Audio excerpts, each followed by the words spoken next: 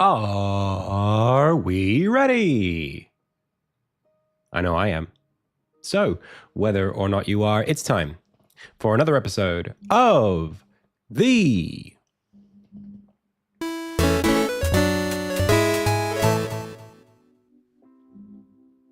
IndieTales game dev live stream. Hey, my name is Adam. You are the Pixel Pal. So I already said the name of the show. So without further ado, it's time to go. Welcome everyone to the... what's going on here?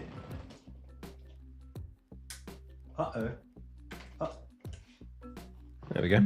To the Thursday edition of the stream. Today we're working on more Insignia dev. I'm a little bit out of frame here. I moved my camera a bit yesterday, so it's not looking quite like it normally would. I'll set it up in a sec to fix it. It's Thursday. Today we are doing a little bit more work on the alpha. I'm now working on the Windows version, particularly the save system. I had a bit of a revelation yesterday, and I think this is the case, that it's not possible to save JSON data in the web version of Unity. As in, you can save the data, but you have to save it to player prefs, which I don't have any current support for. And it actually would mean now having, like, I guess, a completely separate solution for this. So I'm not really delivering the web version to the grant agencies for acquittal for the milestones that I've done, which means web is kind of lower priority from now on. As long as, like, the web version is playable right now, being able to save it is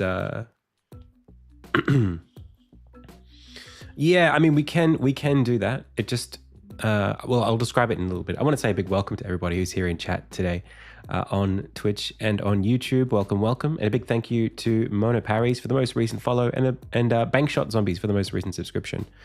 Let me fix this. Let me fix what's going on here, and then I'll get right back to you. One sec. So I guess, where do I want to be? I think everything's in frame.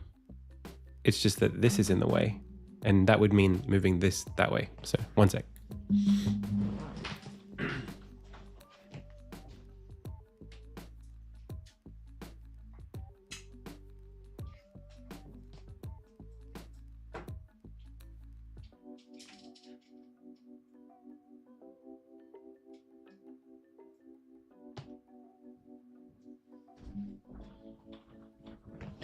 We've been recently kind of like remodeling our house a little bit, or at least buying some furniture. We've been living, my wife and I, in a furnitureless situation for quite a while now, where, like, we've had, you know, like the basics, like table, chairs,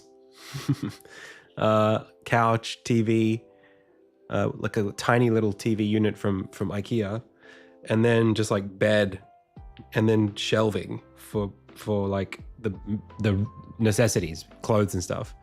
And we've been living out of, like, plastic, not living out of plastic tubs. We've had a lot of plastic tubs, like big 120 liter things, with like all of our documents and all of our possessions and stuff that we couldn't fit on, like, the furniture that we had. So, like, we finally pulled the trigger. I am in Sydney. Yeah. We finally pulled the trigger, and I, over the weekend, last weekend, built like 6 different pieces of IKEA furniture.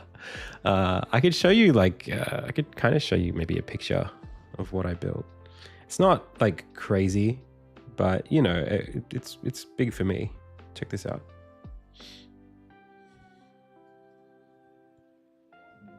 So, like, this is the TV kind of set that we built. Like, it's like, this is one unit, and then this is one, and then that's another one, and they kind of like all go together. I haven't put the handles on yet. These are drawers, 1, 2, and then the glass door there for, like, possessions and stuff. Yeah, it's pretty good. And then and then also this was like another unit that I built so that we could put all of our, like, my wife loves Lego. She collects and makes a lot of Lego. So yeah. What else? It's pretty crazy. The IKEA website has like a, well, let me go back to that. The IKEA website actually has like a builder on it. It's like The Sims. You like literally tell it what, like where you want the shelves and how big you want it. And it all comes flat packed after that. Anyway. So I'm happy with what we got. And what it meant is that now some of the, like the TV unit that we had was like a white, smaller IKEA version. That's now in front of me, which meant I had to move my camera, which is why it's offset. Make sense? We also, she's gonna, Sun Grand Studios. I don't know who that is. Unless I do know who that is. So we had a room, because my wife's got a lot of possessions. She likes to collect stuff. We had a room that we called the bad room for a long time. And the bad room had in it like all of the stuff, like tubs that we just didn't have anywhere to put.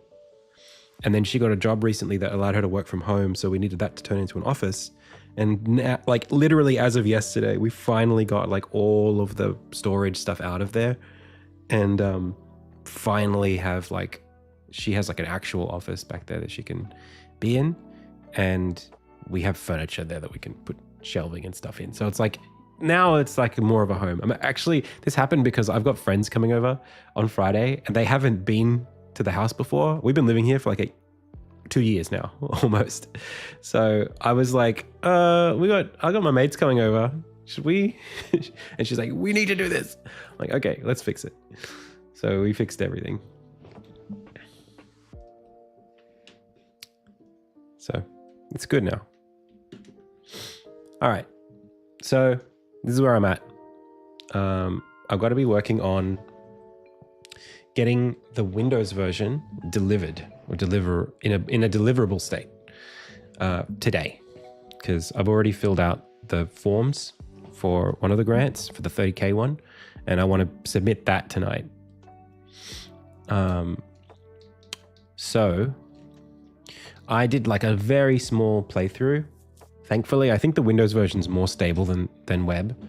I need a bit more UI work on some of this stuff, and I will push this to web as well. Hi, Amari's Cafe. Oh, thank you so much. That's very kind. And then some stuff that I broke yesterday, and then this is important for the demo, as in letting people drop into specific parts of it. And then, yeah, little bits and pieces there. So I think the obvious stuff would be to make sure that there are prompts for everything. Let's go have a look at that. And let's run hot reload as well. So when we go into here, it says looking to buy something. But there's nothing you can do to exit. There's no information here to tell you what to do. So I want to fix that.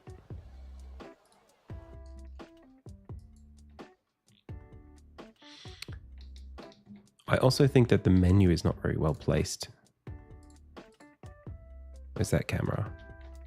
Yeah, that could definitely be like higher. That's much better. And then I think, yeah, maybe just like A to continue, B to exit or something like that, you know, just down the bottom. I want to do, I think it might be appropriate, I'm trying to say, to have, let's just turn some of this a bit down. A bit loud. It might be appropriate to have that system that I was talking about apply everywhere. The one where we've got in the game menu. Right now it's a singleton that sits in the game menu that says, hey, like we've got, where is it? It's like lower menu prompt row. That row, that could be everywhere in the game. Like I could just dedicate the bottom middle to always showing off the, you know, things that can be selected, basically.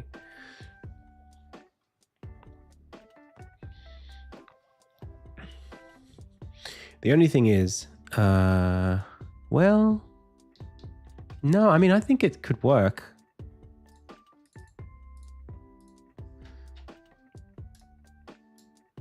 It will break for some, well, it might break for some people. I'm not sure.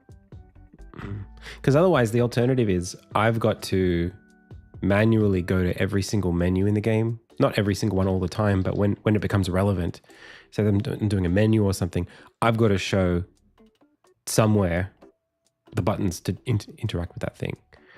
So like the alternative would be here, you know, having there be some kind of on the menu itself,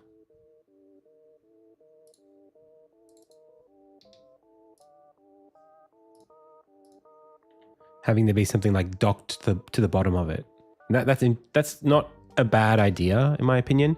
It just might creep, like when you have a lot of text stuff, it might creep into the content of the game, which is not what I want to do. So I think I'll just try and maximize the usage of that, the start menu.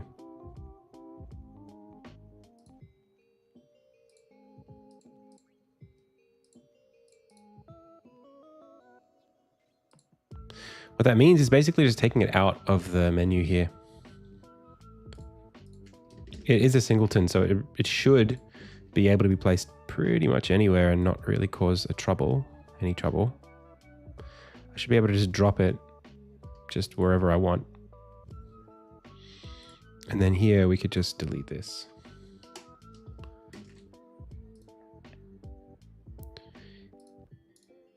The only thing is I don't have a way of, I don't think I have a way of dismissing it. So let's have a look here. What just happened?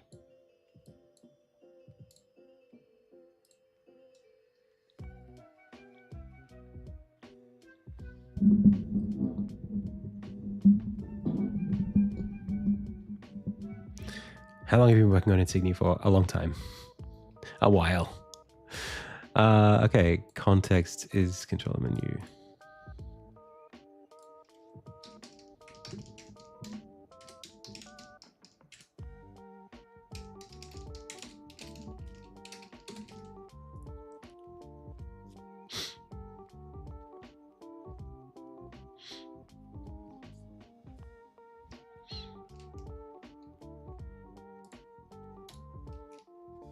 All right, so I pause.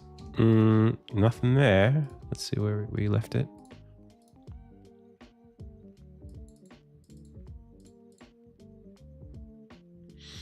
We're gonna have to shrink it, I think.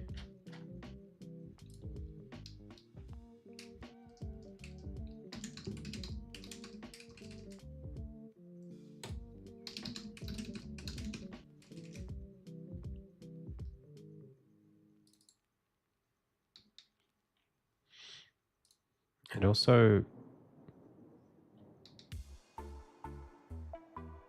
kind of make sure that it's in frame.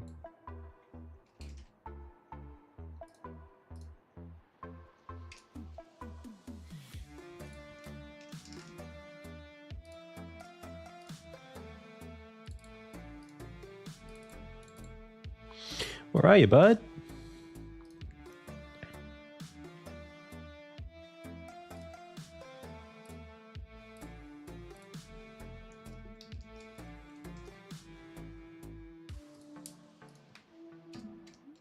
Okay, so that's pretty good. I'm not really happy with what's going on down here. There's like a weird little error with the way that it renders if I pause it. This is that Z is being cut off a little bit at the top, and we're seeing the next letter come underneath there, which is I mean, it's probably something we could solve, but it's better if we solve it properly. Right now, if I put this at another like 0.5, it'll fix it, right? It means that we're positioned a little bit off by half a pixel. What that usually means is that we're on an odd pixel, but we've got an even height. Or sorry, we've got an odd height. So to fix that, we want to be making sure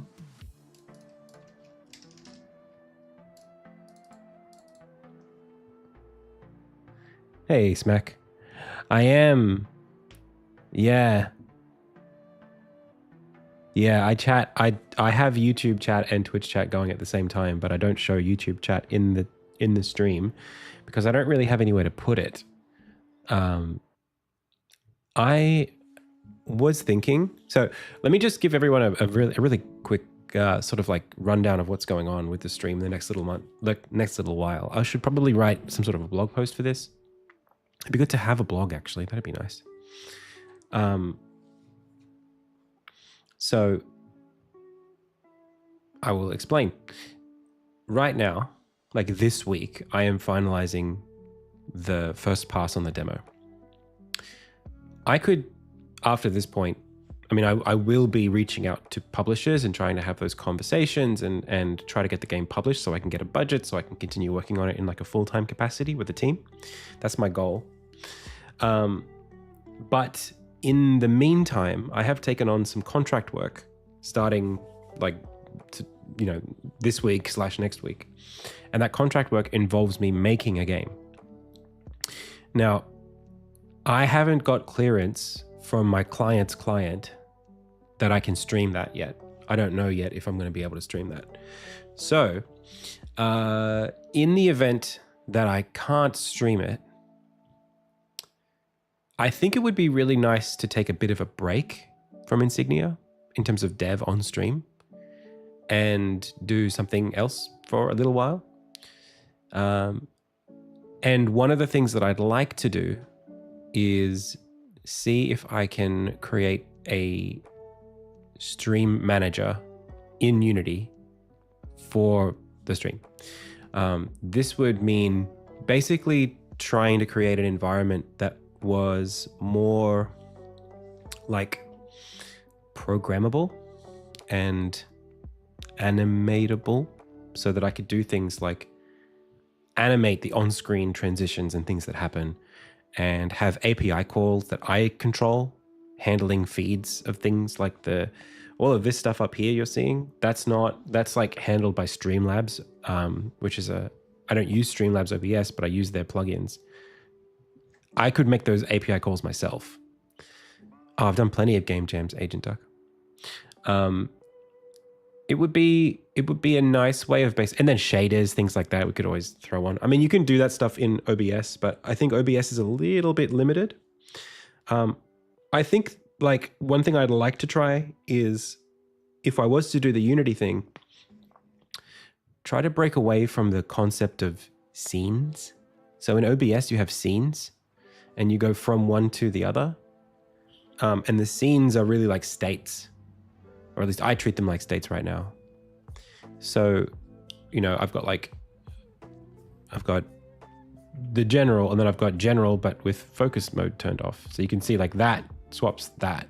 Those are just they're two completely separate mock-ups, but one is just looks slightly different from the other. So when I fade between them, it looks like we're dismissing this panel. It's just a bit awkward.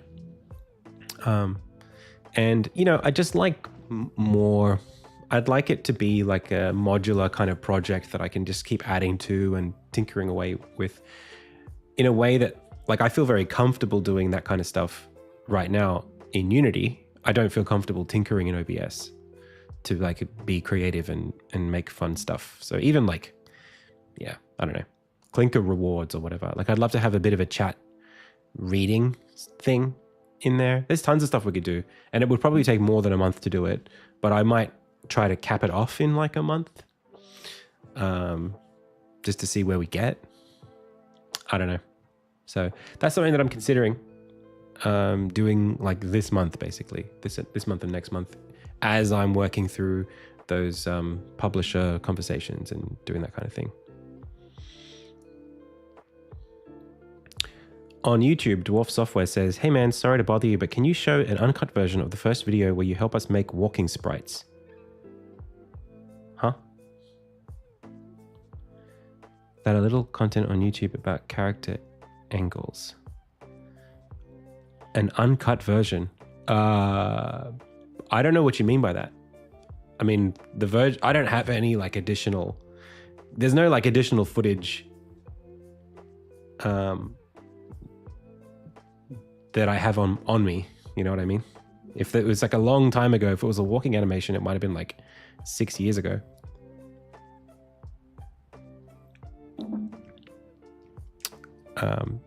If it's a stream, I probably do have a video lying around somewhere, but like I can't show it on the stream right now in full. You know what I mean? I would just have to we'd all just be doing a watch party of a stream that I did.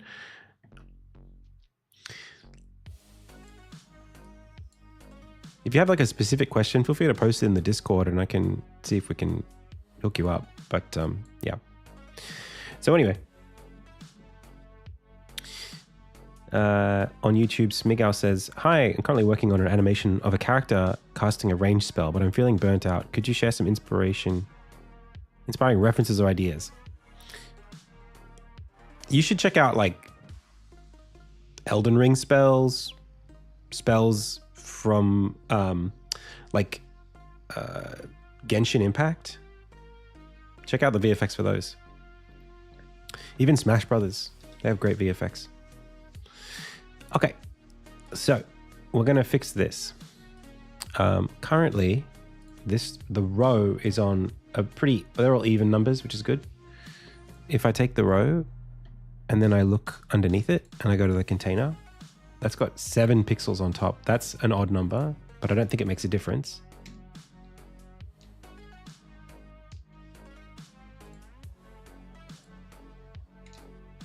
It does make a difference. Okay. 8 it is. All right.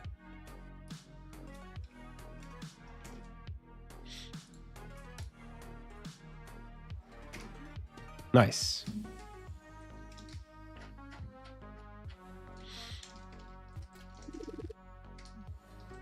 Now the problem is that those prompts, they don't stick around.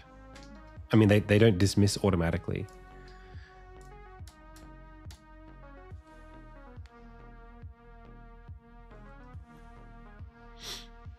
So let's look at when this disappears. So on clear, it disappears. We could check to see if we could say something like this. If this, else this. Grab this, put it there. Take this, do that. And then this, we say clear.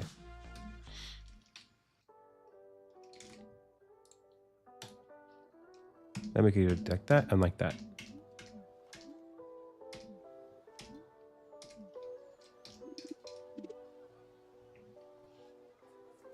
Hey, Chartle.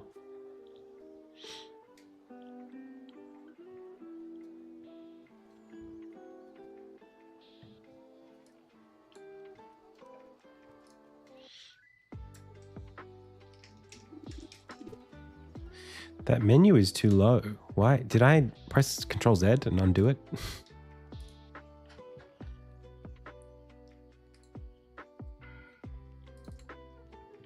I must have.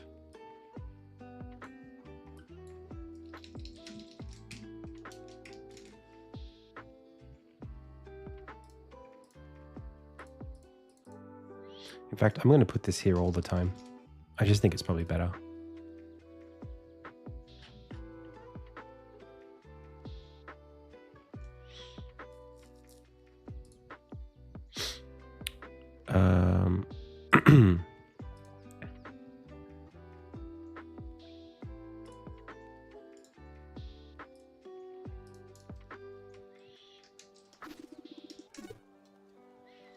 Cool. So, little merchant menu.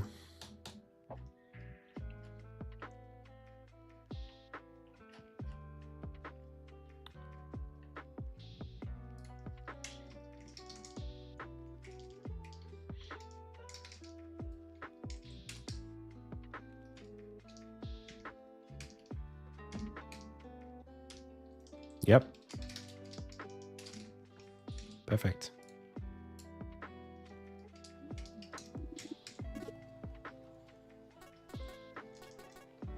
Cool.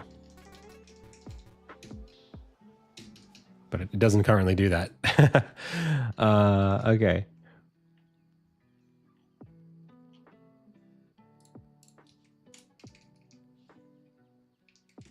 Thank you. Sometimes Copilot's good.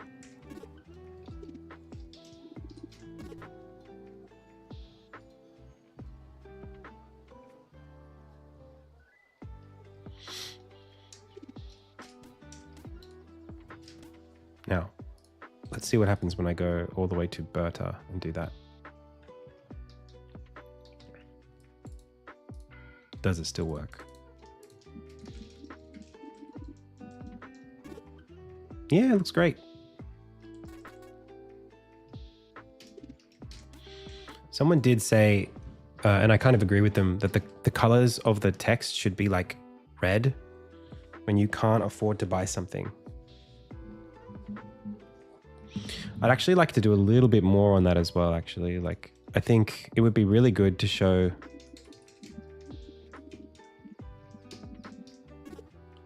this. I mean, we can see it here, but it's kind of a little awkward. It doesn't really work very well. So it'd be nice to have that like sitting here maybe. Or even as you hover, to be like current money and then total, like negative blah equals blah or something like that. I don't know. But yeah, these should definitely be red if you don't have enough money. Shop item listable. Okay.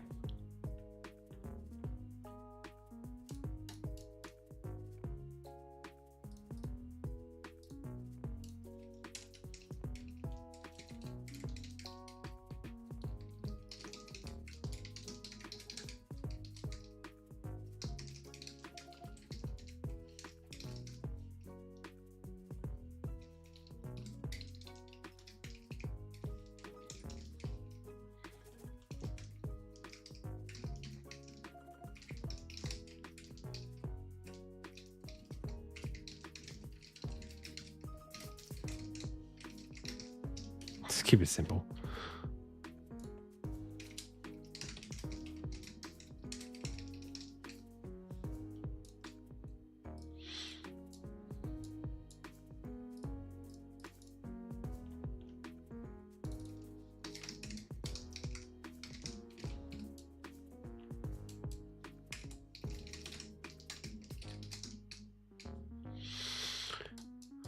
No.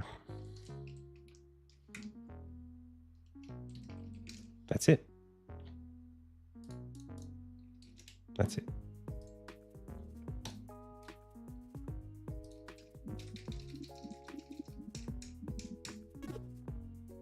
Nice.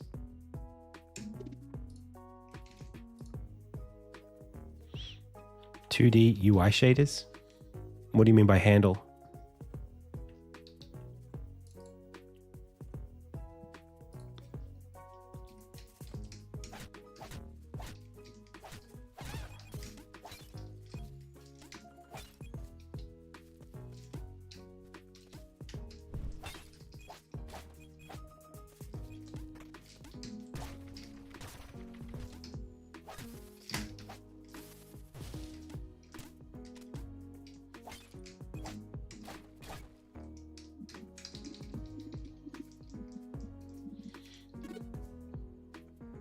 Hey, that's not true.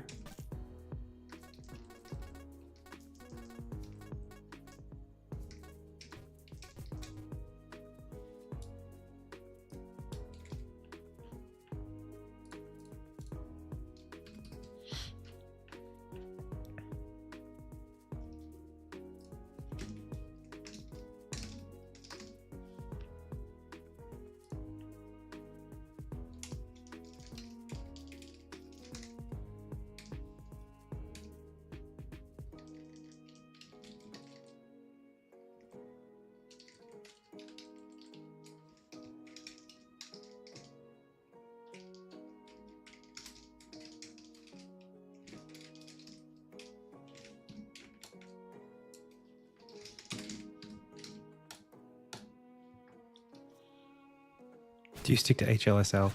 I actually use Shadergraph. So I don't write them by hand. Shader language is just one of those things that, like, while I've been working on this game, I know it's not complicated, but I kind of just found it was easier to get into writing them with a like a graphics library, what do you call them? A node-based interface. And my intuition for shaders all comes from doing that.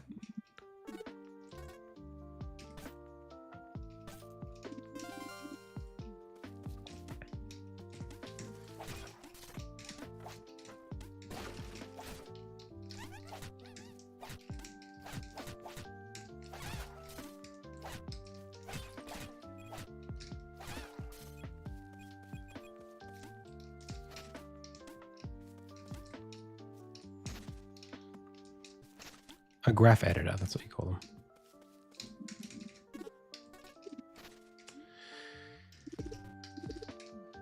Cool.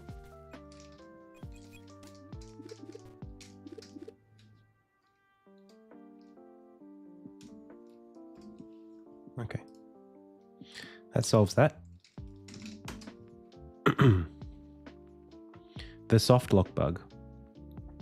You can roll and open the shop. It'll open in your completely different direction. When you say the soft lock bug, could you describe it here or in Discord? That's where we're currently doing the storage of the feedback for bugs.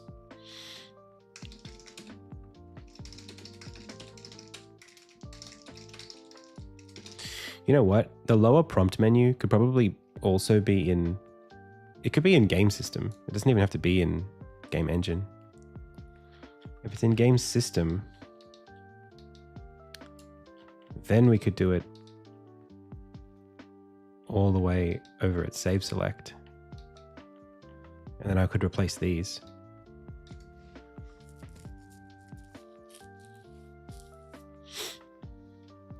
And everything else.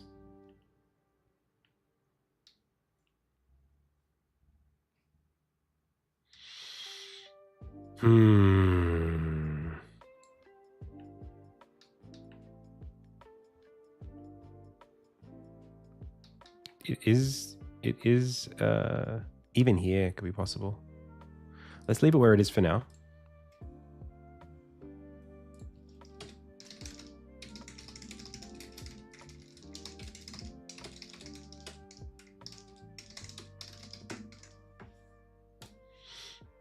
Push that. So there were lots of soft lock bugs yesterday.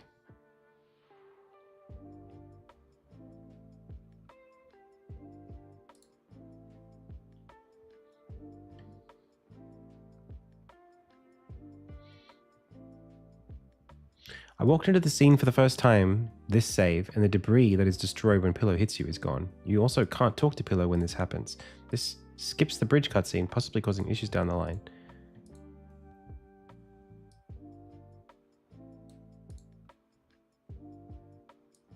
Went down same path. Didn't get the Pillow cutscene and jumped down myself. You shouldn't be able to do that.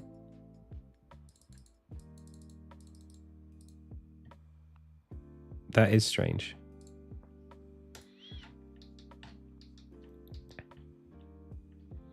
And nothing's changed since working on this.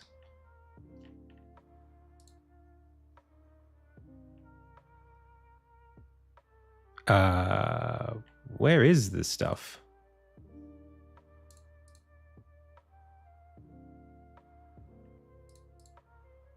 Huh.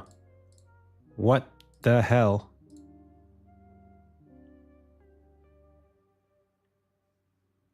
I know what this is.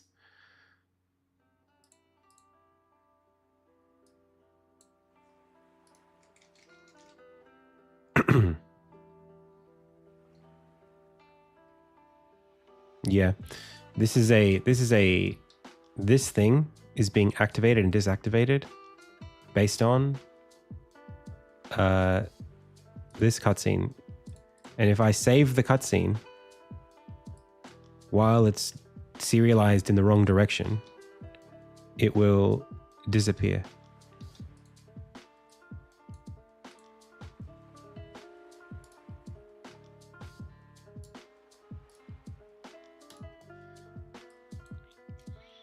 So I don't know what to do. If I do that and then do this, I mean, that should just work. But somehow this got serialized off. That's why. This is not the first time that's happened. Thanks for bringing it to my attention. It's a straightforward fix. It's just me turning it back on. But it is a bit annoying to not know that it's like that. Because, yeah, you shouldn't be able to pass it. The other thing that's really annoying is that, I guess, you know what? I could do something else. I could make it so that I have a way of doing this.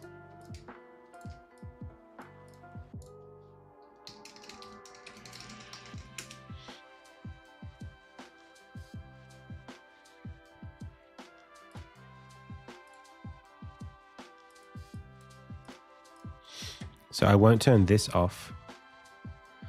I will turn the contents off. So that blockade is always on, and then this will toggle it on, no matter what this thing is serialized in. Soft locked after a cutscene. Thank you so much to Fireman. Not right now.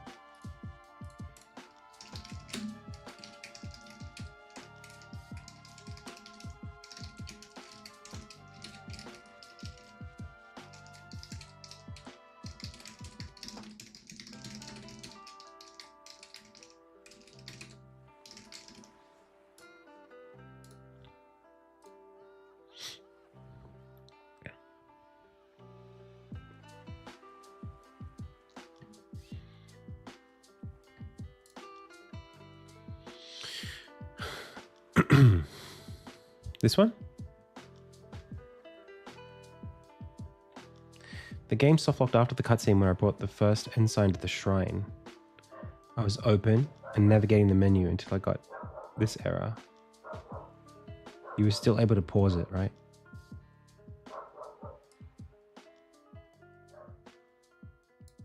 Ugh, I wish that was index out of bounds exception. Interesting.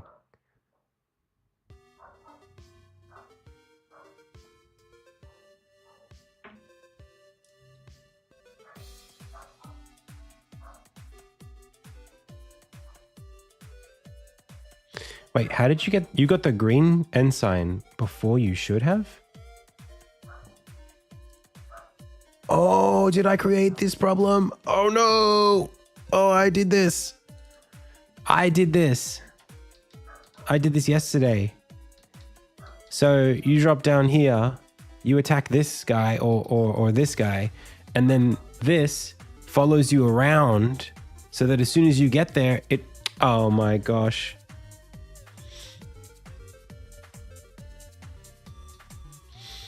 Yeah, I know what it is. Man, I really can't have nice things, can I?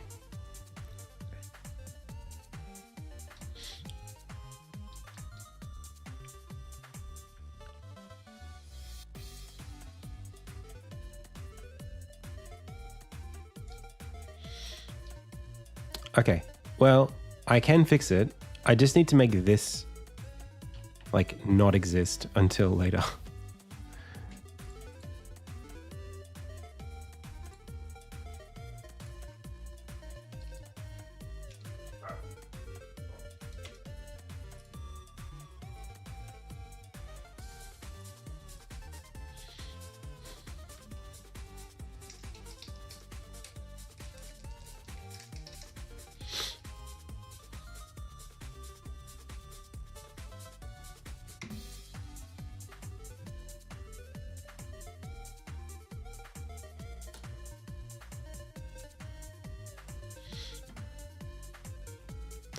Thank you for bringing it to my attention. It's hard for me to know about this stuff unless someone bumps into it. I'm sorry if I feel like I'm tapping your patience.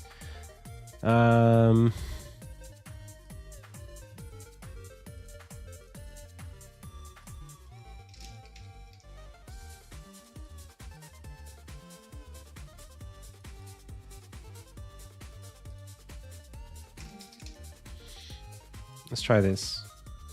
So you come in here, go down here, and then this shouldn't be there. Okay. Then later you do all of this. That should play, but it actually is waiting for us to have watched this cutscene first.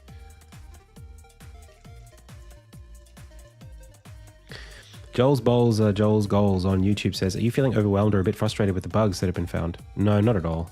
I'm feeling, it's like a little embarrassed that I didn't find them earlier, or that like I haven't been testing for longer this way. It's not, I don't feel frustrated. I feel frustrated when I can't solve them quickly, but not that their existence. I mean, I expect this to be the case.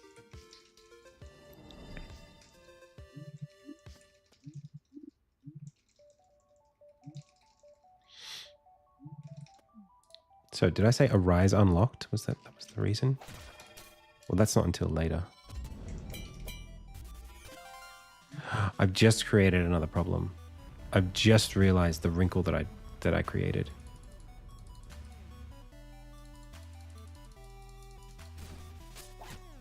It's like a puzzle. I mean, it is a puzzle.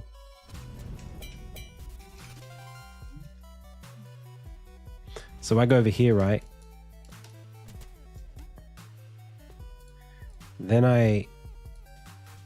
how am I even supposed to do this?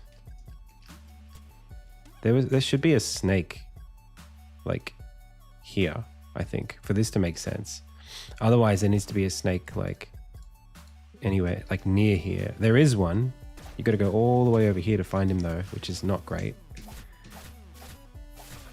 Oh, okay, and then arises. Okay, no, it's fine. This will work, but this is not the way I would want the player to solve this problem. Oh yeah, oh no, yeah, and then you can come up there and do this. That's actually totally fine.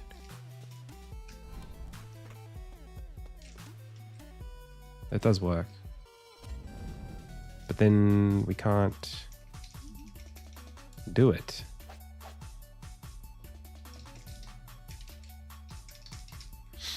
Uh-oh. Is that because it was already on the stack? Because I saw Armin trying to run towards it. It might be because I ran too quickly.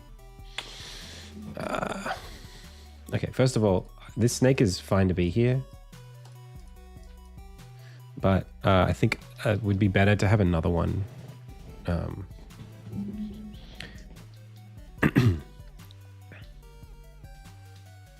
Like here.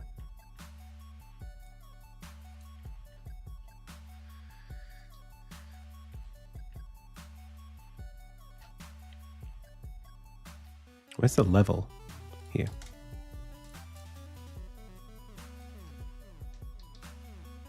Give us a bit of space though. Bing bong.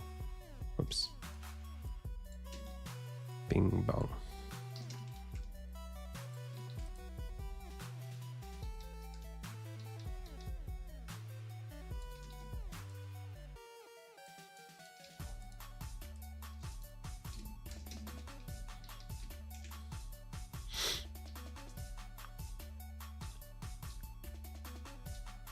It'd be nice to sort of just jump across here.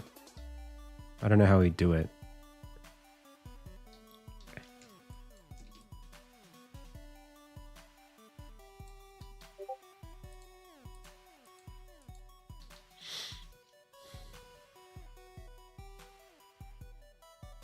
That's going to let you jump up. The whole point of this is that you shouldn't have this ability yet. Because the snake's going to be here. Maybe we sort of just do that. You might not be able to make it otherwise. Maybe then we can just bring it up.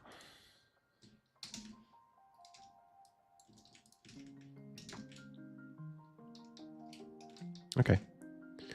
Well, in that case, that just creates a bit extra.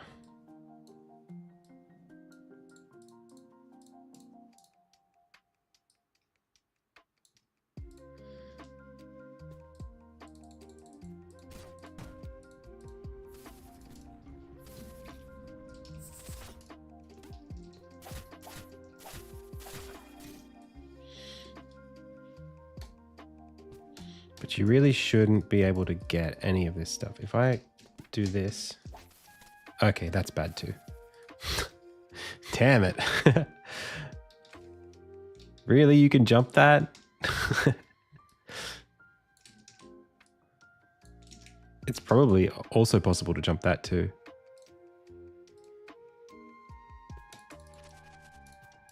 Oh, that's a big jump, but I think I can make it actually. No, I can't. Okay, if that's what it is, then that's fine. Can I do this? No. One more. Okay, good.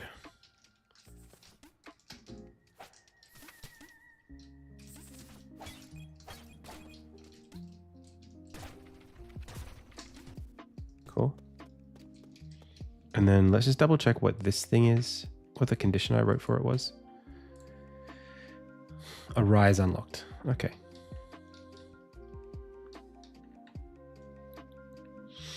So I need to be able to do this without breaking it. So let's start Armin here and just do it properly. It bothers me that he tried to run towards the thing. That's no good. I'll play with a controller.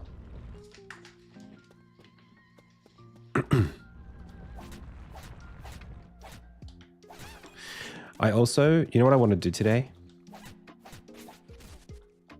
I made a quality of life change recently for combat when on a wall. If you press the attack button now, Armin will jump off the wall and immediately attack. And you can do directional attacks too. So that's just by pressing the attack button. Previously, it would just do nothing.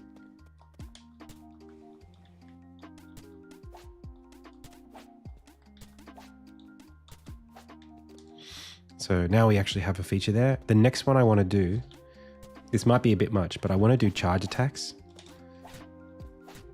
It should be pretty straightforward. It doesn't require any new animation. It's more just it's like a buff for holding the parry button.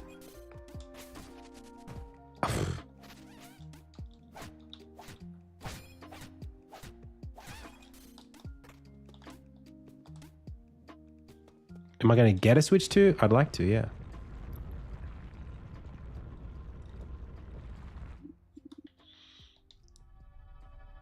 Yes, that's correct, Meow. He's hidden just during that. Actually, no. When you interact with the anvil, that's Armin. When you interact with the levers, it's hidden.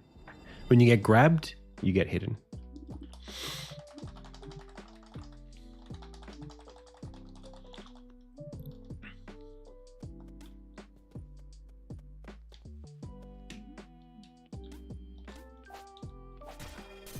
Yeah, so the idea would be the longer you hold this pose, there should be like a little charge up. Maybe you start flashing, and then when you let go, you do like a stronger attack.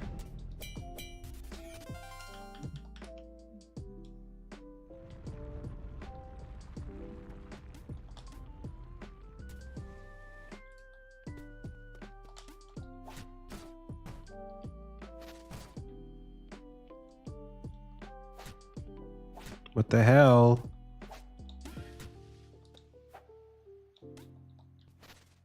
He's broken. Well, anyway, I can fix that. I know why it happens. It's kind of annoying, but it's just a thing. I need to fix it at some point. It's that some of those enemies won't, if they're not positioned correctly, they think that they're in the air, or like they're not in like a proper space where they're allowed to stand because they're like in the ground. So if an enemy is like planted in the ground, it'll fail like that.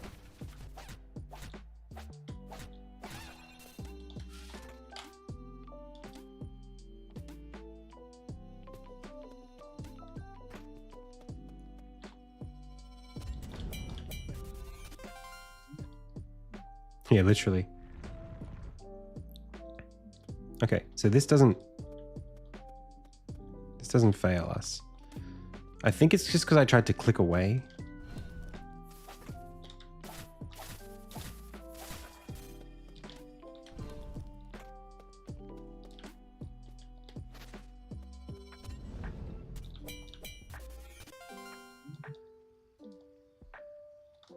That's fine. Oh, that's not fine.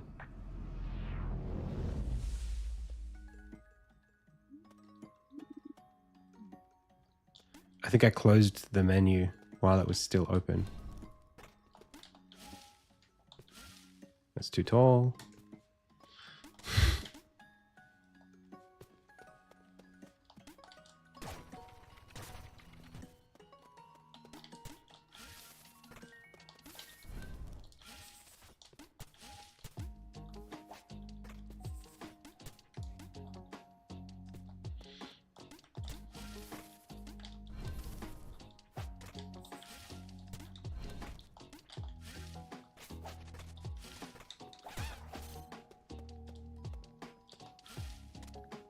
Yeah, okay.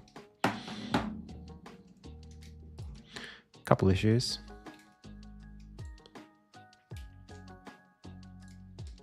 That's no longer the case.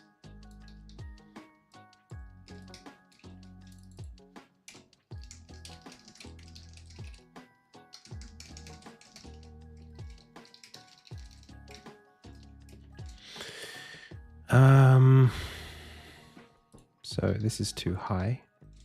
It really looks like it's not too high.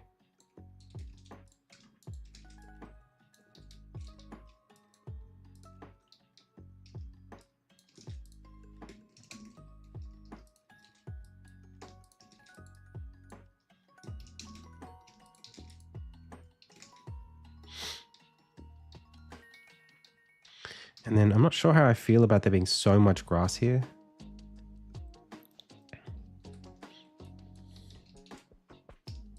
I think instead maybe it should be more like this with no grass.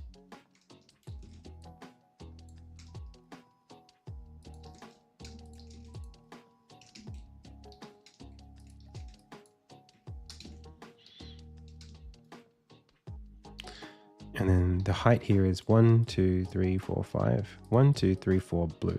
I mean purple. 1, 2, 3, 4 purple. So that will work. Was there anything else? Yeah, it was just that plant that was wrong.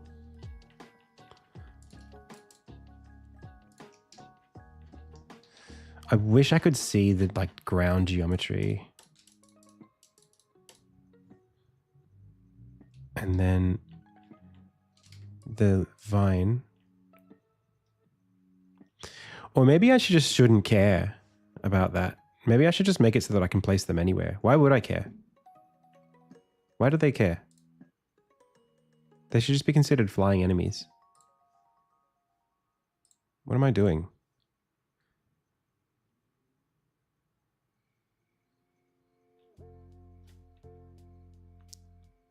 Oh, they are considered flying. Okay, well then I don't know what's going on. Is it because their idle is not considered an air idle?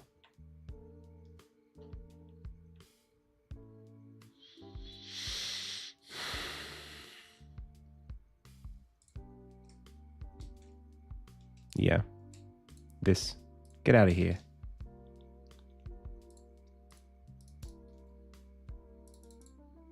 Of course.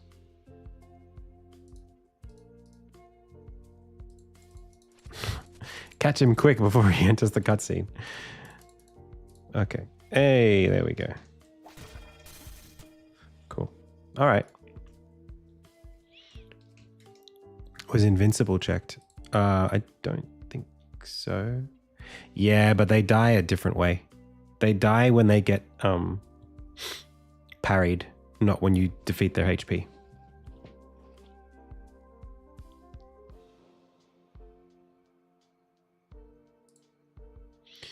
Because otherwise you could just smash, like hit him a bunch of times.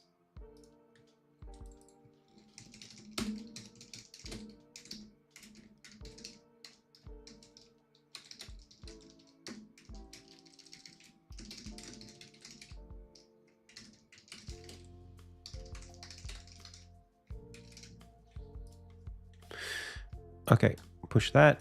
And then the next one was being able to close the menu in that little intro sequence. Oh man, I'm such a doofus. Okay, so this is the discover crucible sequence. It's the final unlock sequence. There's a point where we open mastery menu, but then do we lock it when we open mastery menu?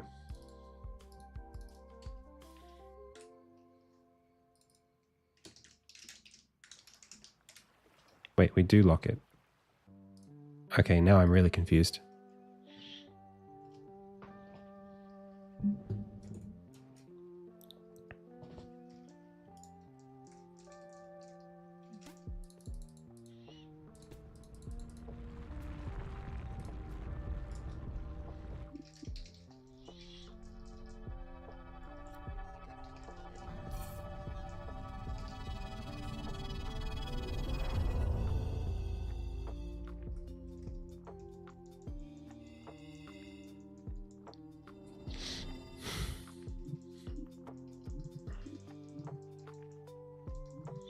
There might be a hard-coded thing that checks to see if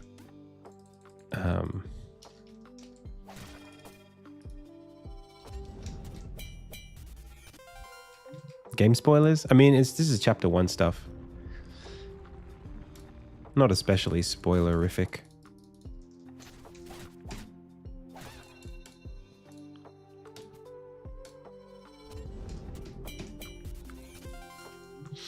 But maybe a little bit.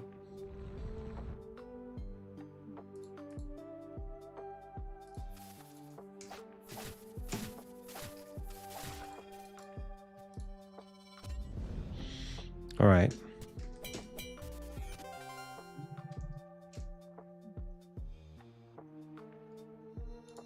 So nothing. If I press back, it exits. Okay, even though it's locked.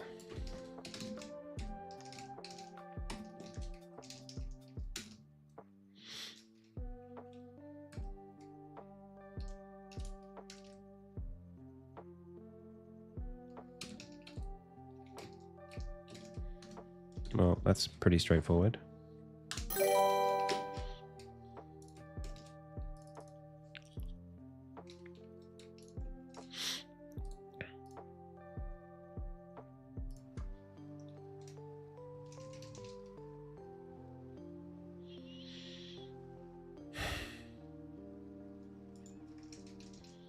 I think I need this thing to be able to set itself to the correct state when I give it, like, right now you're not supposed to be able to save during any of this, but I still feel like it should be able to resolve to the correct state based on which quest flags you've got so that I can test it without doing it every time.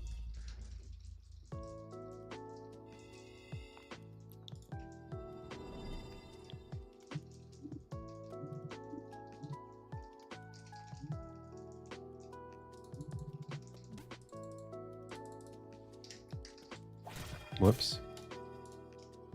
Wait, why did that duplicate? Okay, well, no time. There might be 2 of them there. That could be a thing.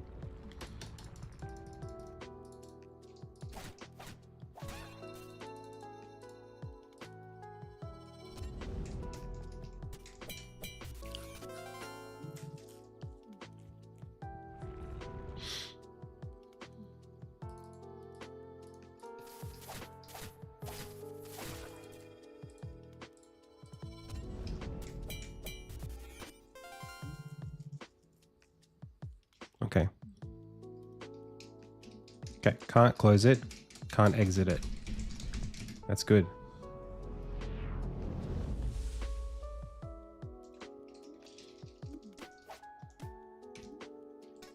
I can open it, can exit it that way, can open it, can exit it that way. Except when I do that, it loses the menu icon.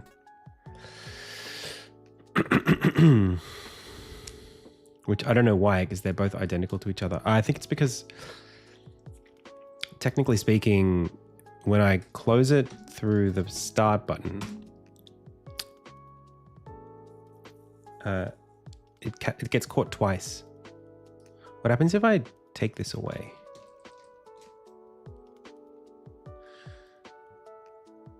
Or another way to do it would be, how I've done it before, which is something like this.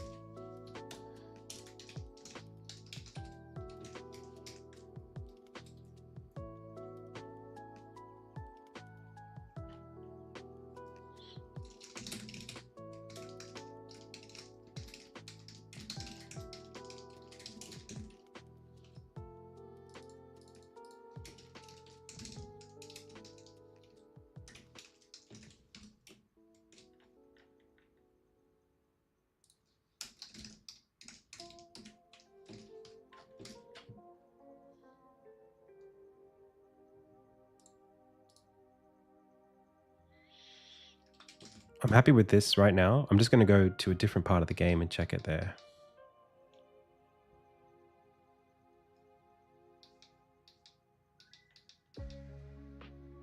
I don't think I need to worry about what happens after that.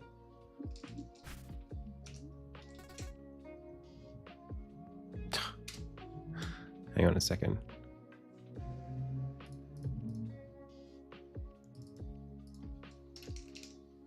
Everything's unlocked.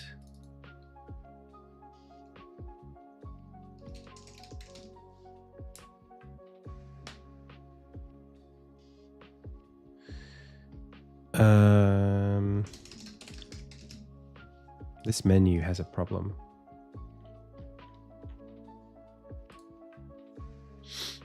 It doesn't let you see the options unless you've done something specific. But I can't remember what that is.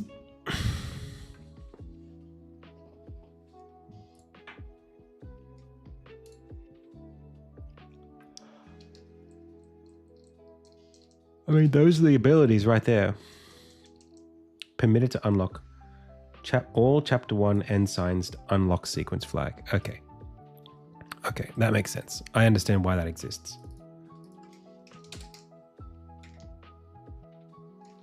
That needs to be checked here. Save that.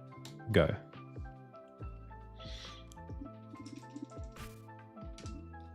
So we go here. Cool. If I close this with this, that doesn't do anything.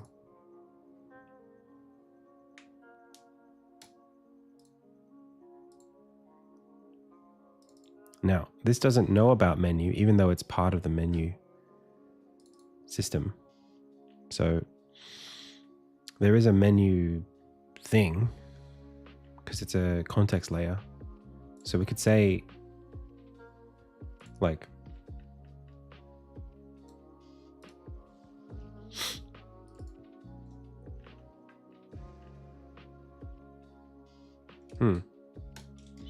as an iContext layer, no, as a game menu page, it has a menu. But I'm not happy with that. I don't think that's going to be great for us.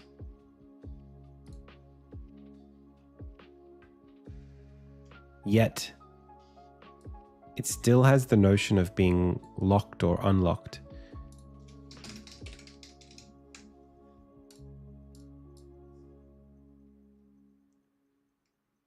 There is a menu controller here though.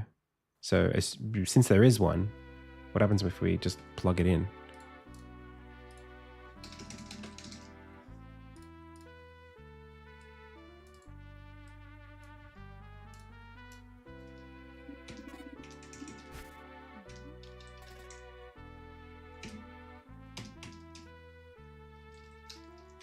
That's screwy. Okay. So we're not going to use that then.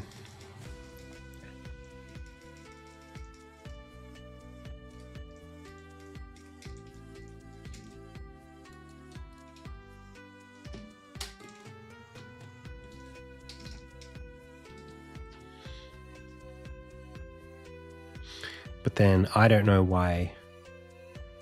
Okay. I don't really care though at this point.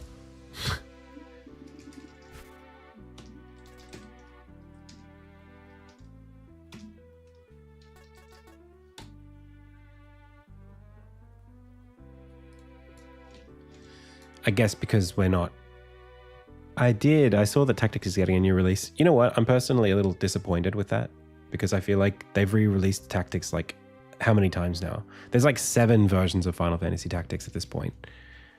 Like, just remake it if you can remake it. Like, give us new graphics. Give us something. Don't just, or give us a new game. Give me a new Tactics. I don't want to play the same Tactics. I like the newer ones better than the old one.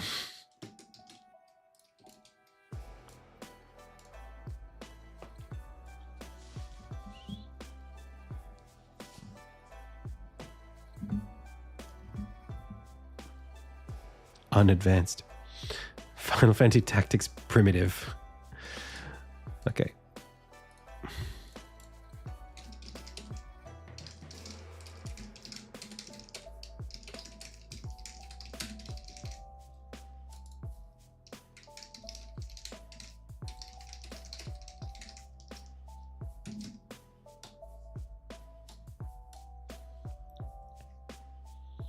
Tactics Ogre. Yeah. Well, they re-released that with new graphics too.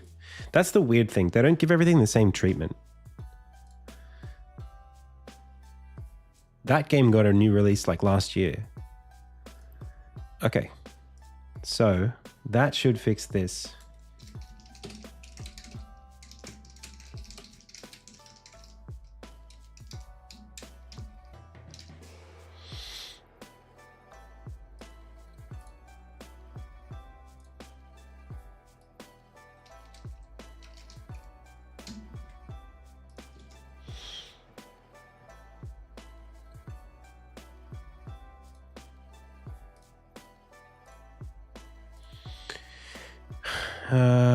Soft lock after cutscene. Soft lock on death. This one is brutal. I don't know how to fix that. Grappling teleport bug.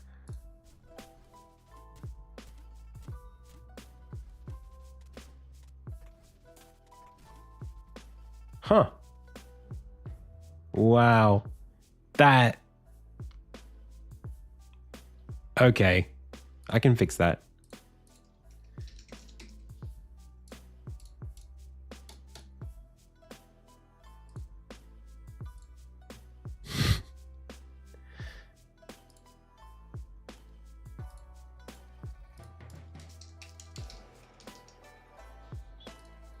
How about no more hurtbox?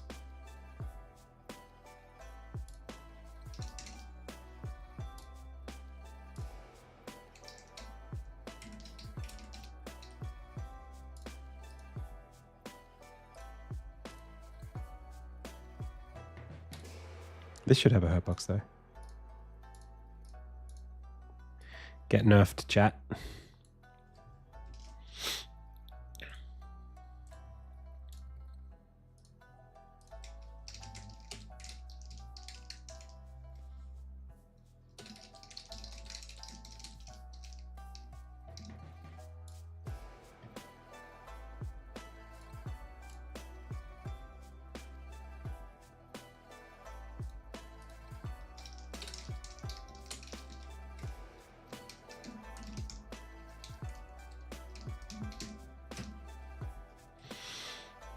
Front door hitbox bug.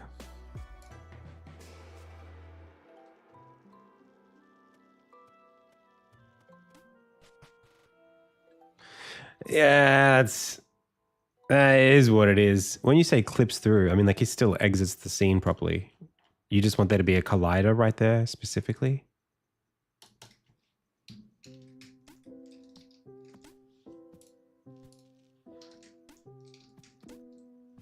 I mean, I suppose I could put one there if you really want me to.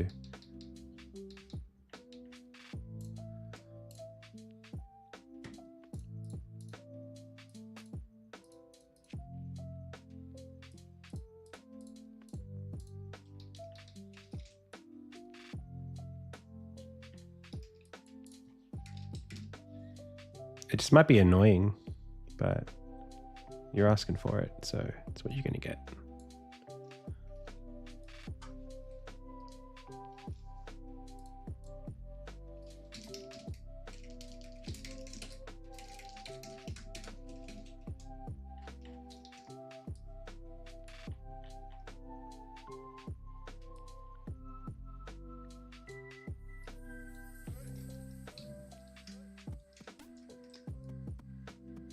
It does look good.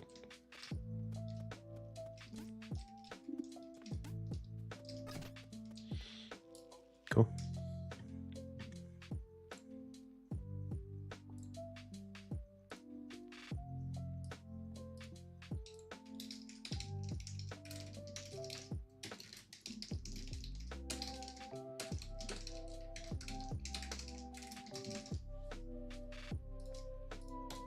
I think there were colliders there originally. Nah, it's all good. It's done now.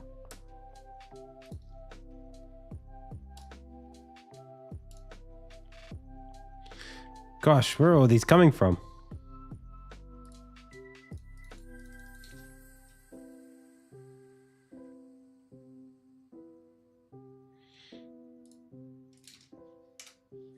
I need a way to tag these.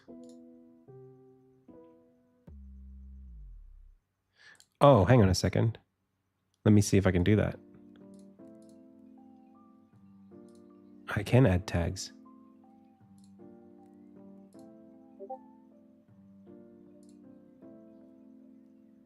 Can I add tags? How do I do that?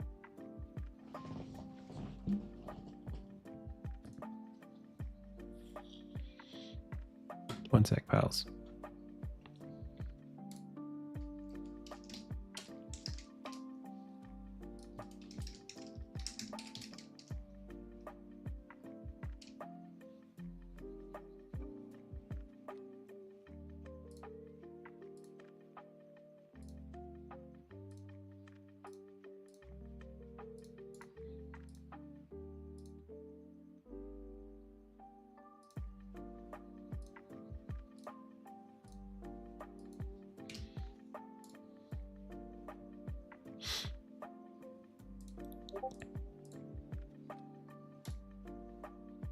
Cool. I can do that. So let me see if I can add a tag. Resolved. And then here, can I do like not resolved?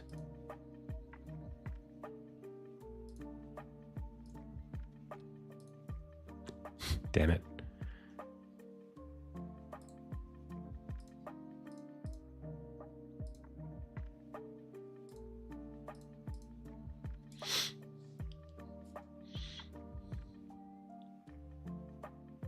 Okay, well, I guess I'll change resolved to open and I'll do the opposite. And I'll have to tag them all myself.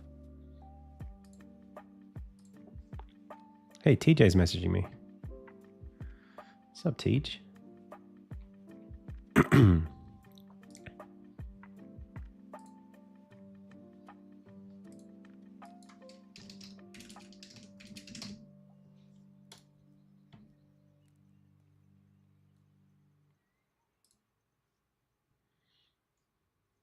Okay.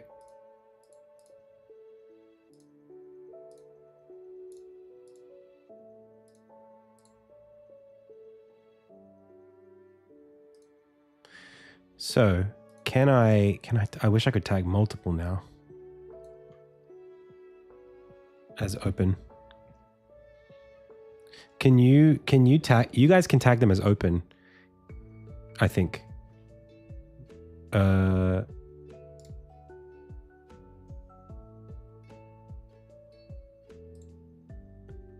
Open is, you can tag them. So can everybody just quickly go through and tag everything as open that I haven't said? If I've written should be fixed, or no, should be, don't leave that one as open.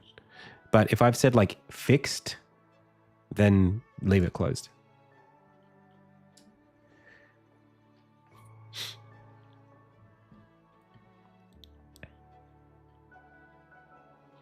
Maybe we need to also tag the difference between like feedback and bug, and game breaking as well would be really good.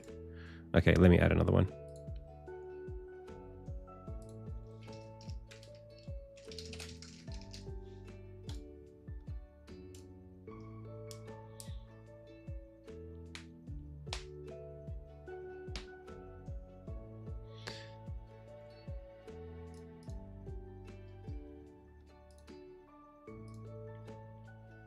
Oh, thank you, Chartle.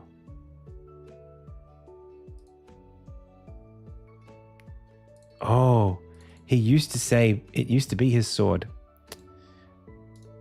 You're so right.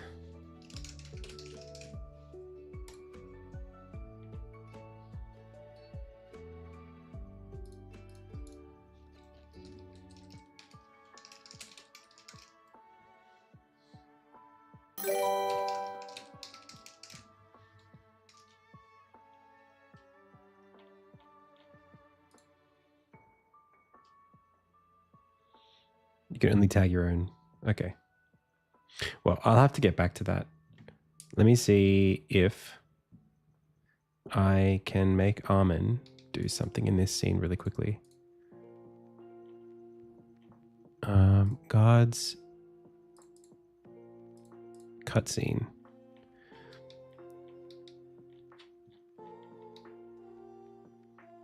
Will Armin be in his combat stance when he does that? Also, what the hell just happened?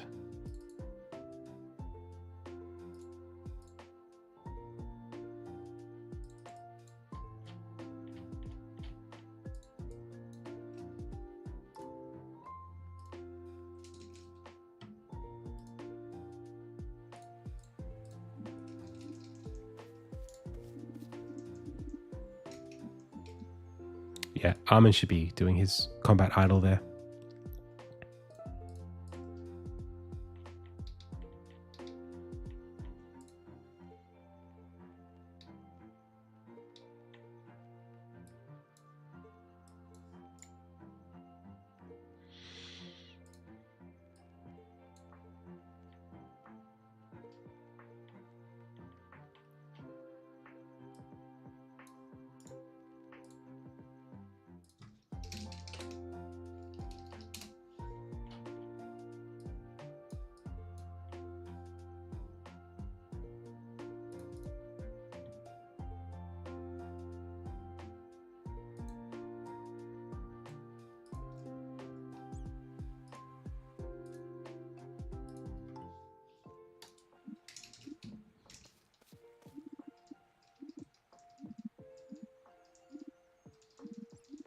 I think he should be walking up a bit closer to them.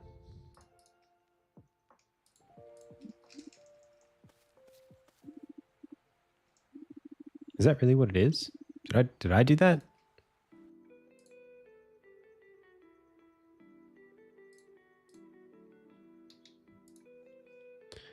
Armin marks position 1.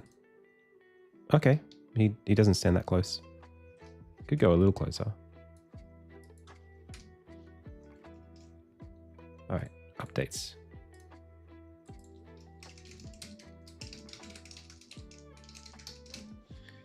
Make sure that they're not shown in the scene.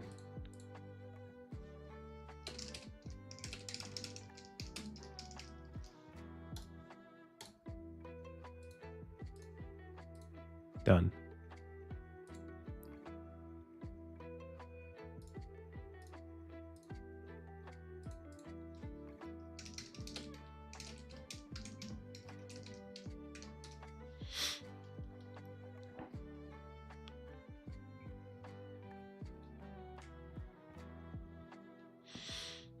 Okay.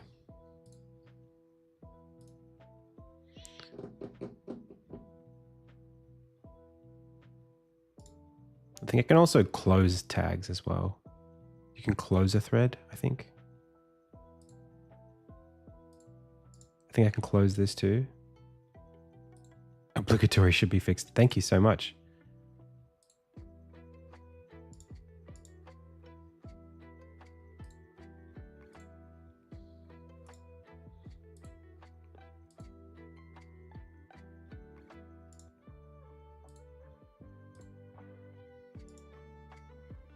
I'm going to close it. Oh, that's interesting.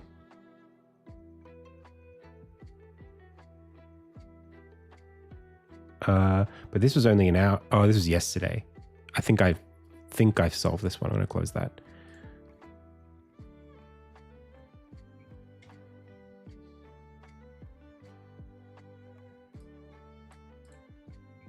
Ah. Okay. I'll look at that. That's open.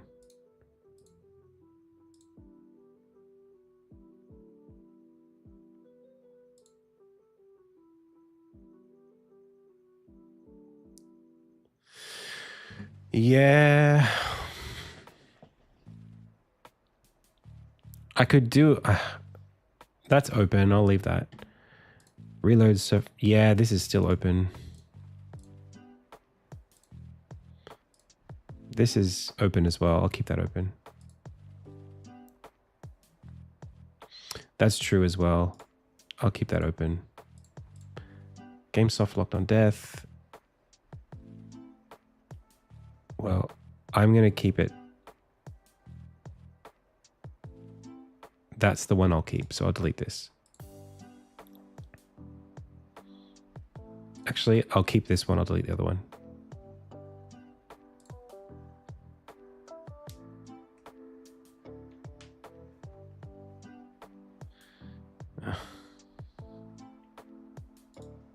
I'll keep them both open.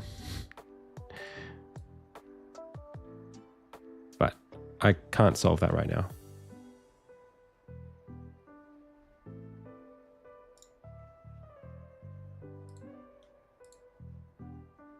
Okay. Walking up slopes, stuck in sword holding pose.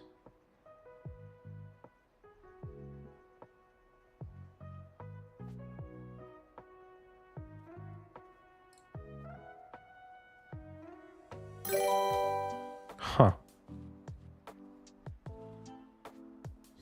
Interesting.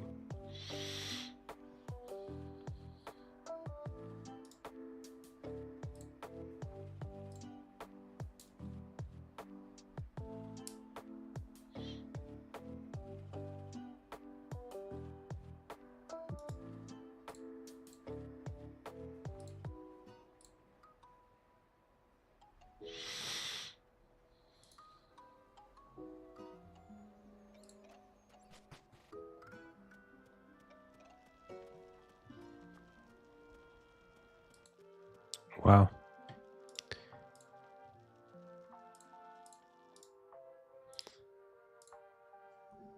Yeah, I fixed this today.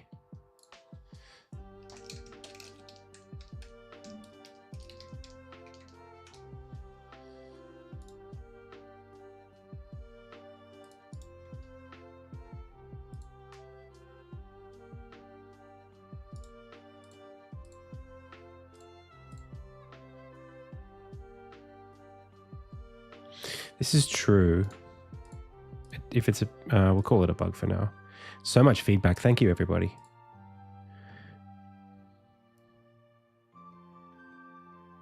That is open as well.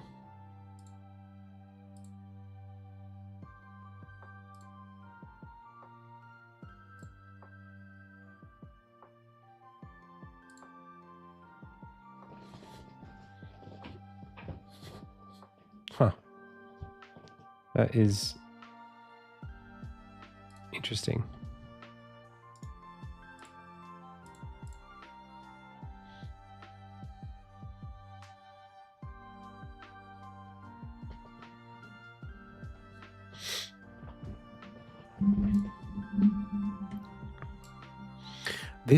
This I've seen before. I don't know what causes it.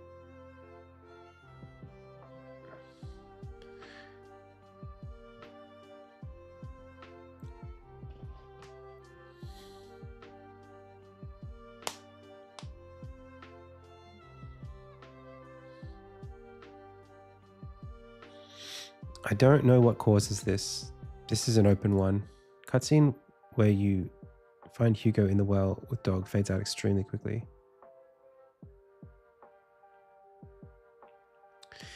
Yeah, I guess. You can't quit menu during a cutscene.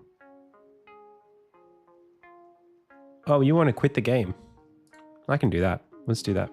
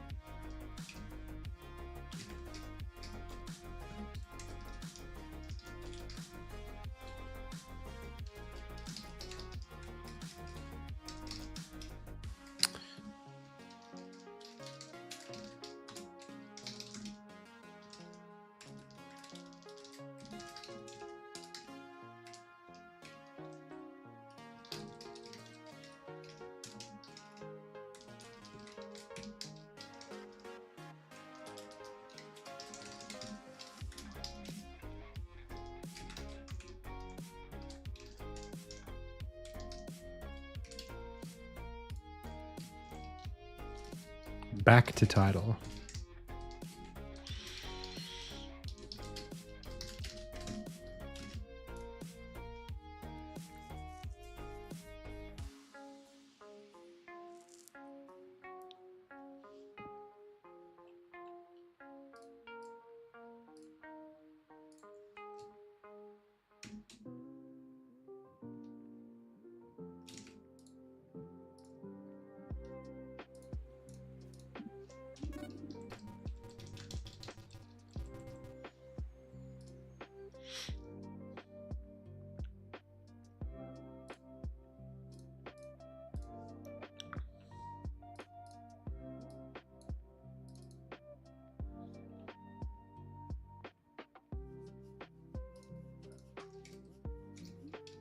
That was such a hack. I just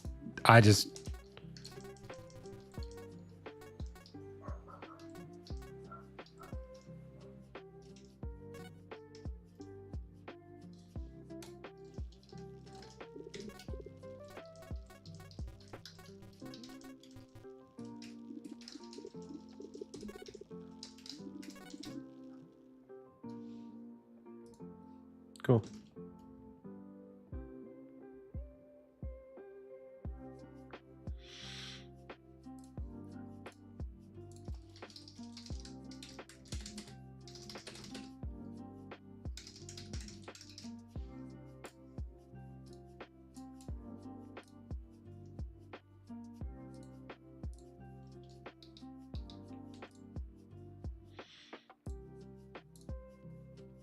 Gosh, that's a lot. I'm just going to do this.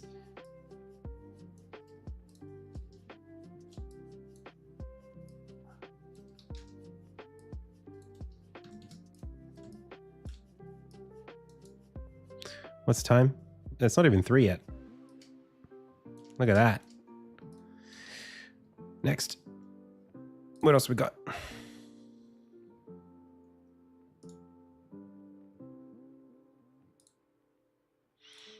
You can chase the dog in the tavern from downstairs while it's upstairs.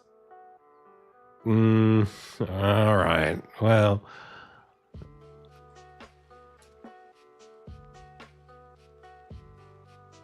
Yep, I'm going to close this.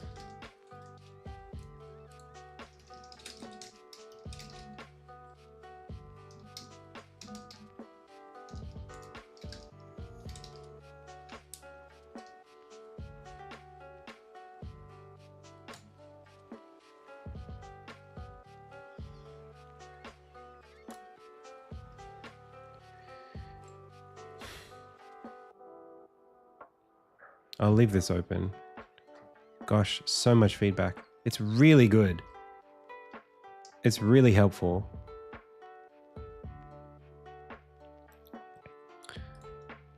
All right. I just don't know if I can respond to it all.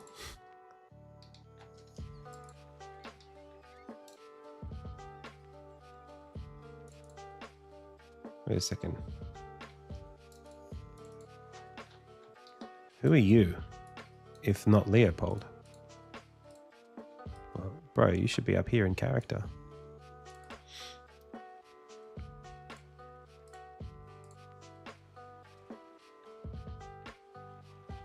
Has he not got a sequence player? There it is. His sequences are only exposition. But is that not... What was the issue? If I go to Leopold and exhausted his dialogue, then went exploring until I saw him again at the cello, but I didn't talk to him there. I went back to his original location and could get his second dialogue there. I don't understand.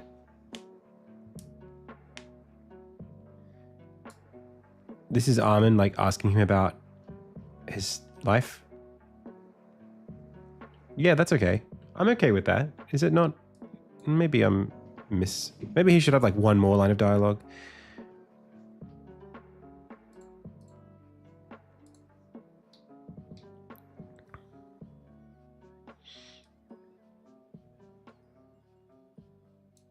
I was going to put this a little bit further in. Like here even. Is it too close? No, it's there. It's right there. In fact, this whole thing is not great.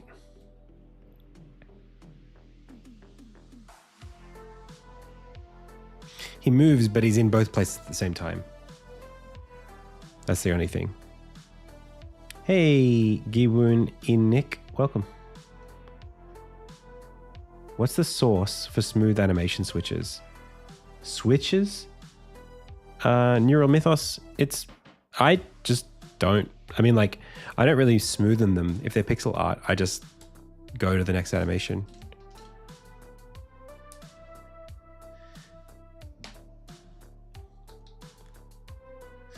So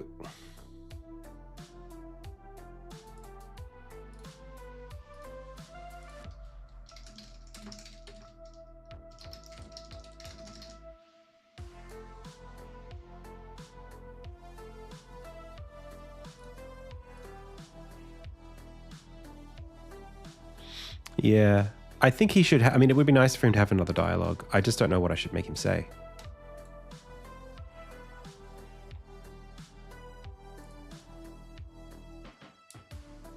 It's just so like obvious what you have to do at this point, especially with this. I need to refine this in general. It's just not great where it is right now.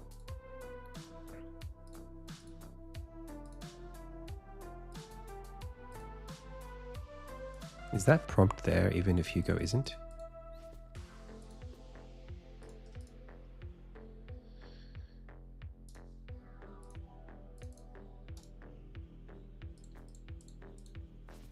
Nope. Okay, well, no problem.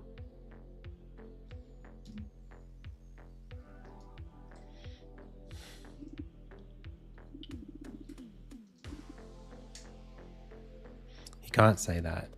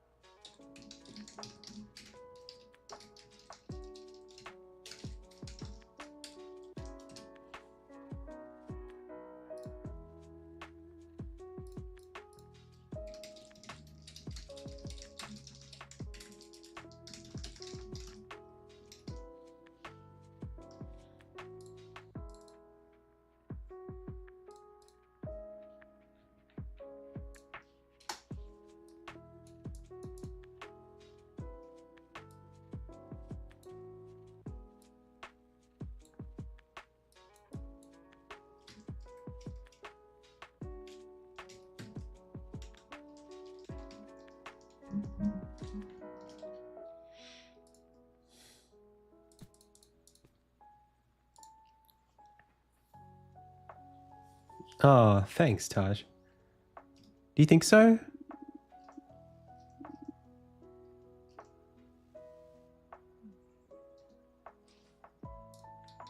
I don't like this guy just sort of hanging out up here.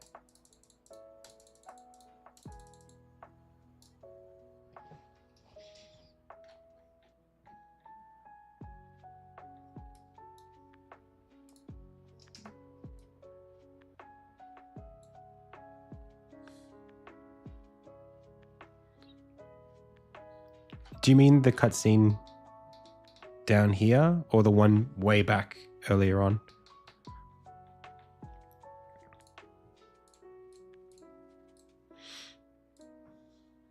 When you first meet him?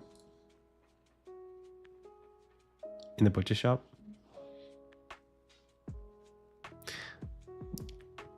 I'm glad.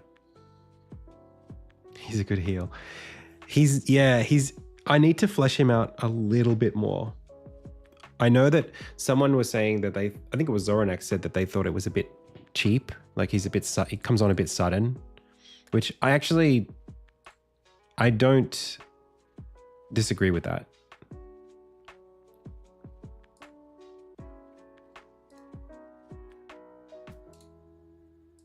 But I don't know. I guess it's a little bit, Saturday morning cartoon anyway.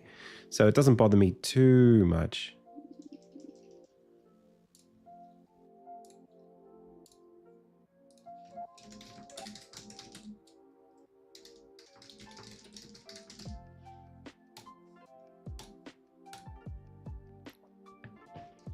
Yeah, that's right. Not everyone will see that. That's right.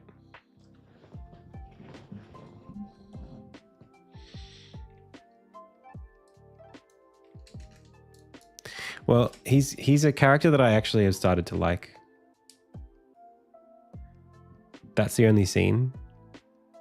I could do a little bit of a polish up of the dialogue. I know it's a lot. I know it is. I skip through it a little bit when I'm running through it. So maybe we'll just take a quick look.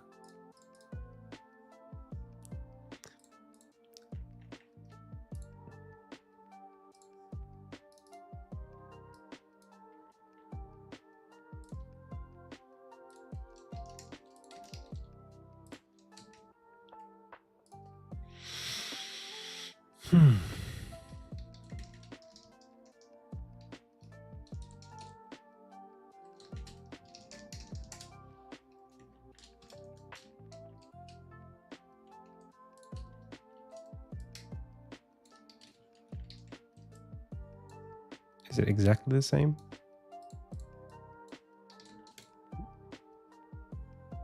Yeah.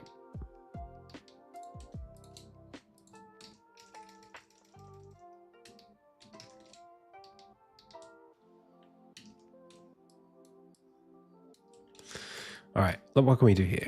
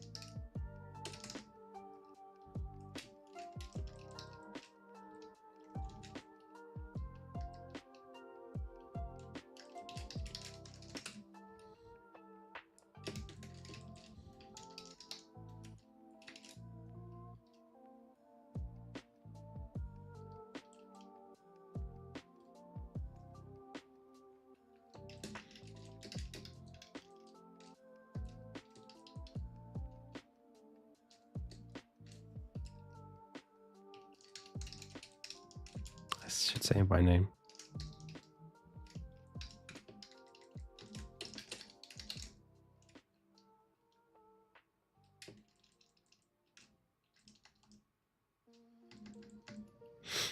Yeah, this I don't think is important.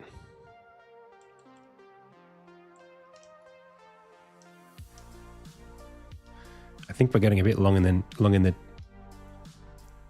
tooth. We're a bit long here, long-winded.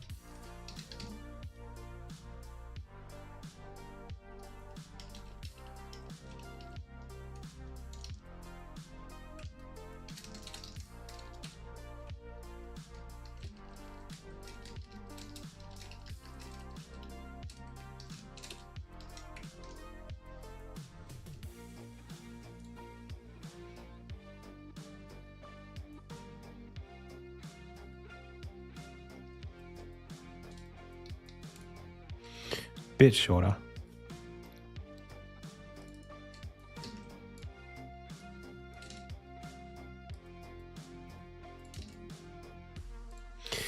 The thing is, you don't know these characters. That's the problem, which is fair. But there's a bit of a hint there. I mean, like, it's described. It's just a bit explained at the moment. That's my only issue with it. But the reasons are there.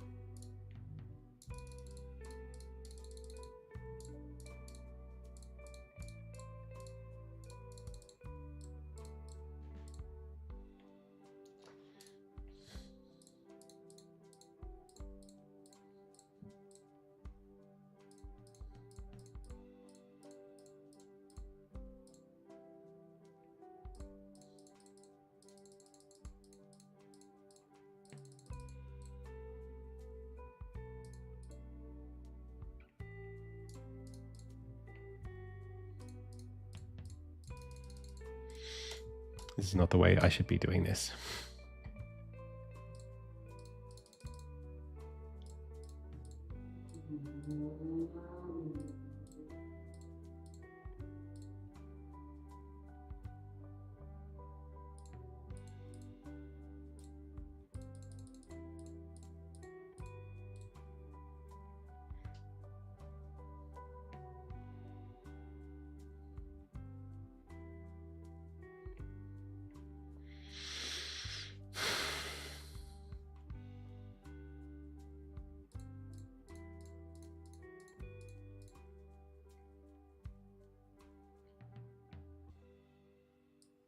Okay.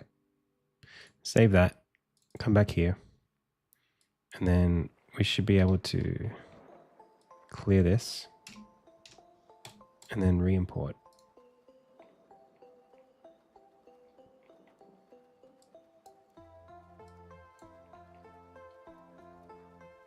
I swear it's shorter.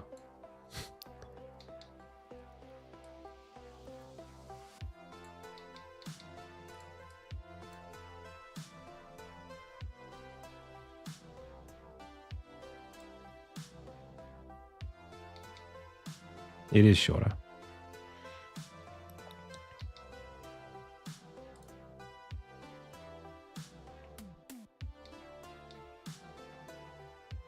This can go here. And then all of this.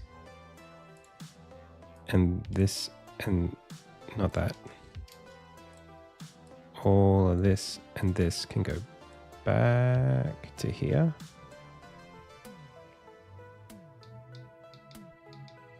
And then we can go, Armin can say, hey, right here.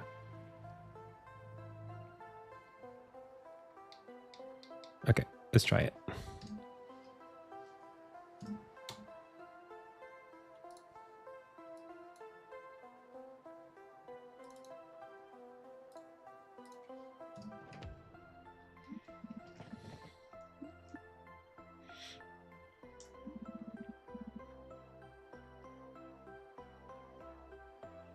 Hey Pop Tart, if you have the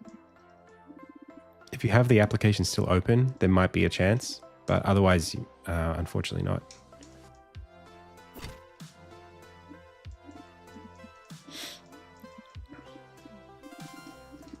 That was way shorter. I didn't even pay attention to it.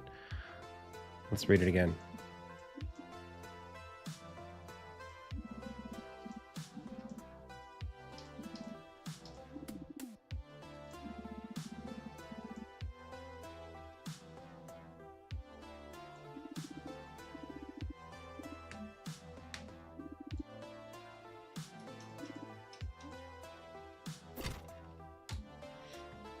He just needs to say something about defending the kingdom.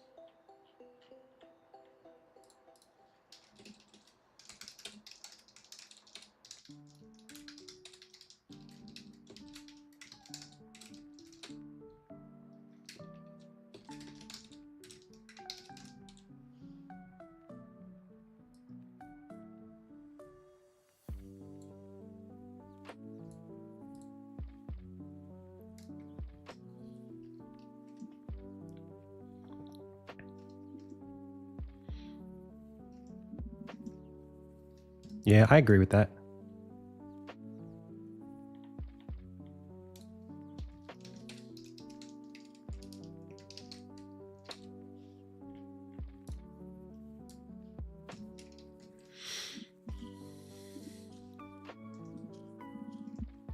Very good.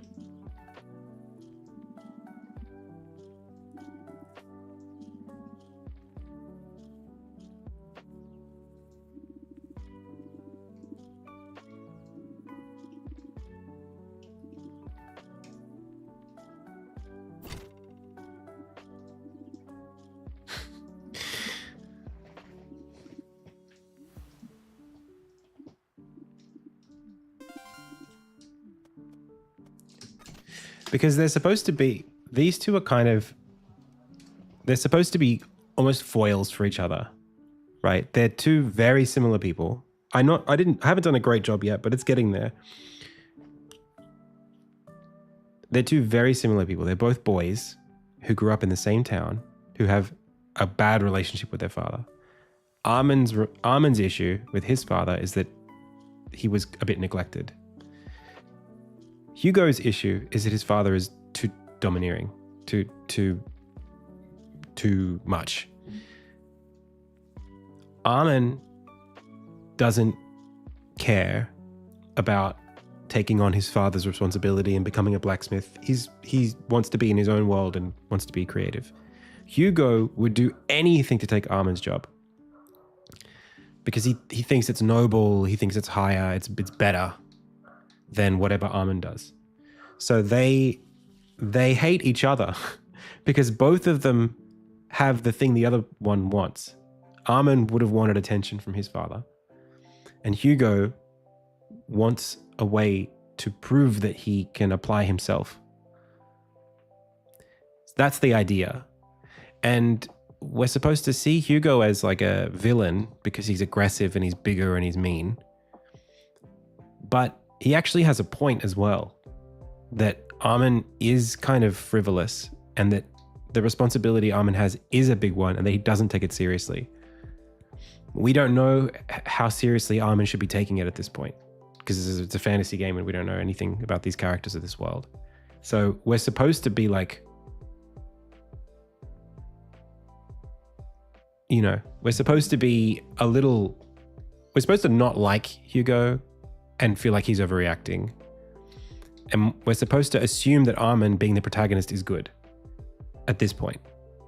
But Armin's not good. He's not a good person. At least he doesn't act like a good person in times when it's important. And I think that's hopefully where the drama sits in this game. And I added a cutscene later between Armin and Hugo that I think really twists that. Oh, in the beginning. Well, the thing is, Armin is he has the problem of being nice without being genuine. That's the problem. Armin is conflict averse. So he says what he thinks people want to hear for the most part. He does things people expect of him, but he doesn't actually like doing any of that stuff. Yeah. That old man scene will need an update because when I created that, the fidelity of storytelling in the game wasn't as high as it is now. So I might have Armin run away rather than stand around.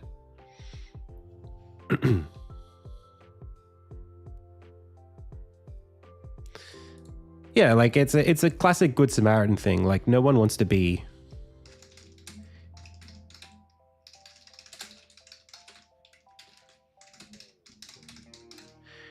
nobody wants to be responsible for making sure that a scary, maybe vulnerable, but potentially dangerous person is safe. Because Armin, you know, he's still kind of a kid in his own mind. So like, he's scared, you know? Anyone would be scared. Imagine if a homeless person ran up to you and attacked you and then collapsed in front of you. What would you do? Like we put, again, because we're playing a fantasy game, it's like, oh, of course the hero would do heroic things, but like, would you do it?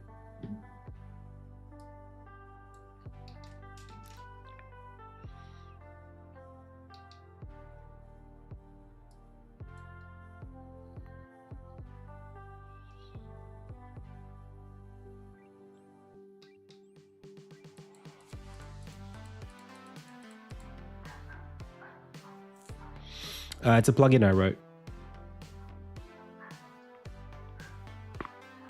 Go get help. That's right. That's right. You would probably go get help.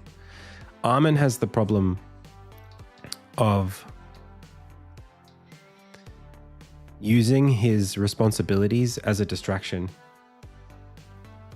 as an excuse not to be noble. I have to go. I don't have time. That's his way of explaining away his fear.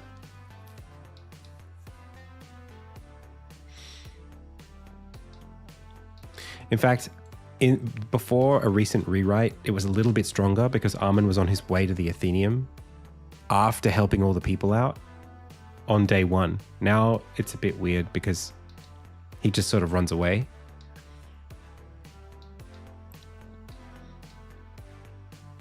But maybe I'll make it so that he kind of gets a bit flustered meeting Hugo here and sort of just lets it be. Yeah, I'm not sure. I do think Armin should run away here, but I actually don't have time for this right now. I'm really busy. I could try. The thing is, when I have scene end teleports, I don't have an easy way to dictate where you should load into the next scene. So I need like a scene link here, which is actually something we're building into scene graph. All right. How about I just push all of these?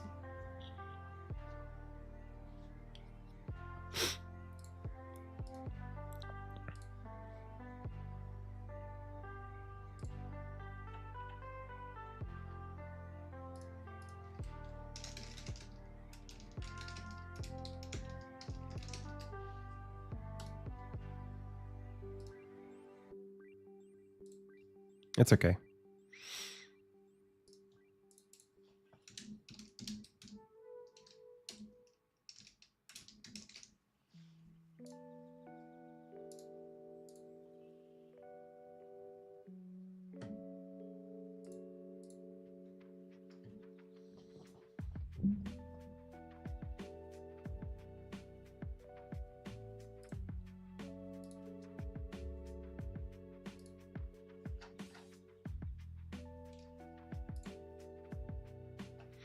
Then I need to take this off again because I don't actually want it to be there for the rest of what I'm doing.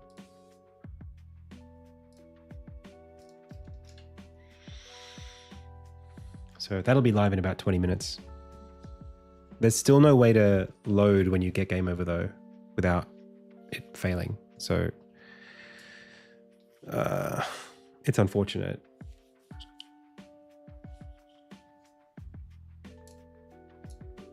Just don't die, lol.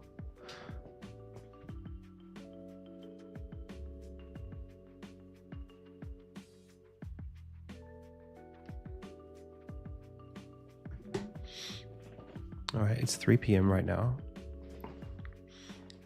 And I need to take a break. And then my priority is going to be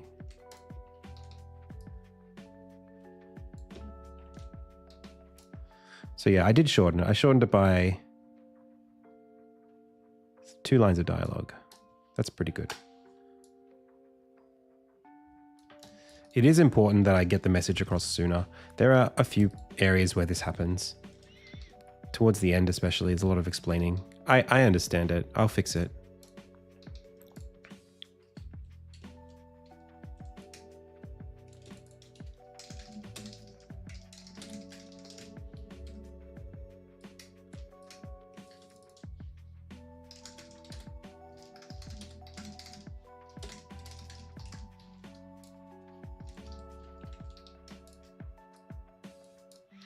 Okay, so the big ones are, that's fixed today. I did that.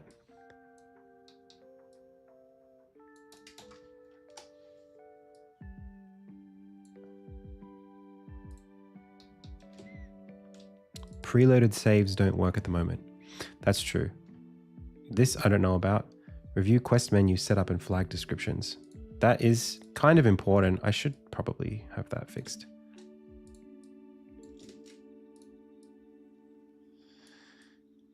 All right.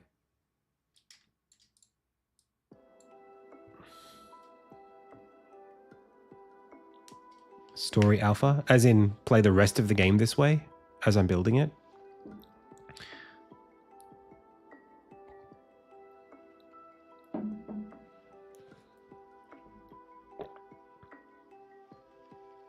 Hey, Zuda. Ex-Huda. Thank you so much. Thanks for watching on YouTube. Sorry that I didn't get to your message sooner. Yeah, I think I have something that I need to decide when it comes to alpha beyond this point. I will still produce feature test alphas. That's always going to be there. But when it comes to testing story, which will need to happen, I am unsure about the balance between making that exclusive versus getting as many people testing as possible. I don't know how to balance that. I feel like it's kind of rude of me to ask. Not rude. It doesn't feel like a good strategic decision to whittle down the amount of people who are prepared to give feedback because it's so valuable to me by paywalling it.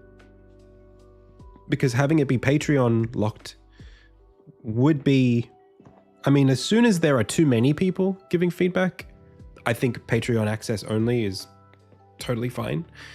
And maybe patrons would feel better about being patrons if it was exclusive.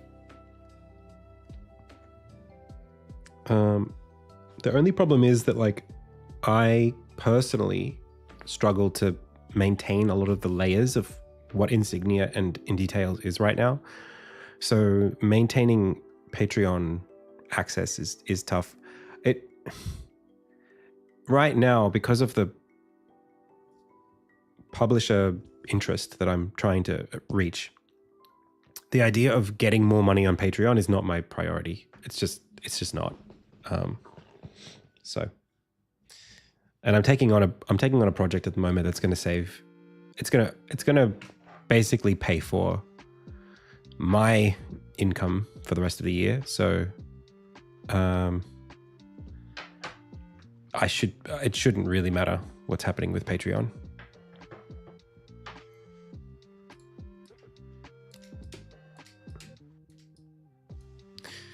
All right.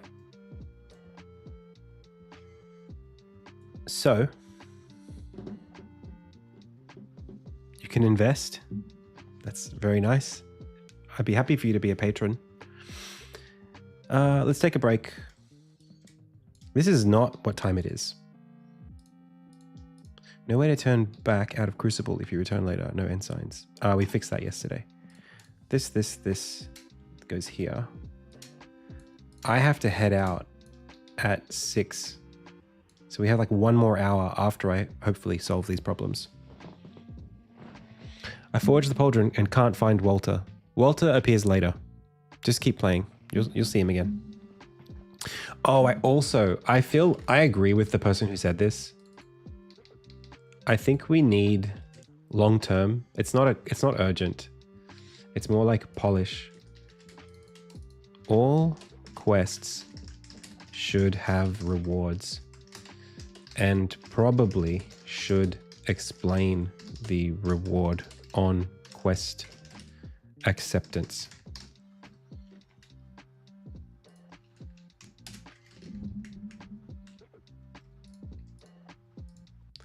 This is unvalidated or ongoing. It's high priority though. I would love to do that. Right now, I don't have quest. I don't have an interface for that in the system, but I feel like it's worthy. It's worthwhile. The idea of promising something to the player for doing the work is, it's the way it should be, because otherwise I'm just asking you to guess, you know. It would be similar to the design window. So it would be something like this. Like quest started, blah, blah, blah. And then it would say like reward and then the item or the money or whatever it is that you get.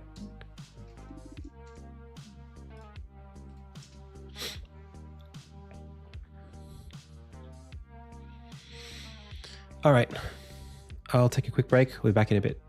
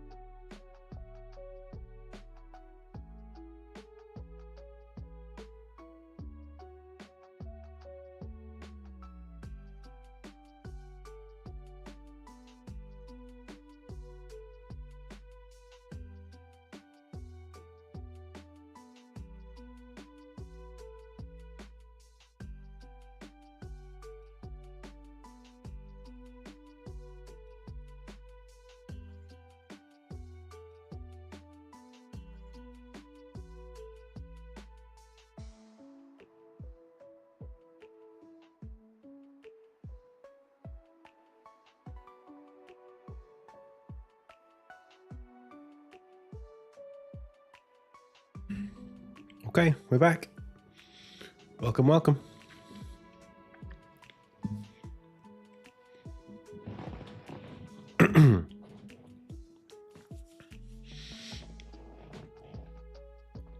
Okay.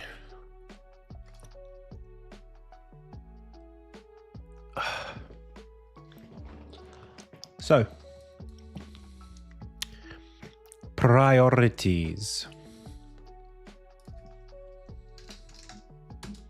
Let me just check the GitHub Actions is still working. That should be up in like 6 minutes.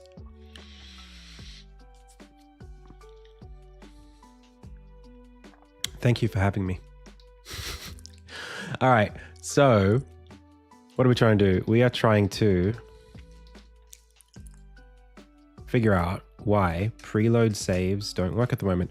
Well, they don't work because they are not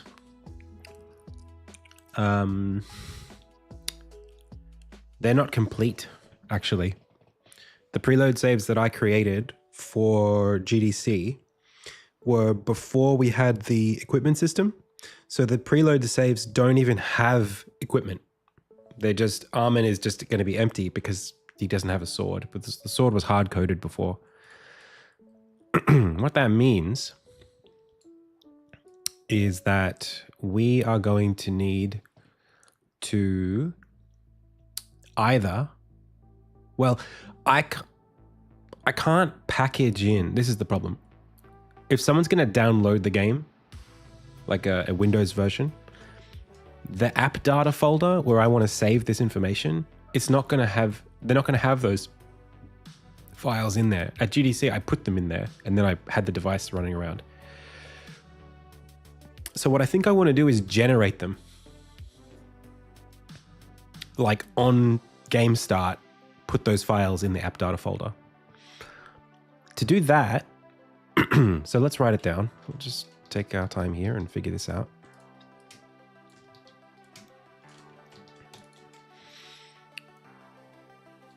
This is demo save system.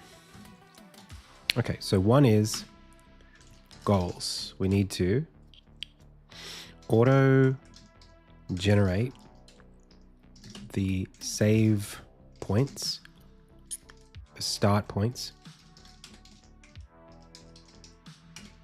based on progress scriptables. They don't have to be saves. They could be just points where you jump in with the save. There's no way to get the bread recipe right now if you missed it. That's a good question, though.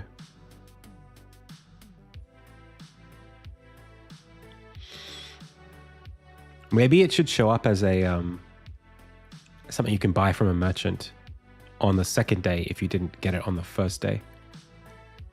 Could you put that down as a bug? There's also a similar thing where you can't finish the Rose quest after you've saved Hugo, because the two NPCs don't show up there.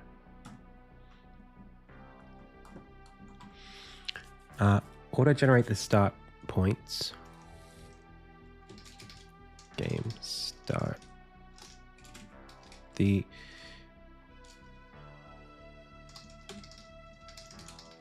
Now, this could actually just be, instead, we could just say, like, you pick a save slot, and then you just pick where you want to start from. Or maybe it just prompts you. Yeah. Okay. So, and then the other one is open up the number of saves. Previously, it was just 3.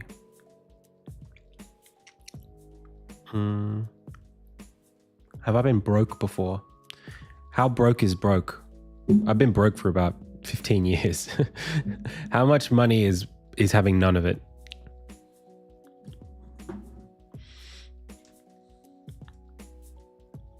Oh, I've never... Well, I mean, I have negative money right now. I have debt. Student debt.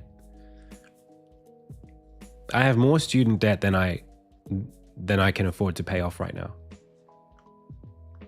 I've had that since I was a student.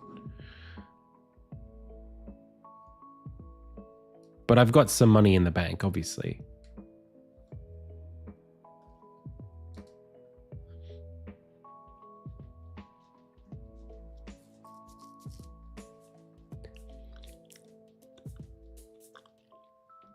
But like, yeah, like if I had a car accident and I needed to buy a new car tomorrow, I couldn't do that. It would have to be like a very old used car. And then I would have no money at all. I'd be in trouble. Obviously,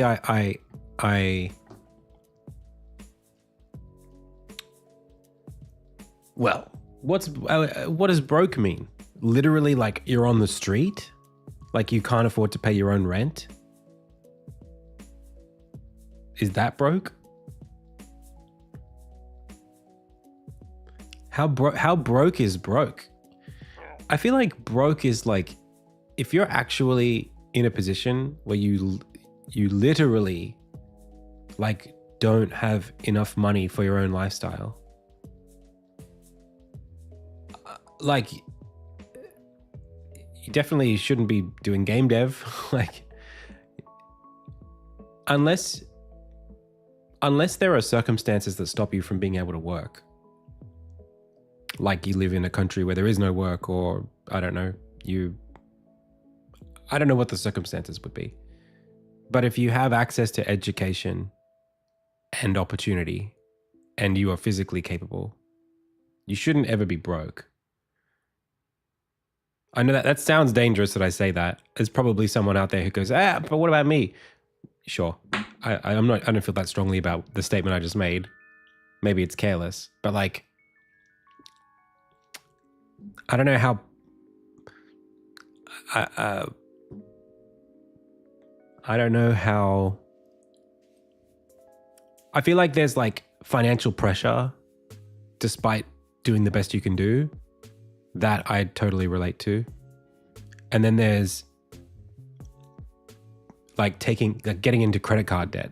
And that's like a different kind of a problem that like you're not making good decisions if you find yourself there, I think. Typically. There are most people who are in that position, I think, are not making good decisions. Not to say that luck shouldn't play a part in. I mean, we're all forced to gamble a bit in life. We all have to take risks. But like, I don't know. I guess I don't really know what the implication of the question is.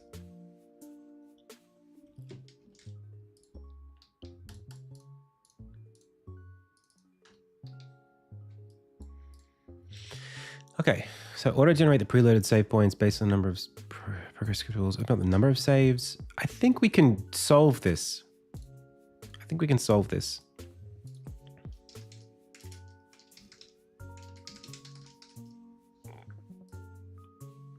These progress states they are the system. So I just need to plug this stuff in. What they don't do is they don't have the gear set up in the slots.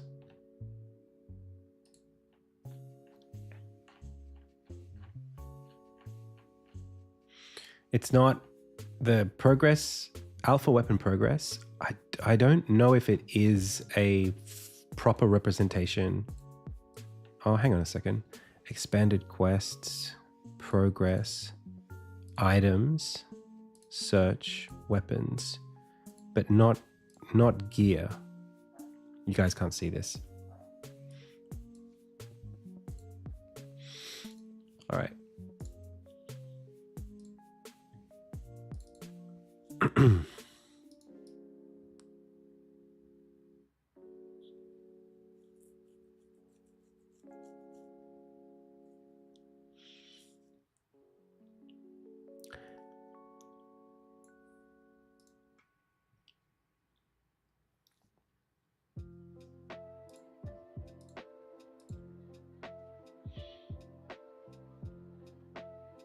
Broke usually means that you don't have enough money to buy the things you would like to have but don't need.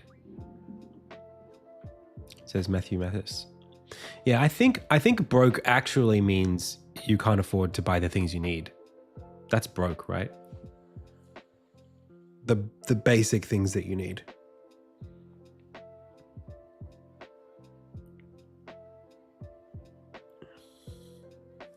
Like you have to go and take out money from the bank or something. You have to go and like take out a loan just to get food. I guess that would be broke.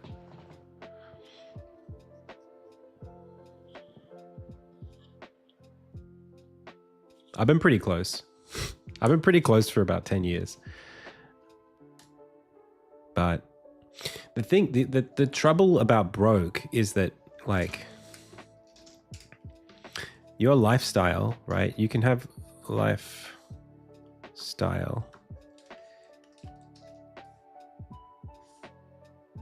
If you're here, you can have a very low means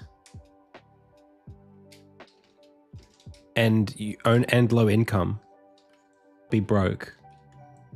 Or you can have extremely high needs, and like no income and be broke. Like as long as what you're bringing in is higher than what you're spending, you're not broke, right? But if you're like if you're living like a billionaire and you only have like $1 million left, well, you're going to run out tomorrow on $1 million, you know? So I think like it depends on what kind of upkeep, what kind of lifestyle you're trying to upkeep. For me, I'm like, I the only things that I have in life are the things that like you see. It's like I have my glasses, the clothes that I wear. Insignia, by the way. This stuff behind me, and like the possessions that I've collected since I was a kid, books and some games and, you know, that guitar and my bed, you know, like I don't have a lot of stuff, and I don't like have assets to my name. Like I don't own capital. I don't own a house. I don't own any kind of property. I have a car that I bought in 2014. That was secondhand when I bought it. That's what I got. So as long as I don't need more than that, then I'm not broke, right? But like some people couldn't live on that. Some people would need, you know, if you were like the kind of person who goes on holidays, you know, every year to like other countries, or I don't know, if I had kids, I would probably be broke. No collateral for new debt. Well, I don't. I couldn't get a loan. There's no way. I couldn't get a loan right now. I don't have any collateral other than my business, which doesn't bring in enough money to pay me. It only just brings up enough money for me as one employee. When luck happens, So yeah, in a way, I guess I'm broke. It's hard. It's complicated. I don't know what the right answer is to these questions. Hey, Grumble. Thank you so much for the raid. Welcome.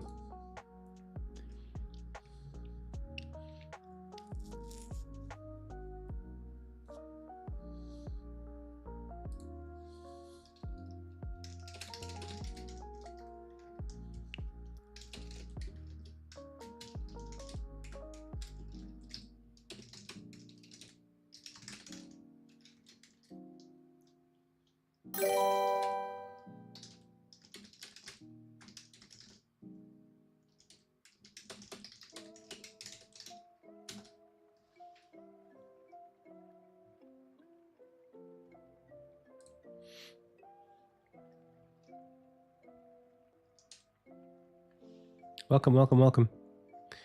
The alpha test is going. We're doing it. Actually, I think it might just be ready. Let me go check. Sorry, I'm just responding to some messages. Yep. Check it. Boom. It's pushed. You can go play the alpha right now. There you go. Go have a play if you want. There's a story demo in there that's about 2 hours long if you want. It's like the first chapter of the game, but no one's been able to get to the end yet because we've still got so many bugs to fix. We were also just talking about what broke means. Yeah, like, I guess I get defensive about it a little bit. I'm understanding that, like, this has taken a turn, this conversation. Like, I've gotten a bit standoffish. I think it's because, for me, like, I'm so sensitive about this because I've put so much time and energy into my work. And I have done as much as I can to invest myself into my future. And I do get anxious about it sometimes. The notion that I'm not, I haven't lived the dream yet, right? Like, I don't have the money. The game hasn't come out. I'm not, like, rich or whatever. Or even in a position where I would be if I had just kept my full-time job before. So, like, I'm sensitive about it. And I guess maybe that makes me a bit, defensive or standoffish about the concept. Because, like, I consider myself, like, having suffered a lot financially. Not financially. Having suffered a lot psychologically because of financial pressure. And I don't recommend it to anyone. And I guess the word broke is kind of like a word that we use to describe people who should be feeling that. But, like, I've felt that. So if I'm not broke, well, that word it's not very useful because whatever I am also shouldn't. The thing that I am is almost worse than whatever we use to describe broke, because it's really been, like, for example, I have needed surgery that I can't afford for like 7 years. I really need this surgery. It affects me every day. I can't afford it. It's not that expensive, but it's just never been something. I don't have the money to pay for it. So, like, that is, like, if that's not broke, I don't know what to, like, I don't know. I guess I'm not broke, but, like, I'm certainly, not living in glamour.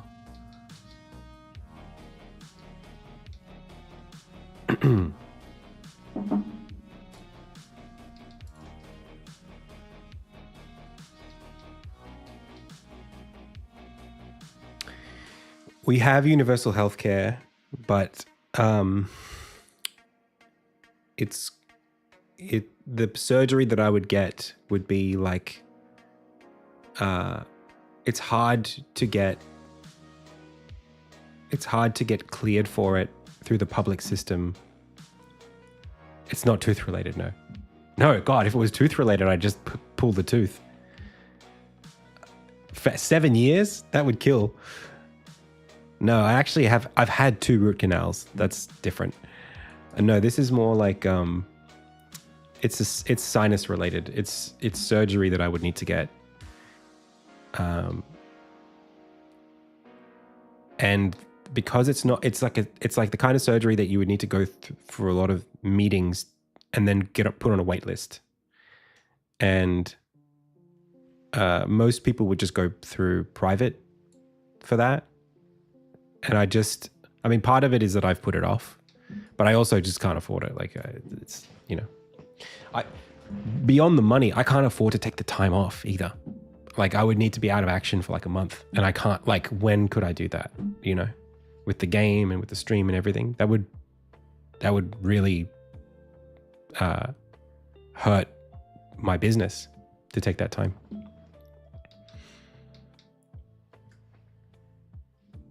All right, I really need to get back to this.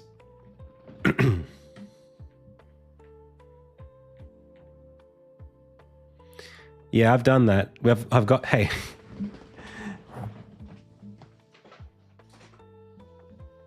I got that. I got that. I got the CPAP. I got the medication. I'm doing the stuff. It's just like, that's why I need the surgery. Because it's like, none of that stuff's it, you know? I don't want to get emotional talking about it. Let's move on.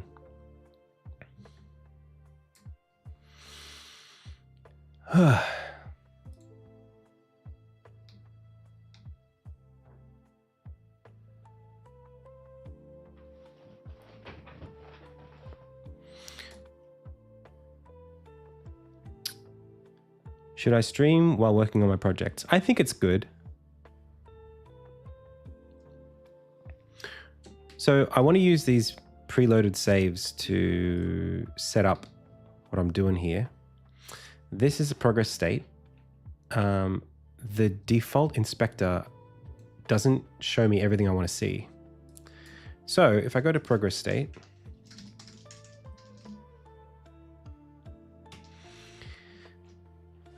that's the dream. The dream is to be able to get a good night's sleep and not wake up cranky or like foggy all day.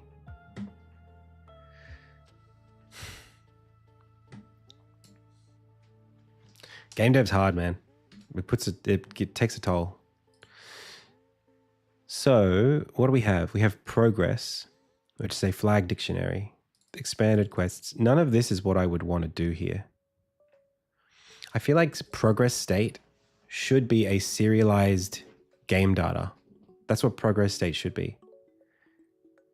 Right now, when you get game data from a progress state, it loads one up.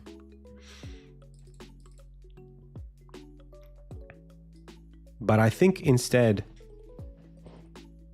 I would like to store this as a serializable game data.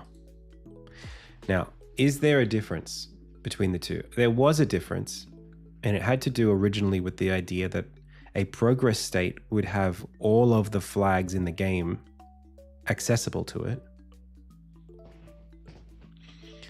And a serializable save data does not. But that's purely an editor issue.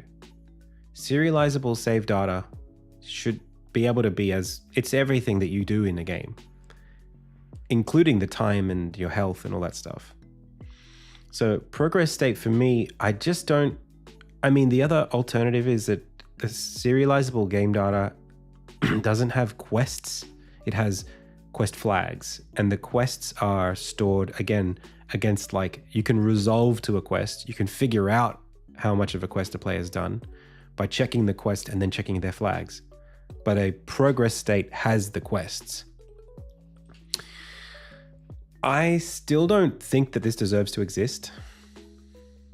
I'm convinced that it doesn't, but I don't have, and this is the thing that I should be doing next on my to-do list, feature-wise. Make progress state an actual save editor, not a scriptable with cloned variables or like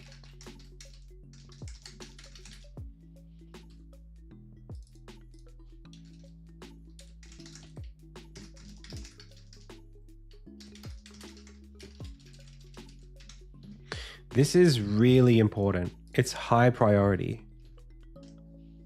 And it's actually hurt me for days worth of dev because I built something as a prototype and I have to refactor it. It really needs to be refactored.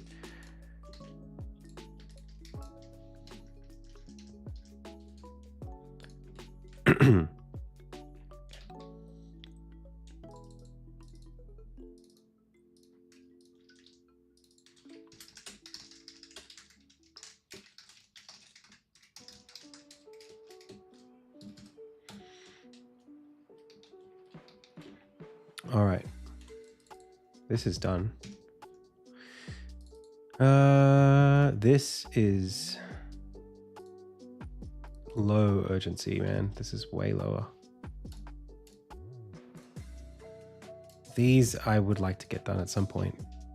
This is, I don't know. All quests should have rewards. That's not really helping me right now. Probably should explain the reward. Yeah. Okay. The rest of this is pretty. This is quite accurate. So, where are we now? It's 3:53. We lost some time there.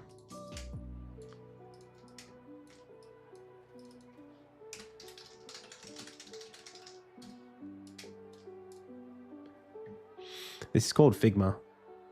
It's a UI design app, but I use it for project management too. Okay. So we're actually here. So I still need a way to set this thing up.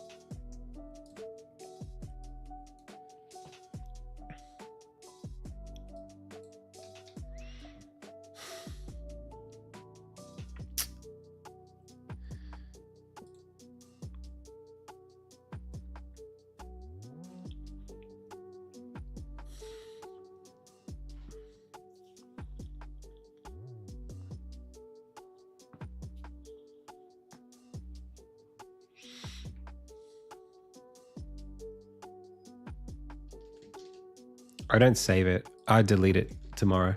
It's more just, you know why I use it? I use it so that at the end of the day, before I go to bed, if I check it, I can look back at the day and say, I worked hard today. And I should feel good about that.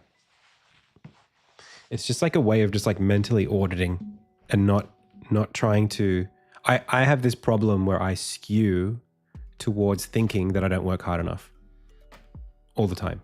So doing this helps me not panic as I'm working. It helps me be reassured that I'm working hard. I don't always keep it in good, I don't always keep it properly. This was actually like a lot of this was spent doing grant acquittal from like there. But that's a full day. Like I don't have, because I have this internal sense that like I work really hard, but then a fear that I'm not, or that people think that I don't. And when I have this, it's like, oh, actually, no, I really do work really hard. Like I'm pretty busy. Like that was my break. I've broken for less than an hour since 9:30, and typically I work till like 7:30 or 7 o'clock. So like, and I take like what 15 minutes, you know. It's just it's imposter stuff. I had a lot of procrastination issues as a kid, like in high school, and I used to get by on like being smart but not working hard. And I was always afraid of being caught. So this is, I guess, holdover from that. Preloaded saves don't work at the moment. All right. I think there's a bit of time investment here that I have to put into. This might take me, let's take an hour and a half for this. I think it's okay to do that. If I give myself permission, we can have this solved and done.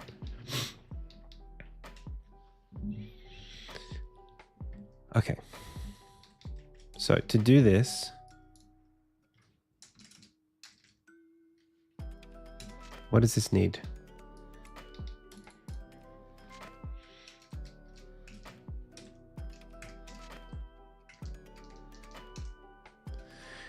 So to do this, we need to have the backing variable for progress states be a serializable game data.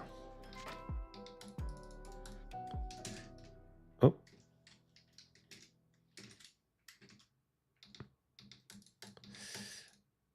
So to do that, how do we do that? I guess we just do it, but we need to implement,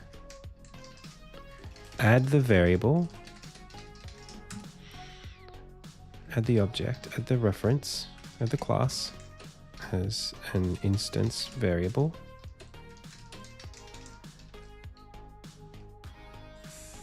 Fill it, phase out the old implementation.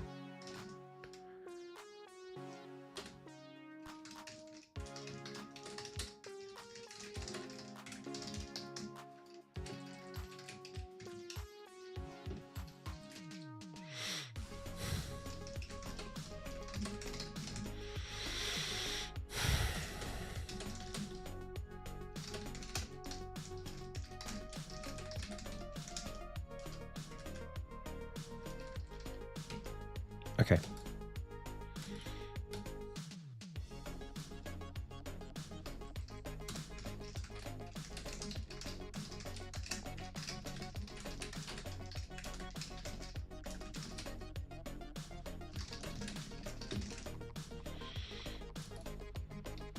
When's the game trailer debuting? I have the game trailer in my possession. I have all the project files and the edit. I would like to do some additional editing based on the work that I've been doing, because none of the footage in the demo right now is from about 2 months ago. So much work has been done since then that I want to re-record it, maybe like not this weekend, but the next weekend, and then edit it. And at that point, like, I've done a bit of an early screening with my brother here, and he wasn't super jazzed about it. So I'm actually not sure that I want to distribute it. I'm just not sure.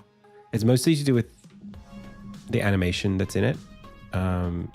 Maybe we just have I have very high standards. So does my brother. And I think I would have to wait until I had spoken to a publisher about what they think about it before sending it out. Because if it's not going to add value to the game, if it's not going to bring excitement, then I'd rather not do it. Otherwise, I'll just release a gameplay trailer with no additional animation. But a lot of work was done and a lot of money was spent. So I just don't want to treat it like a sunk cost fallacy and just release it even if it's not where I'd want it to be.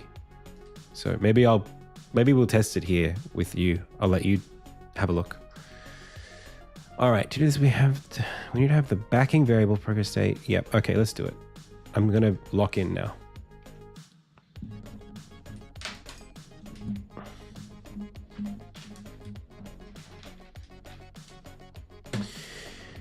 Okay, have the class instance variable. Let's do it. So progress state has library. Wait, it's progress state serializes the data library? That doesn't seem like it makes any sense. How is that possible? Really? What?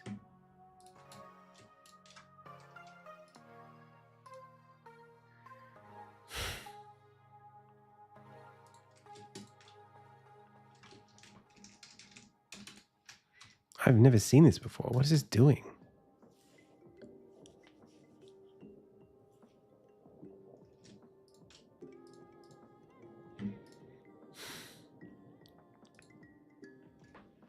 What creates the library? When does the library get instantiated?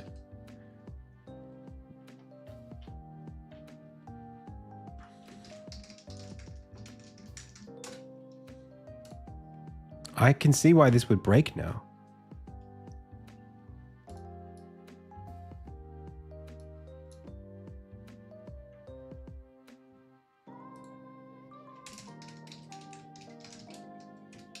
Yeah. Yeah, dude. I know. This is terrible.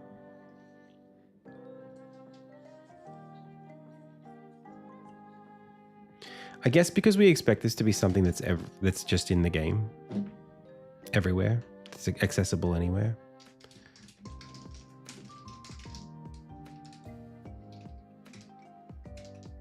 System.library isn't accessible at the editor time. So then what gets stored? Yeah. Okay. I mean, I understand why it's there. It's just crazy. Is it resources?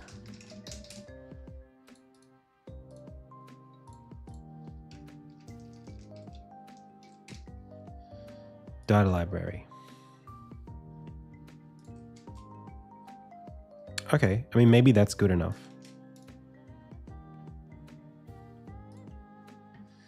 Let's try something.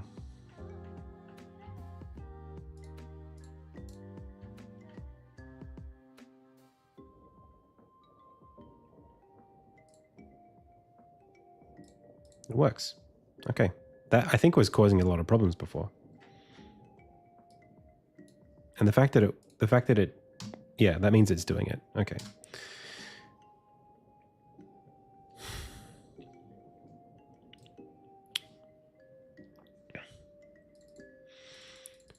So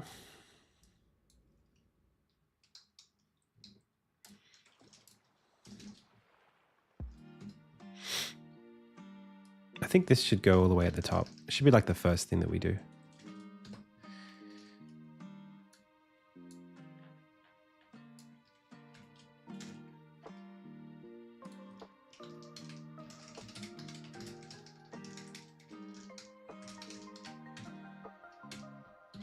Now this is a serializable class. What is the difference between this being a class and a struct? To me, I think a struct makes more sense, assuming I can serialize it the same. Because I don't really want to use this as a reference type. I don't think that makes sense.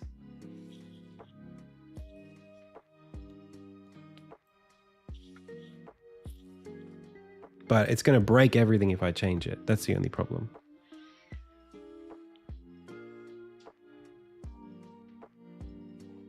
All of the save data, which is not a big deal because what am I using it for right now?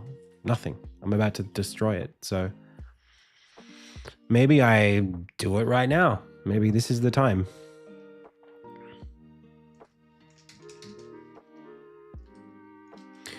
Let me just ask the question. Why would I want this to be a class? It's really just about checking to see, it's about instantiation, and it's about checking to see if when it's instantiated, like what is the null case? Okay, so let's now look at what that looks like. Can this be nullable? I mean, I guess so. If it's all empty, it should be, that's null. What's the information that I need? All of this stuff, like game data, gem data is a class. That should be a struct. For sure, that should be a struct. Gear data is the one I'm worried about. Stats data, that should be a struct for sure.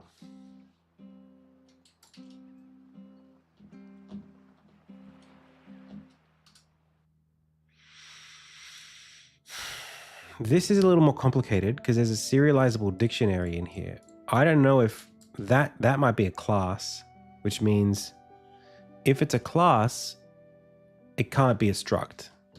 Like I don't think a parent of a class should be a struct, right? Because then you've got this reference type thing underneath a value type.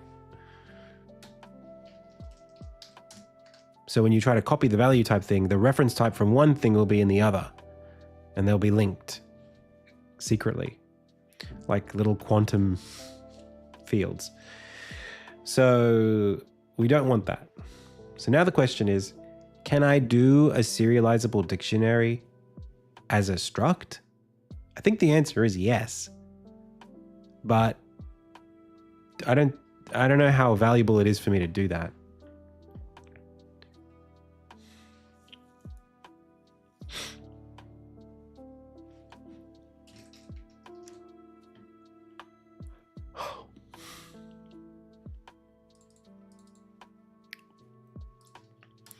Is an array a struct?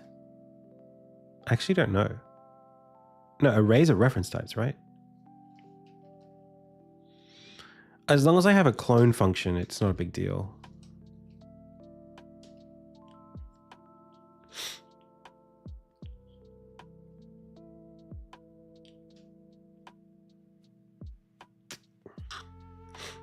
So at that point, we've got a bunch of these weapons, which themselves are also classes. Not great. This could be this could be more than 2 hours if we spend enough time on this. I also don't know why I have multiple weapons. That's not really how the game works anymore. This is tough because now we're talking about, let's see if we can draw it.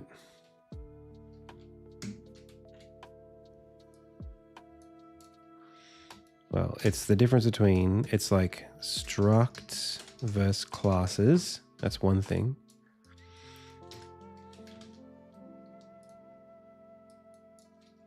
Then we have the issue of what are weapons?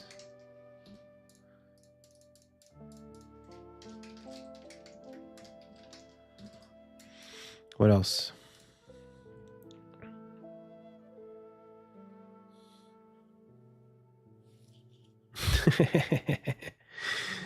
Well, Taj, that would be fun.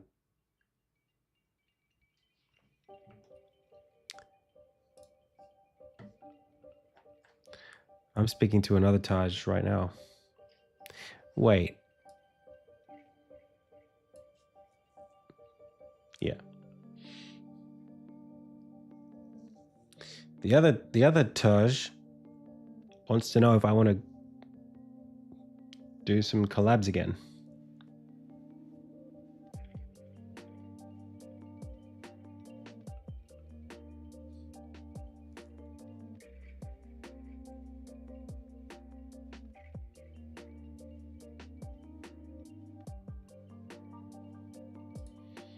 Yeah.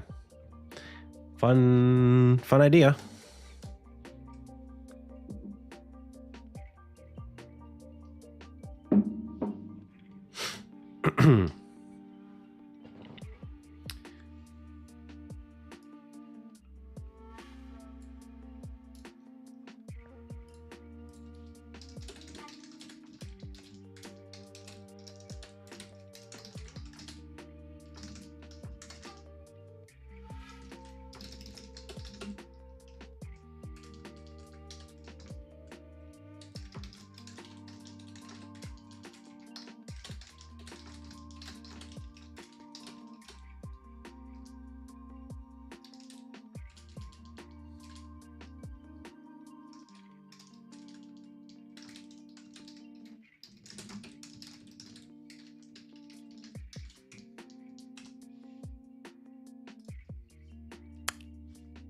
Yeah, I'm going to definitely move off of that private chat so that I don't dox anything if Discord happens to pop up.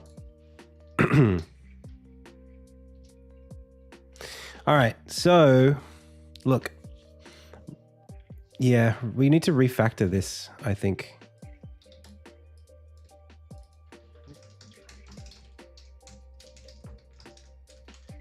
So there's this idea of we need to refactor what gear is, and then weapons underneath that, and then the difference between structs and classes as backing data.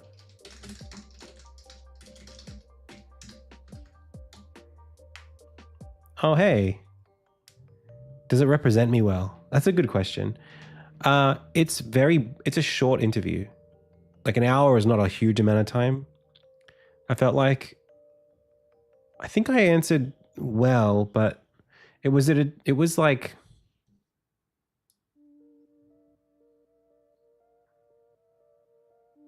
I think so. I think it represents me well. I don't know if I represented myself, perfectly, but people seem to enjoy it. I think I get very sensitive about this because, like, more and more, I'm very critical of, like, my presence on the internet. And it's really hard to explain why I feel this way. It's like I'm very emotional about it because, and it might be like another reflection of imposter syndrome or something like that, but it's like I really don't want to speak about myself from the position of someone who's like a game developer, a successful game developer, if I'm not one, you know, like I don't want to like present that image or even to encourage people to do what I'm doing unless it's going to lead me somewhere that's good. I just feel so guilty about like the idea that I would like, that I would have to become successful by creating an image of myself rather than having my actions be the image and the success come from that and then me talk about it, you know? So whenever someone's asking my opinion about things to do with game development, no, I don't think it's unfair. It's 8 years. I mean, look, I've spent, all in all, it's probably been less than that. Like in terms of hours spent on the game, it's something like 5, you know? I mean, years in hours. Work years? I don't know how you describe it. If you took all of the hours spent on the game and pushed them into and took out all the gaps, all the air gaps spent by me doing other things, it's probably like 5 years. That's still a long time. So 8, 5, not a big deal. On the clock hours, yeah. But anyway. Hey, Nikotodua. You should still watch it. It's good. I think you should watch it. I just find it hard to relate to people on... I find it hard to know where I stand. Where I should stand. Not where I stand with people. It's just me. It's just me in my own head, really. I love being here because I can control what's happening and I can speak on my own behalf.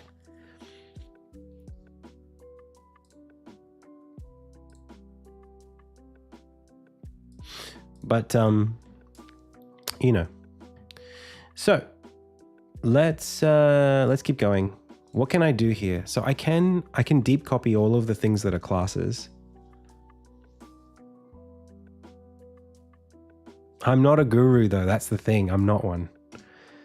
I'm not even a pixel art guru really. I'm just a guy who likes to explain things. And if people like to listen, that's cool. But don't think of me as like a good pixel artist even. What I am is an animator. I'll own that. I think I'm a good animator, genuinely. I'll take that.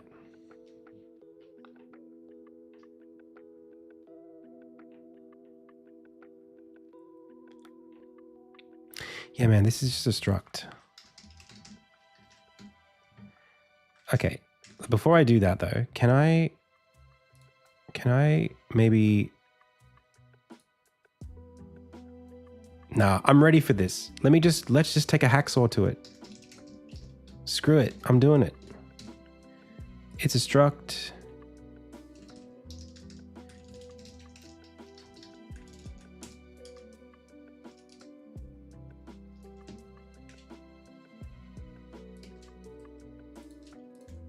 This should also be a struct.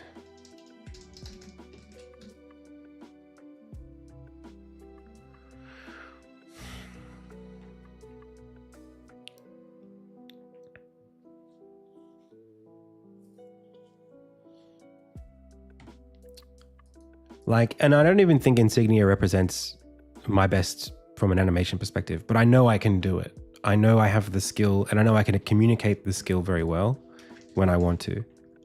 I think I'm above average. I think I am an above average animator in that I have talent and I have lots of experience too.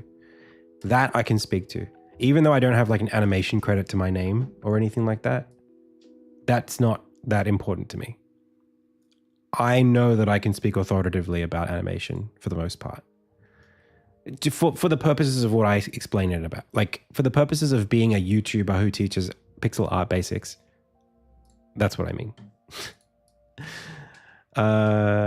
Serial. And also, this needs to get out of here. Man, let's just cut this stuff up.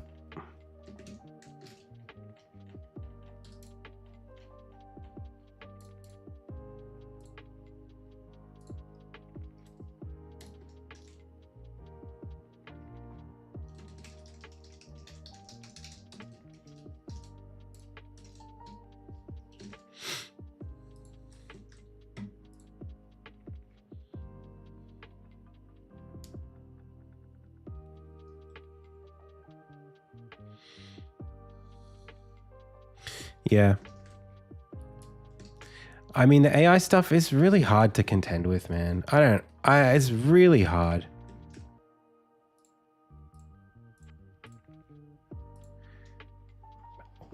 I think Tom's a little hasty with his assessment, maybe. You know? I think he I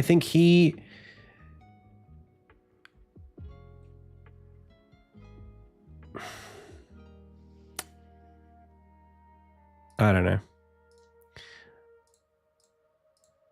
Oh, I think we're a little bit stuck here. I don't know what's happening. Unity's gone a bit quiet on us.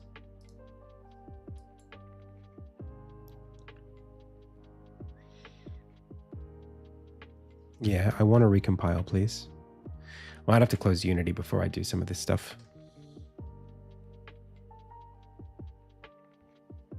I think Hot Reload's trying to do something funny, but changing a struct to a class, a class to a struct is a bit outside of its scope. So we're going to delete that. And then we're going to wait a bit. I'm going to do a bunch of recompilation stuff and then we'll bring it back.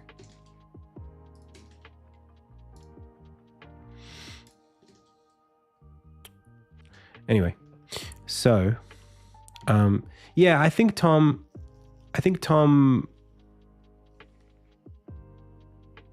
means well, of course, and but on the topic of like AI and what it can do and what we should expect from it and how I'm different or whatever, I don't feel like I needed to be gassed up or glazed about it. Like, I think AI probably could do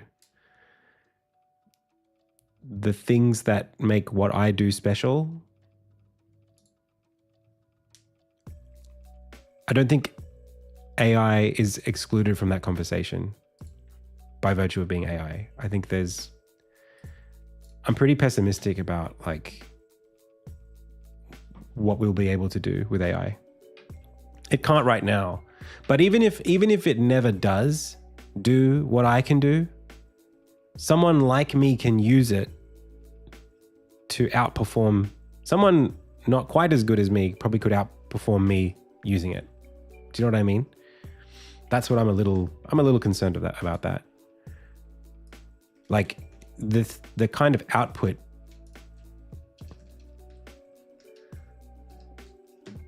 it has is pretty crazy. Anyway, I'm finding myself being very distractible at the moment. I should probably be focusing. Let's go back to focusing.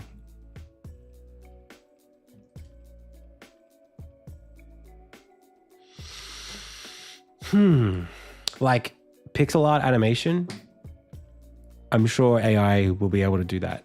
Not before long. You can do it now if you had the right training. And then like making a screenshot and designing a palette, it could do it. You know?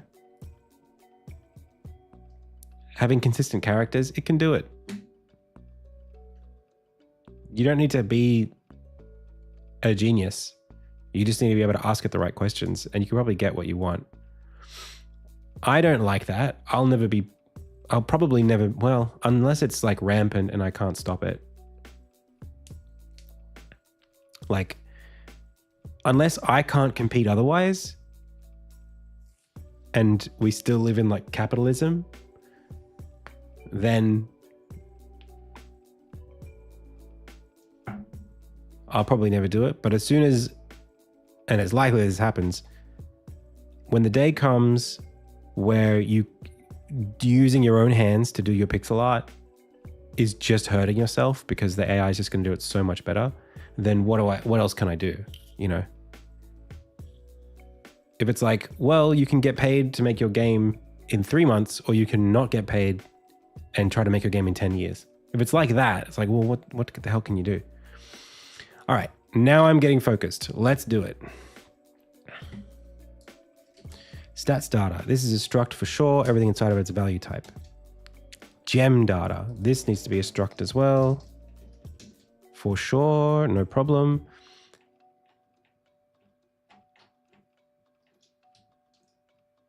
This and this.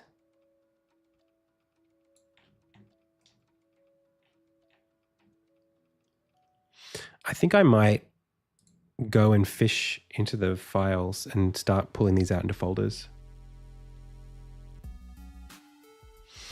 So like game data.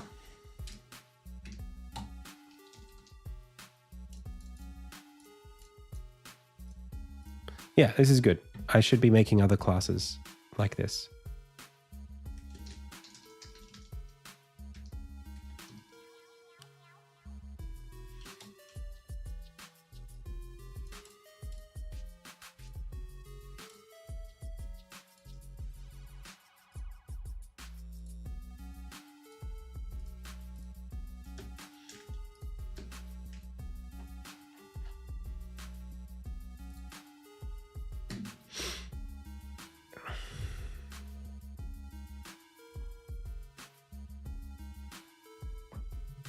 Good.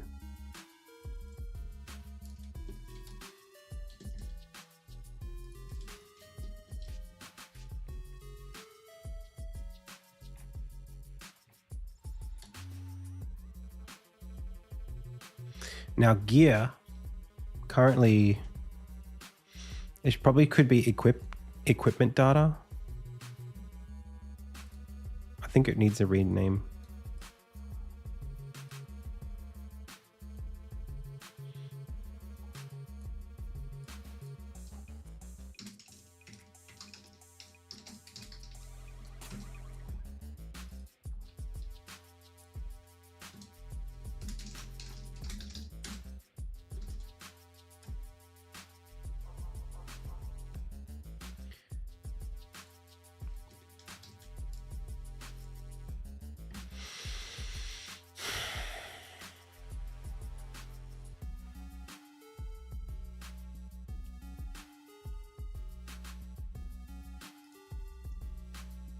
So this is an object called, this is equipment, and it's a serializable dictionary of strings, which is the equipment GUIDs.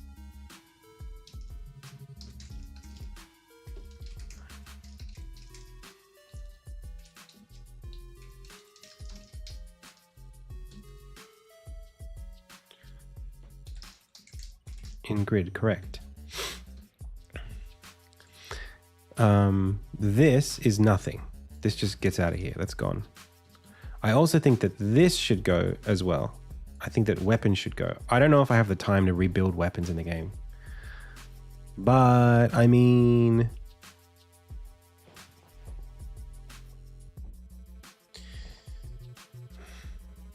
the problem is that... well...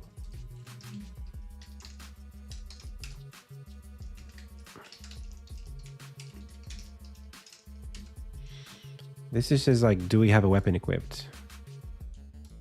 And that's just telling us if we have one. And then what happens if we have one? Do we need a weapon? What are these? Actually, let's just check. Where are these referenced? Equipped weapon. Check to see if it's null a bunch of times. But I'm not seeing any actual variables be checked. So now my question is on Armin combat behavior. When we talk about weapon.sword, what do we do with these?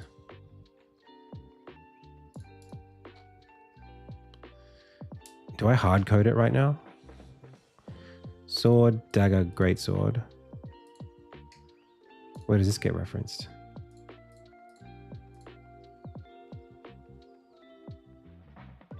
Well, sword is a sword behavior. That's nothing.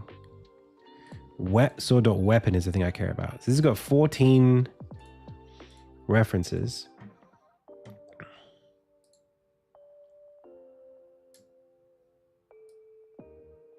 So we are checking power for things like poise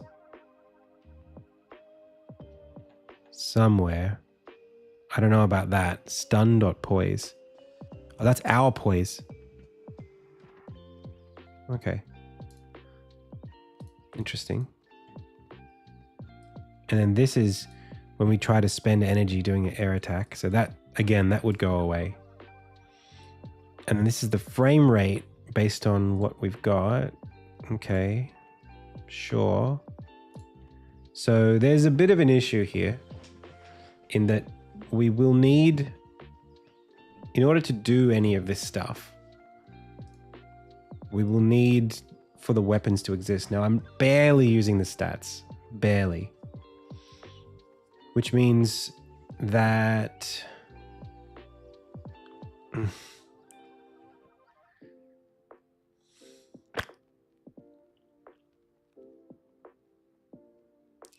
to remove these will cause a problem, but I actually hate them. I don't think that weapon is a good, it's not a good class.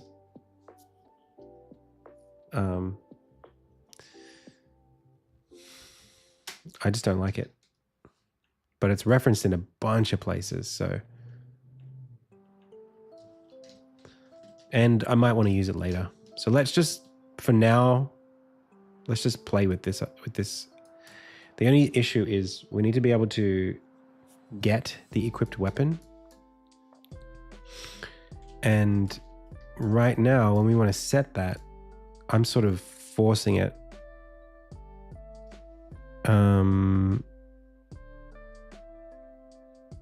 Oh.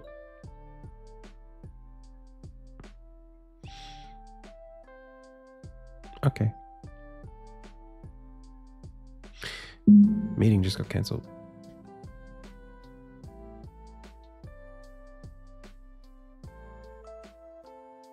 Okay.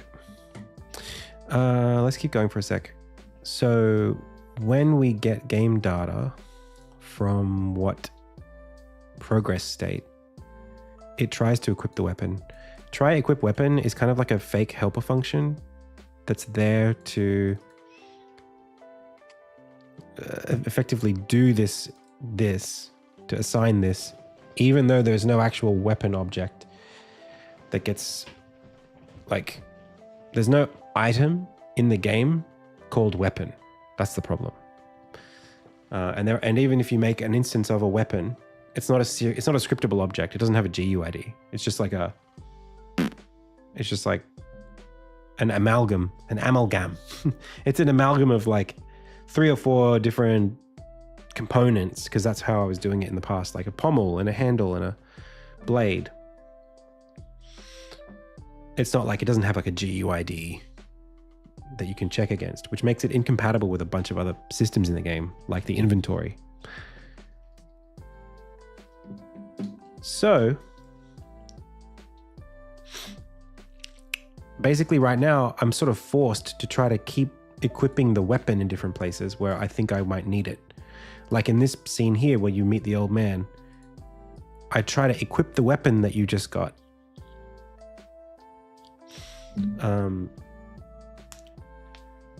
Which is sort of fine, but like,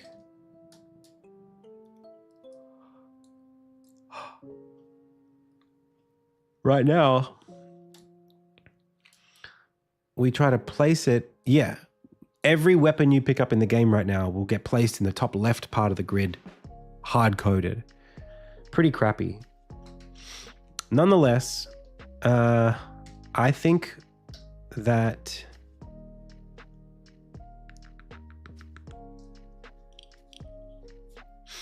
we need to just bake this right now into the progress state system.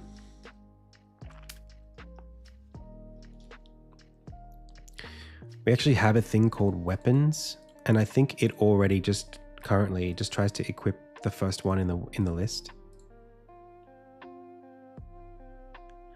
Yeah. So I'm going to be rambling for a little bit. It's going to be hard to follow what I'm doing, but it's okay. So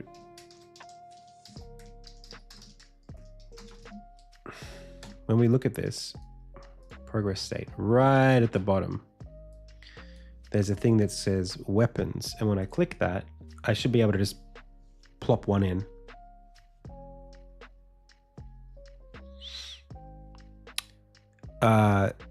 These, I'm jumping around a lot. I'm not in game data right now. I'm in progress state. Game data has, oh, you mean try equip weapon? No, it's not weird because, well, you would think that this would go inside of equipment data, and it would, except right now I have this problem with my data structure where I've got game data, and game data has accessories.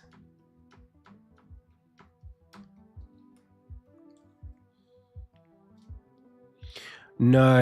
Okay. Well, you'll understand in a second.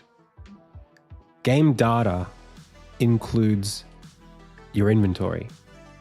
So adding something to the inventory, just like a list definition, if you write a class that is a list, the list data structure needs to have an add, right? Or a remove. So data functions, data classes can have functions if the functions modify the data. That's pretty typical. So anyway, game data has this thing called accessories. It's like a list. And it also has gear, which has equipment.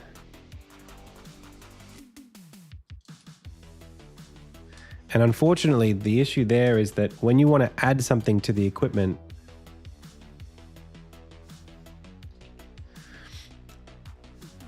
this is like a grid. The equipment list is a grid of items based on indexes, but the items that can be placed there must come from the accessories. So in order to add something to equipment, you need to be somewhere that has access to accessories, which is a bit awkward. I guess accessories could go into gear, but there's a kind of a difference here between other inventories in the game.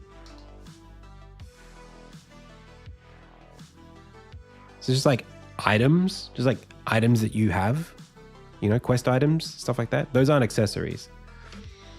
And they're not equipment. But equipment is specifically, well, equipment is stuff that you have on you. Accessories inventory is just the list of all the things that you've collected. I guess these would be nicer if they were in the same spot. But that's the way it is right now. So I'm not going to change it.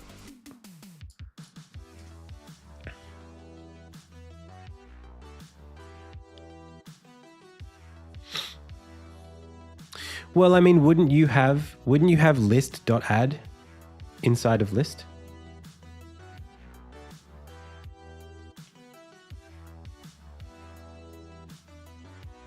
That's all this is. That's all that's doing. It's just more complicated than that.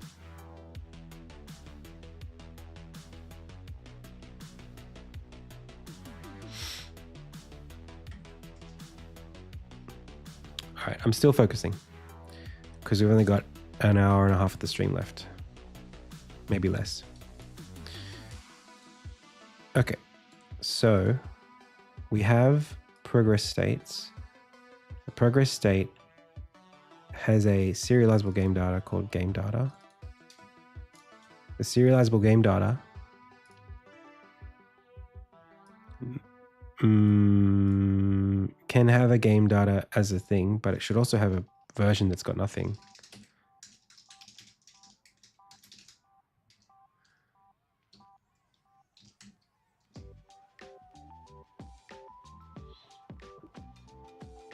I would probably just have game data be a container for the data and be obtuse by creating a separate do stuff class. Oh, I wouldn't do that.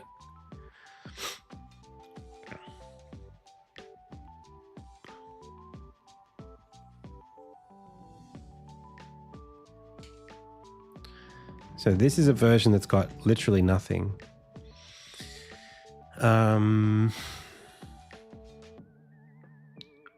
She froze mid-attack? Wow. That sucks. What attack was she doing?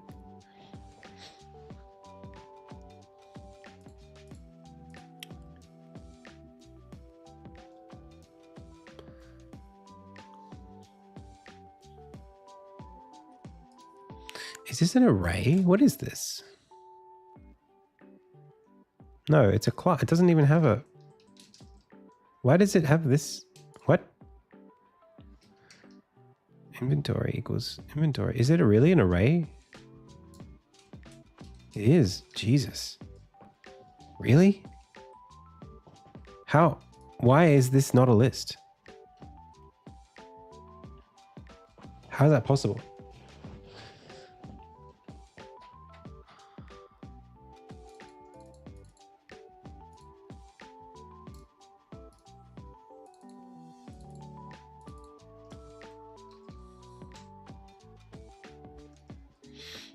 Can you serialize? Can you not serialize lists in JSON?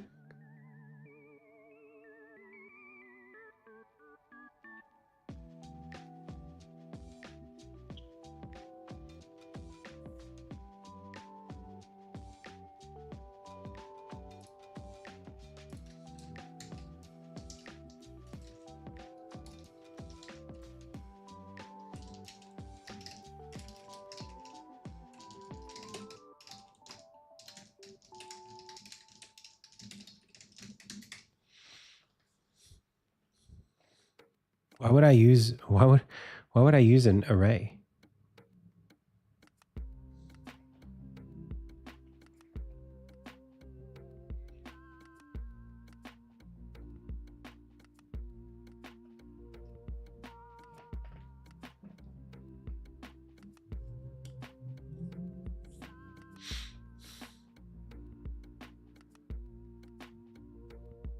Maybe I'm confused.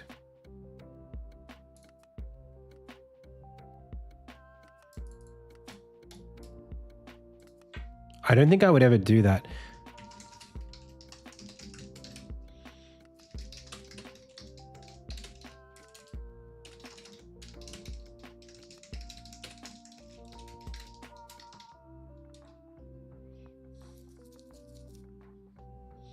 Also, why do I even have a distinction between serializable game data and game data? Why are these two different things?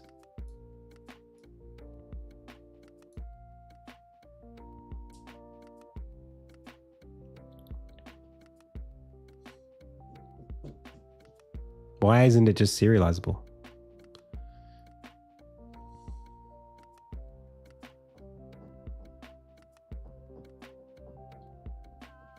Because it's got a sorted list for the design inventory? Like, I don't know.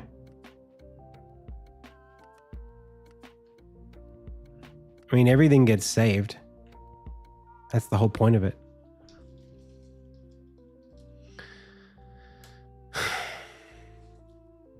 There's so many things that I'm adding to the stack here.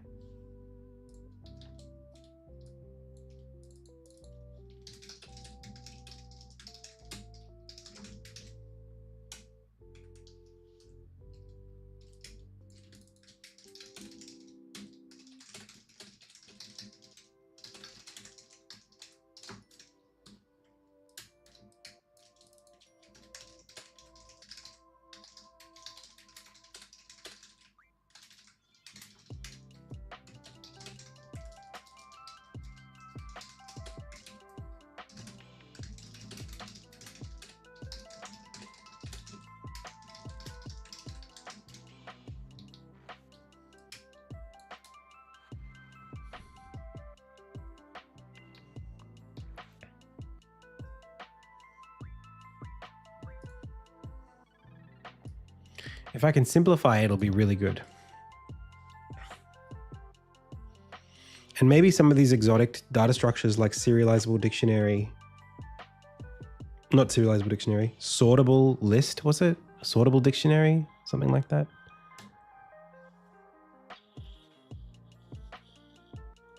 Sorted list. This doesn't need to be sorted. Actually, I can see why it would be sorted, because you would want to add them in the order that you received them.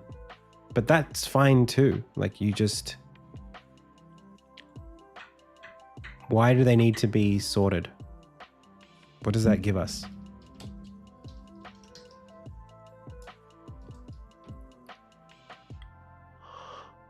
I'm not sure. Oh, because it's a dictionary. Is that right? It's got keys and values. Sorted list doesn't seem like it makes much sense. Sorted list?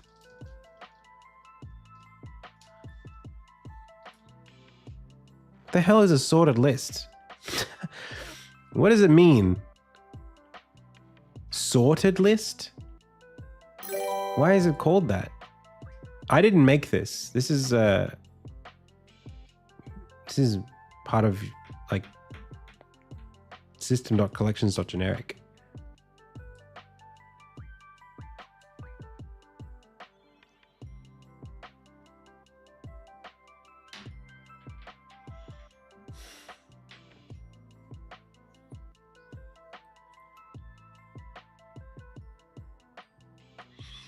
Yeah, but like sorted is sort is a verb. Why do you have a verb in your class name?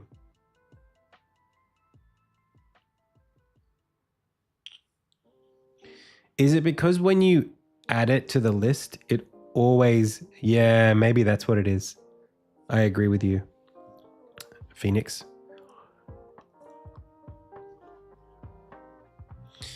Yeah, but sorted... If you sort something, that's a verb, which means it's a function, which means that the thing by definition is verbed. That's what makes it an adjective, which means that it's not just a data type. It has some thing that it's doing to be sorted. That seems like structurally nonsense. But unless every time you add something, it's just sorting it. But then by what? By the key? That's the comparer. So what am I sorting these by? String? What? What am I adding to the design inventory? The GUIDs?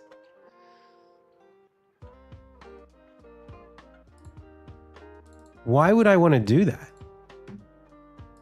Why would I? How are GUIDs sortable?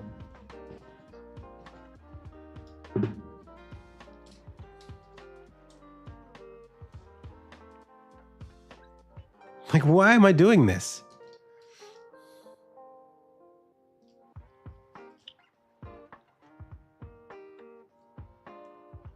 Oh, hang on a second.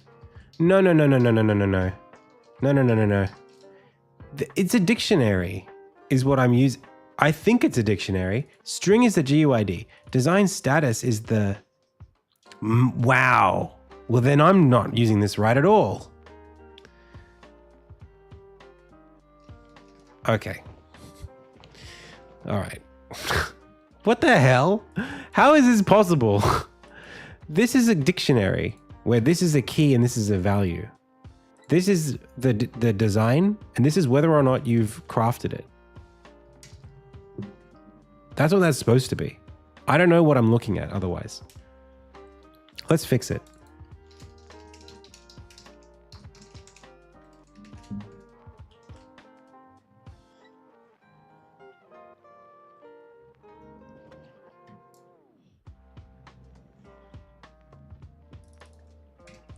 So now the question is,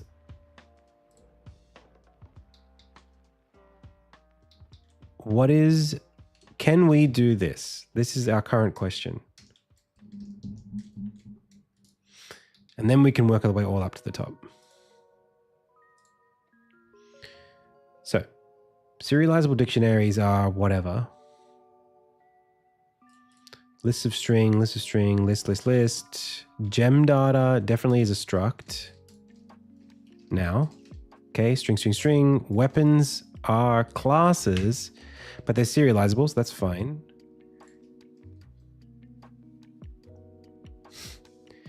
Well, we're going to find out if something breaks.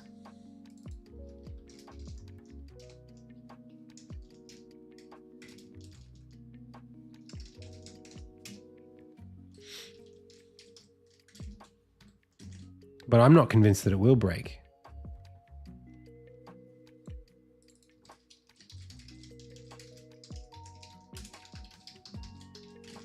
Based on how I've defined it.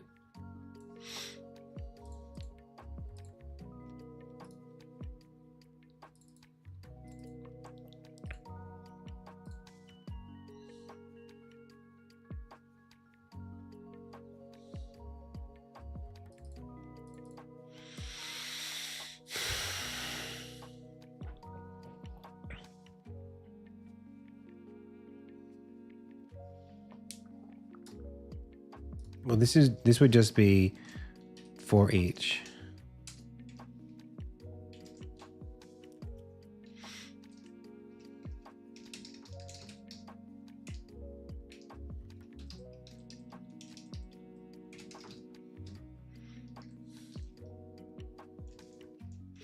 Oh, hang on. This is the keys and this is the values. Maybe I wasn't so crazy. Hang on. I've got two arrays. I've got an array. I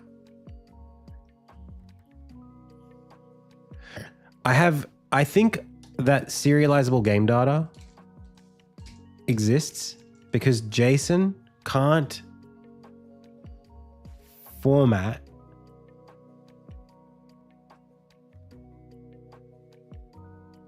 JSON can't serialize serializable dictionaries in Unity.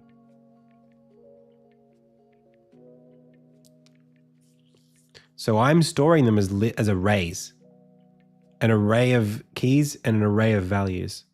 And as long as the indices are the same, that'll never be a problem. It still feels weird that I have to do this. Do I really need this?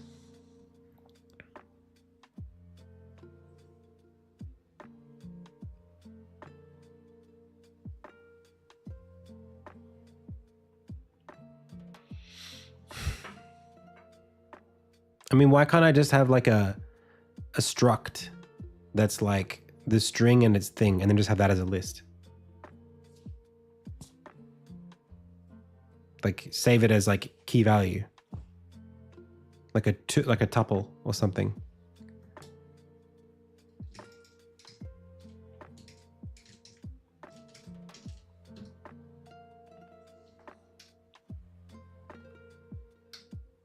Or even just always retrieve them the same way you put them in.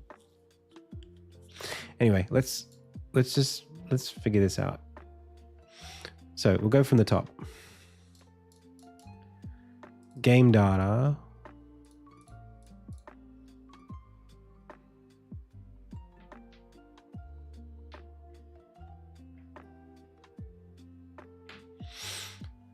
Okay. Name version. Stats data is a struct, no big deal. Equipment data is a struct, assuming we can make that work later. Weapon, equipped weapon. We're absolutely not going to solve this by the time the stream ends, by the way. There's no chance.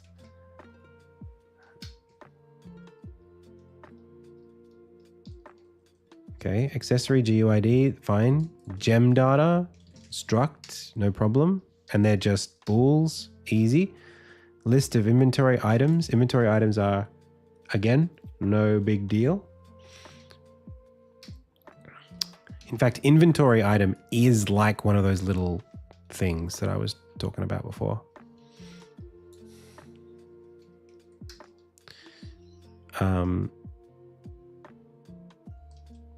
So then we've got It would have like inventory design, I guess what I would call it.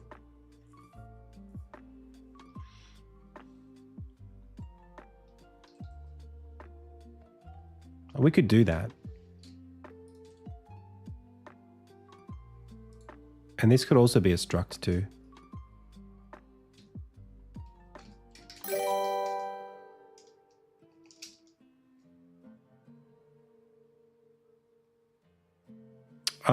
No, let's keep that a class.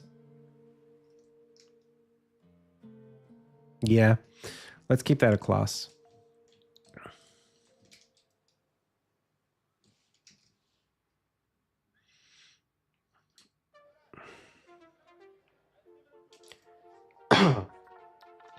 So this could literally just be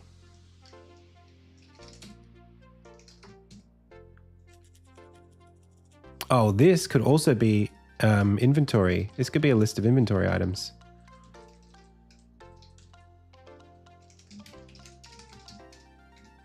Items collected. That's easy because you count them with the same thing.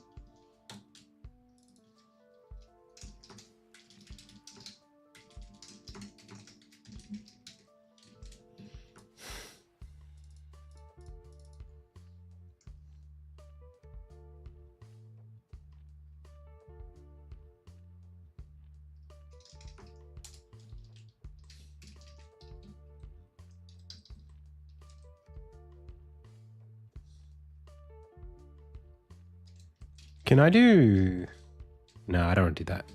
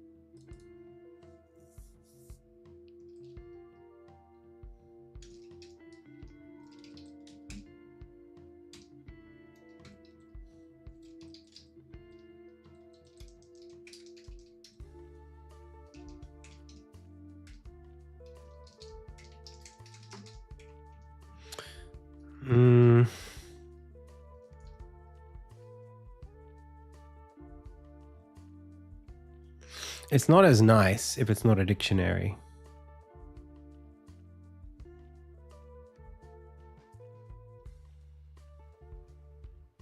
Because I've got to go, yeah. Can you do serializable dictionaries?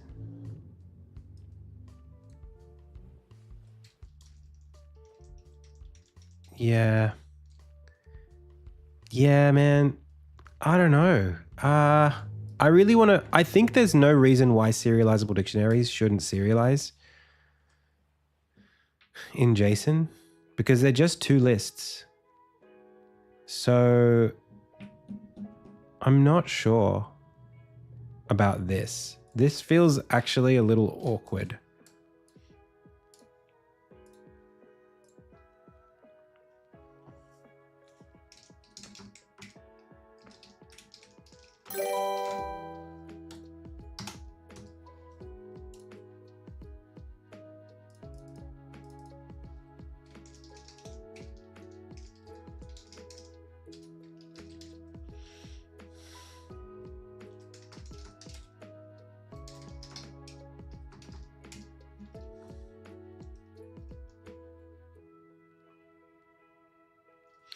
Even design, like, why isn't that? Anyway.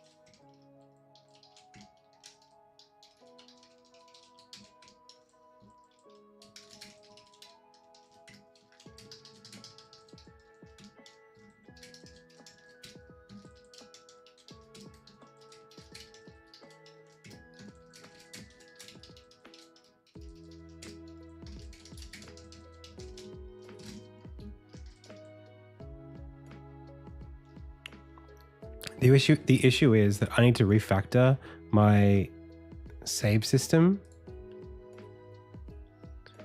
And the only way to do that is to well, I need to make it so that I can bundle in saves into the demo so that people load up the game with saves already in it so that they can jump into certain parts of the game. To do that, they need to be JSON serializable.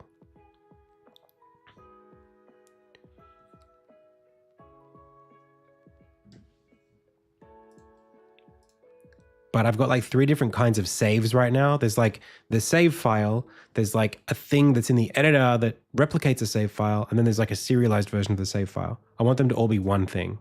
So I'm refactoring.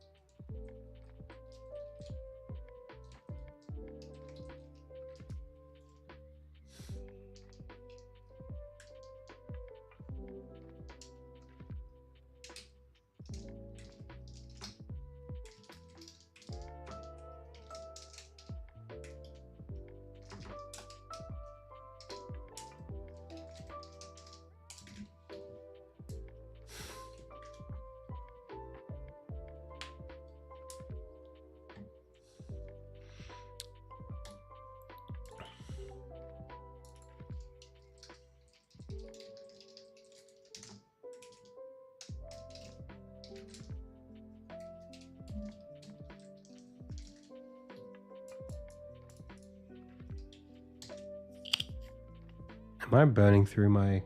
Yeah. All right.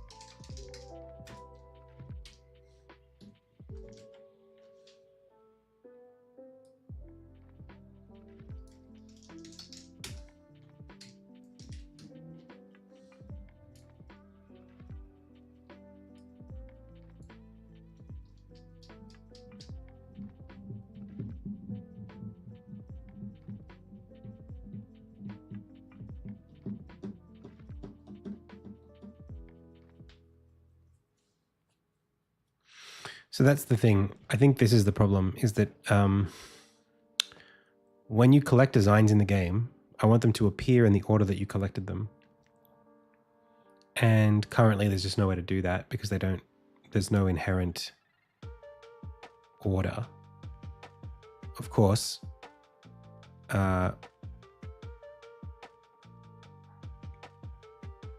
you could also just double save them so that you add to a list and then you just get the order from what it is in the list.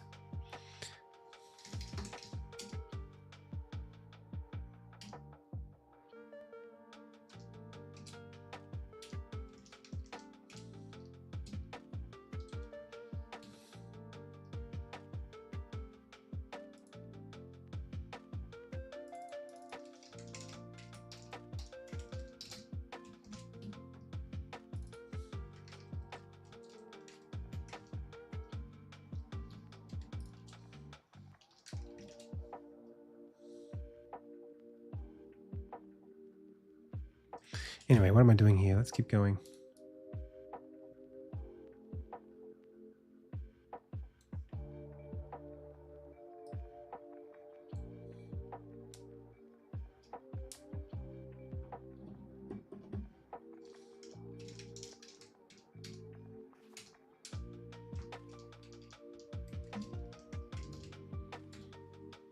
Hello. All right. What's broken right now?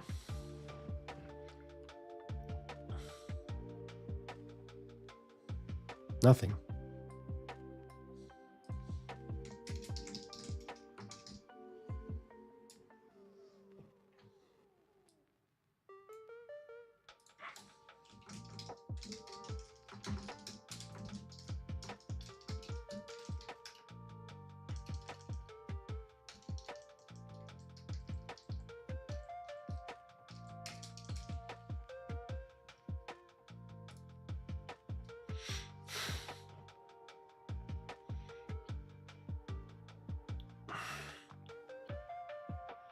Okay, there's game data.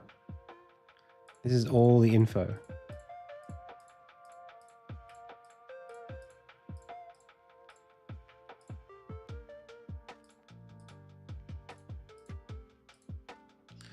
It looks pretty good to me. Gear, equipped weapon, there are weapons, equipment, keys, values. I think that's correct. Do I do pixel art reviews? I do, but it costs channel points to do that. So if you stick around, you might earn enough to do an art review. Or you can email me, I guess, separately. If you want me to do it on stream, that usually takes channel points. But if you just join the Discord, you'll get feedback there too. Okay.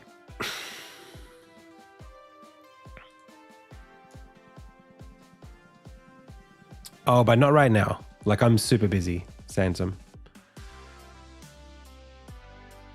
No way. No. I don't have much time today. Let me refund that one.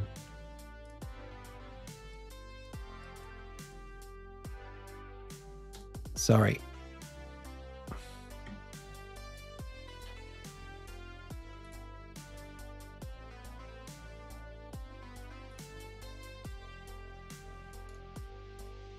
Can't do it today.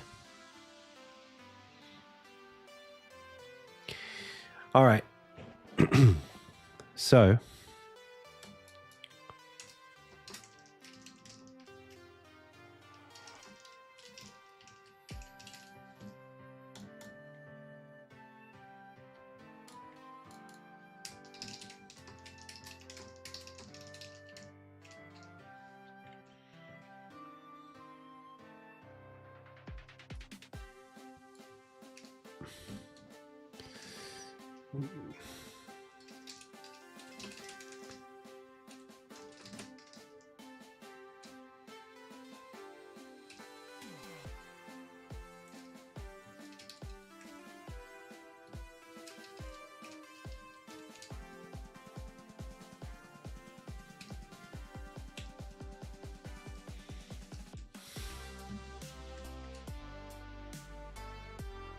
Yeah, it's possible. Game data.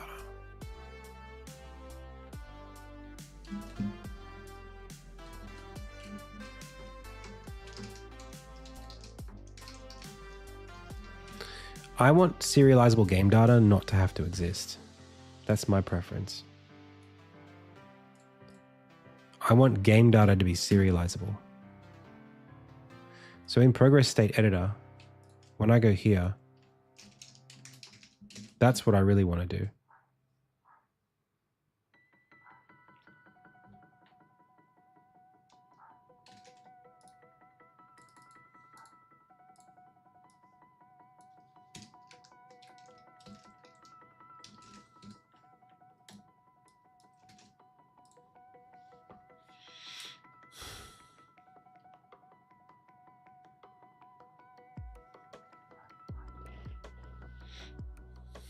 Okay.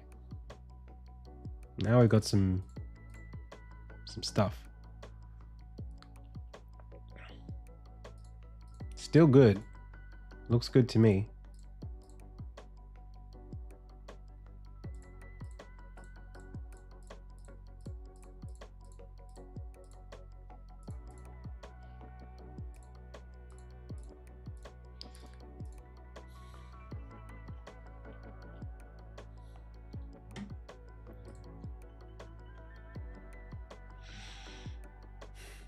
All right. Starting to get a bit tired. Oh.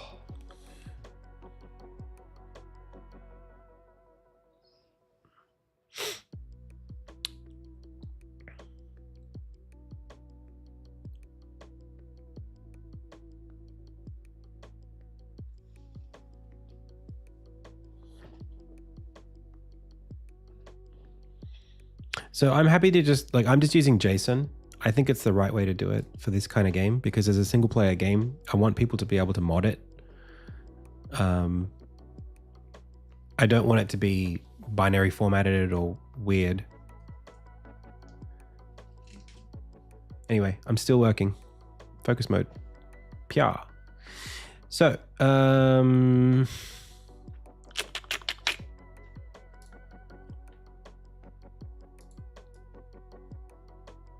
this has a thing for load progress, right? Progress state. Gets game data.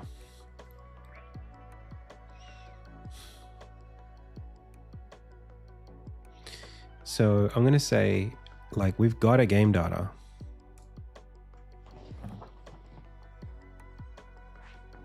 We won't even have to do that by the end of this.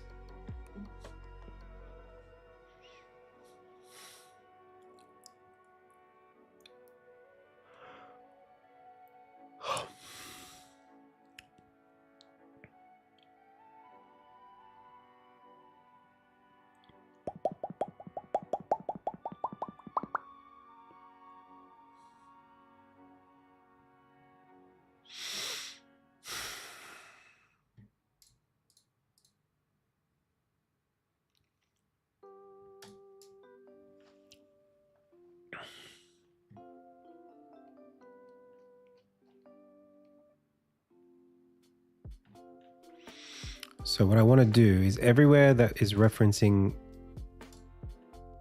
flag dictionary, we want to replace.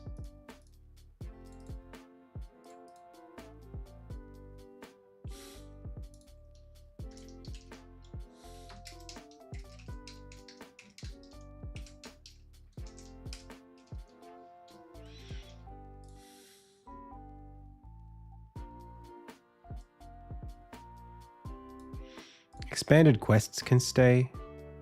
Progress is gone. Items is gone.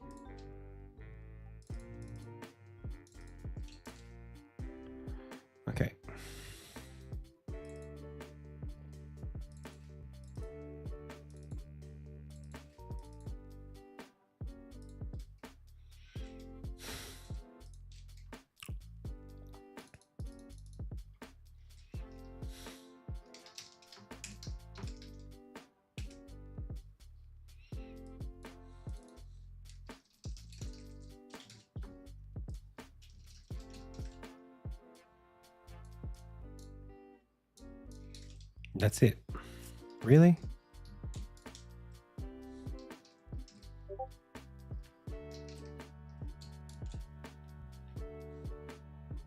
Wow, there's only 2 references for that.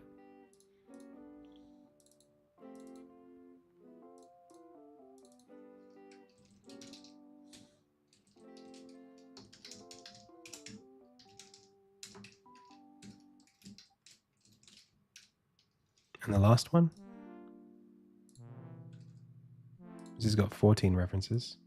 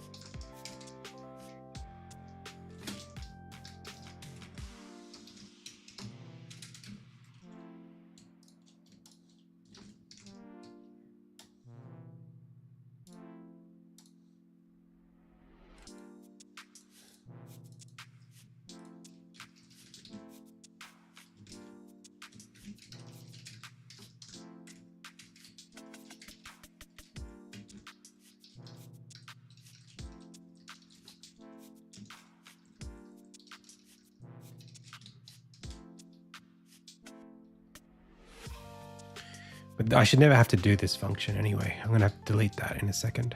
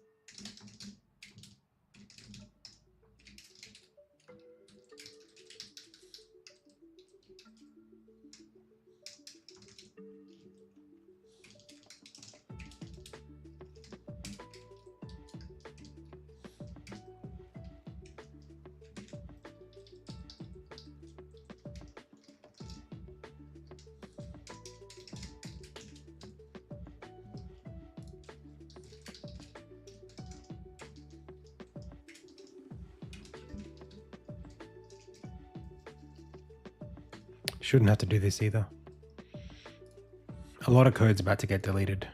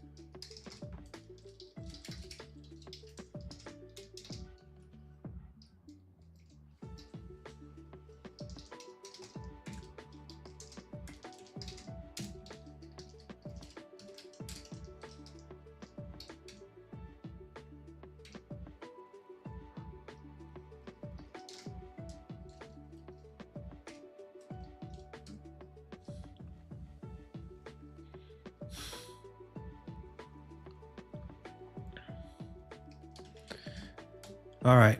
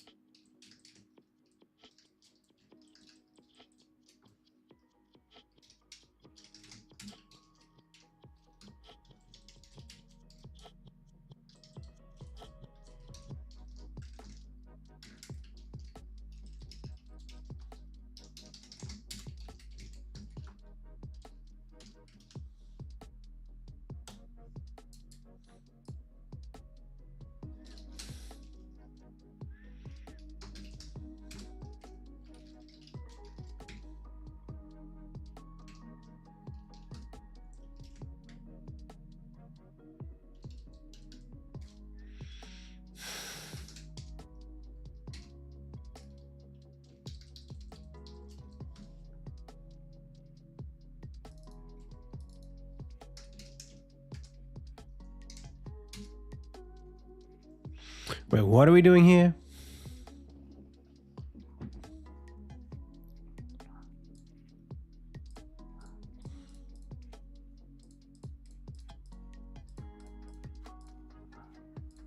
Right. I don't know why we need that.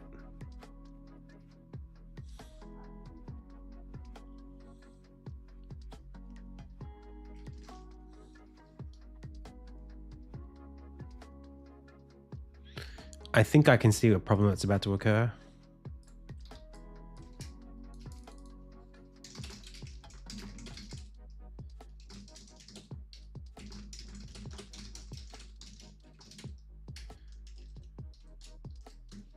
Yeah, we don't need to do that.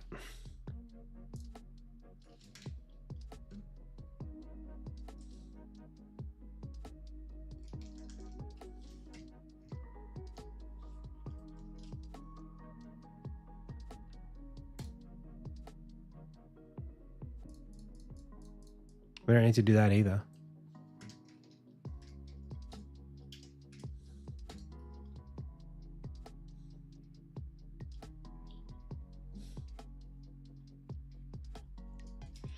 Oh, I think I understand why it's here. It's because the game's changing, so we need to remove things and add things. If it doesn't exist in there, get rid of it. If it does exist there, add it. Well, I don't think I need to do this. I never need to add, but I do need to remove. If my quest flag log doesn't contain a key, add it. No. But if the game data has one that the library.questflags doesn't, then remove that.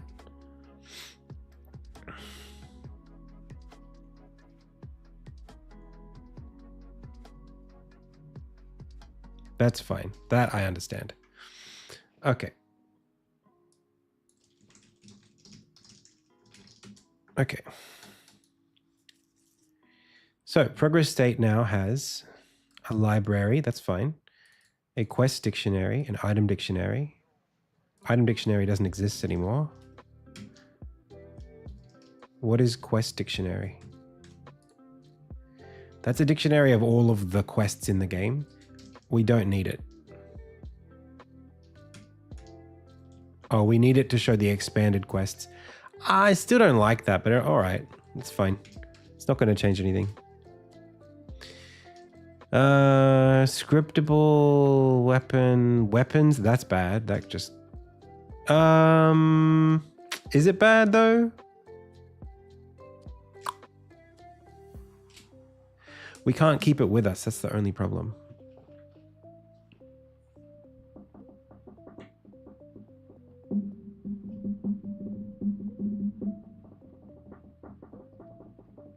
I don't have a better way of storing it, so it's fine as it is. Okay. Well, that's it.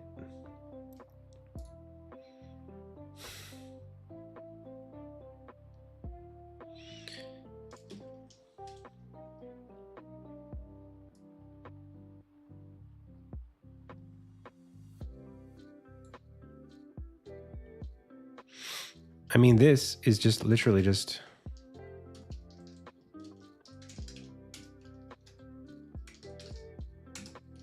Now it's just that.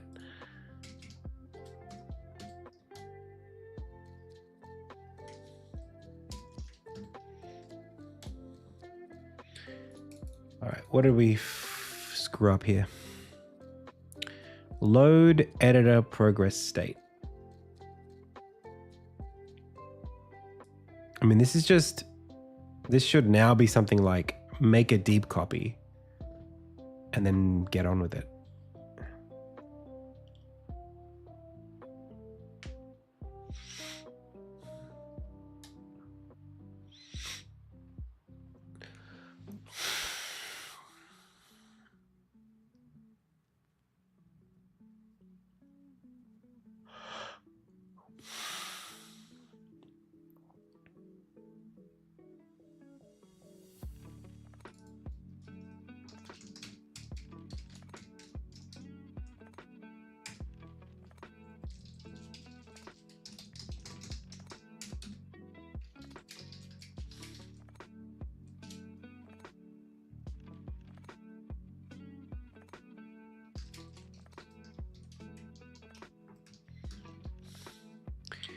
If items is greater than 0, add to inventory silent.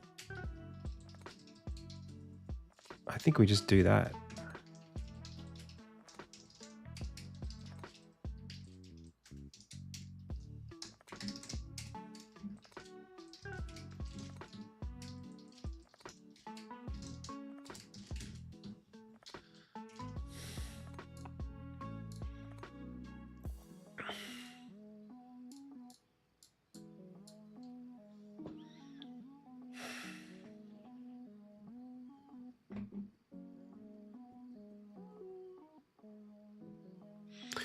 This might really break some stuff. All the stuff that this is touching is very sensitive.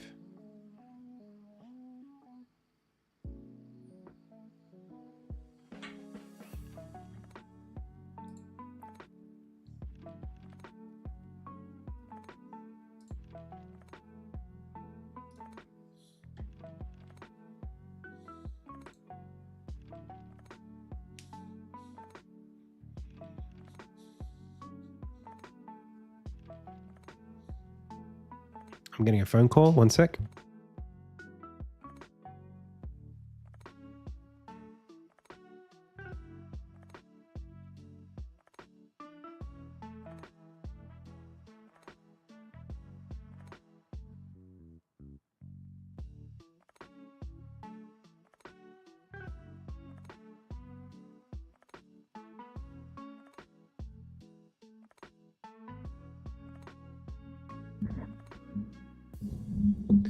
All right. So what breaks?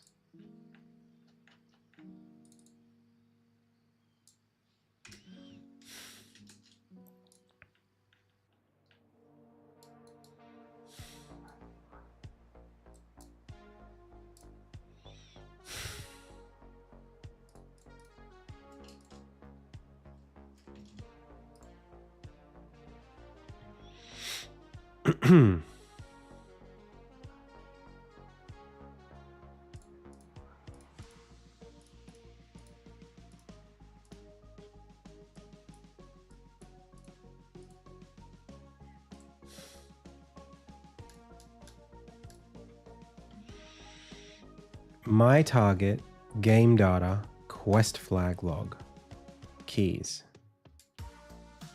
I'm thinking quest flag log is null, but game data, when I instantiate this,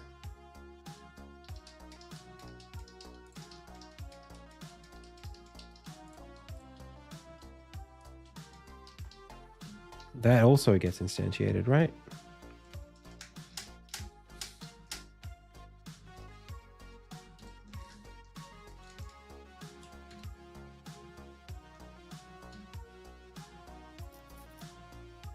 Are you saving references to scriptable objects in your save data? Nope, I'm saving GUIDs.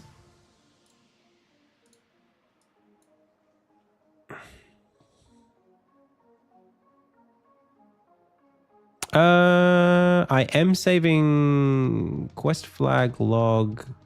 These are scriptables, but they're also serializable, so they should be okay.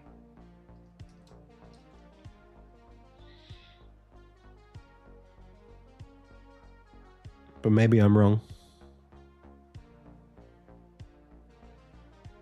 Maybe they need to be flags. I mean, not flags, GUIDs instead. To be honest, I'm a little confused at this point. I'm sort of a bit stuck. But on that particular topic about what can and what can't be serialized. But for now, I'm just going to keep on going on. I don't really have that question about me at the moment. For each quest flag F in mytarget.gamedata.questflaglog.keys.toList is my target equals? Okay.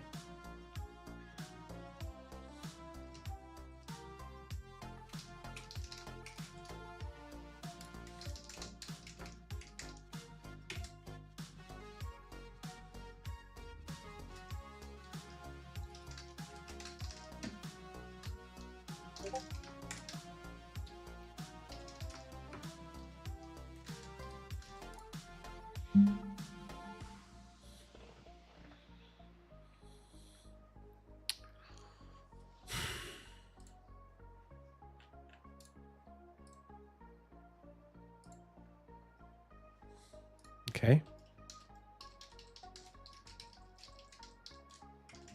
So it's quest flag log that's wrong.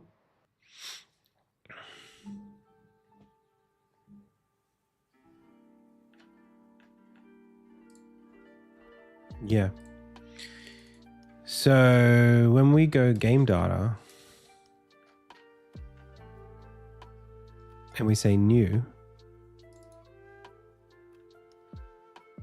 Wait, did I do one without? Ah, I see. I use the default.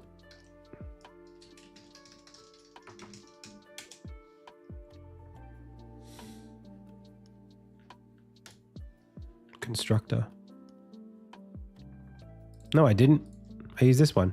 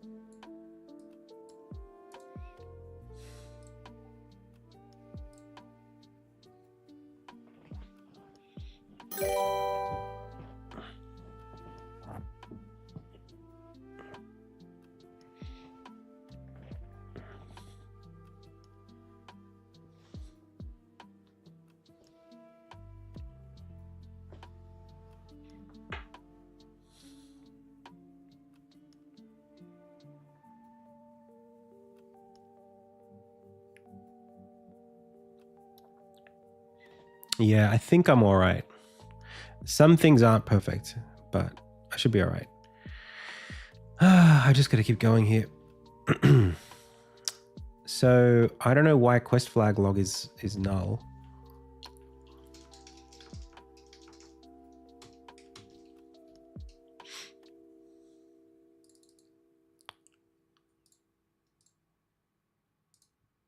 Maybe on enable is not right.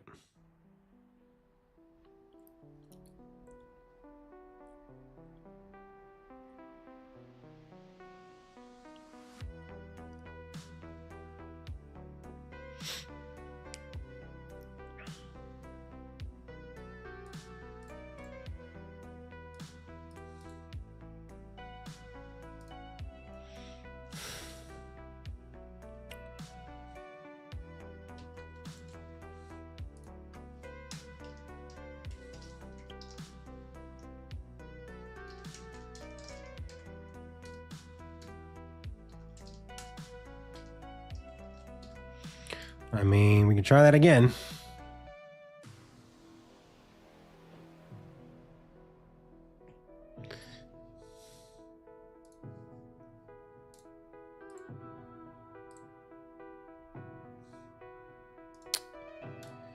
Why? Why? It's never calling this, even though I'm calling this. This goes here. Do I need to compile this? I don't understand. Oh, it's not null?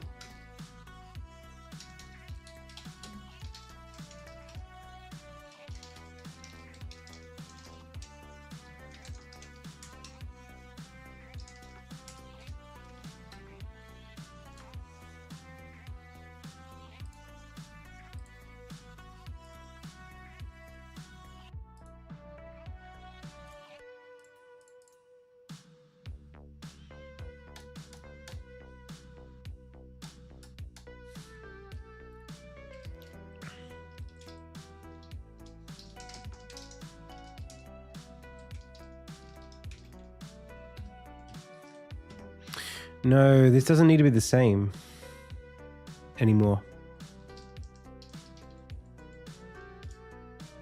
Wait, no, it's not. For each quest flag, if my and it's true, then that's fine. Quest flag log is bunch of balls. Okay, that's good.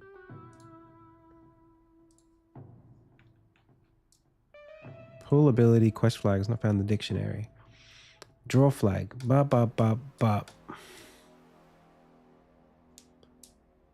Okay, what I need to do is draw the toggle.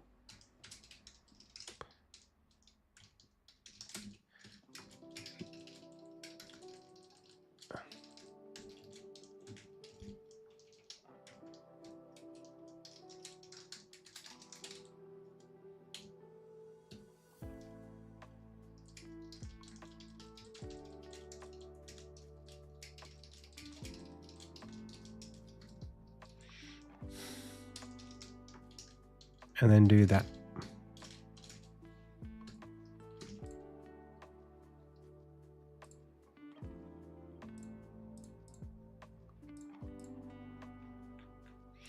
Next, what's up? Draw item.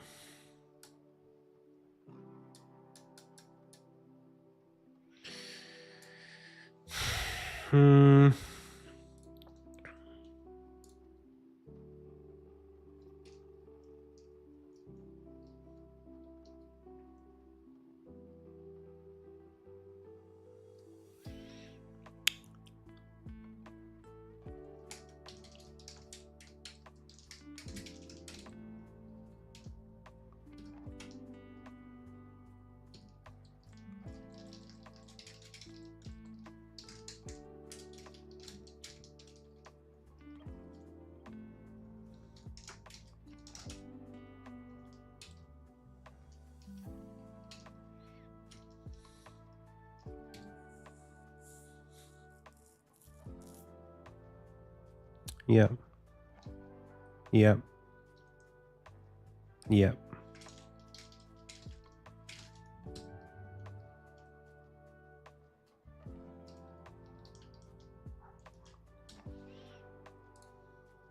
Boom. Okay. We're back. Alrighty. So let's see if I can make this happen. Here's my inventory. I go over here and I add a crimson cravat. Boom. You're in. If I go over here, I should see that crimson cravat sort of show up, I imagine.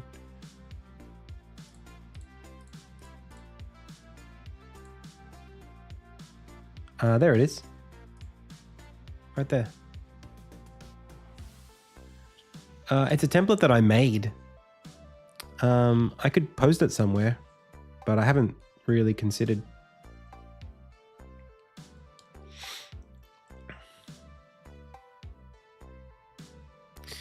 So there's a problem, which is that this is kind of, in what do I make my art? I use Asprite. A-S-E-P-R-I-T-E, Asprite. This is just dumb adding all the items. Now, the thing is, how synchronized, how much is Asprite or Figma? Thing is, I need to figure out whether or not I care about serializing the inventory as a bunch of items or as the different kinds of items which I've designated. Given that I've designated, because I could serialize them as one thing, but I promised myself I wouldn't do that, right? I wanted to keep it all the same. It's always serialized as the same thing, same data structure. Which means that I need to then, rather than just stupidly add them, I need to say, well, which accessory list does it go in?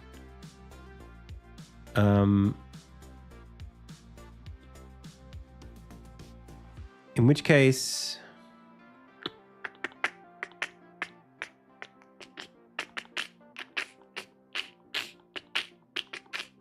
oh, easy save easy.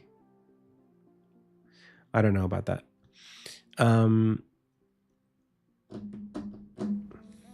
The only thing I need to do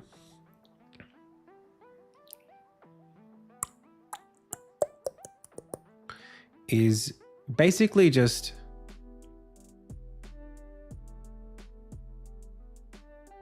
treat the variable changes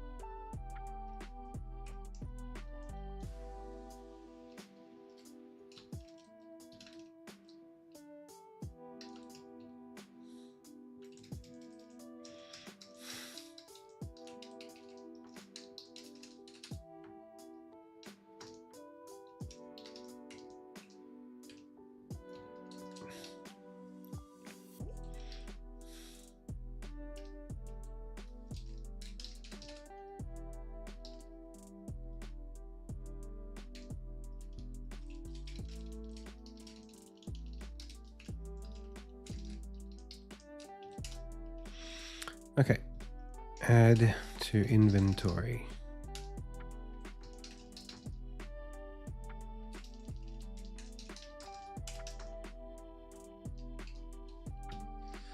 Yeah, just like that. And when we add to inventory, it's going to figure out where to go based on that.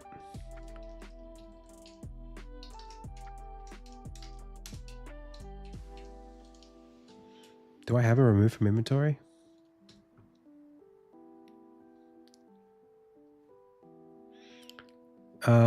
But it's not as robust as add.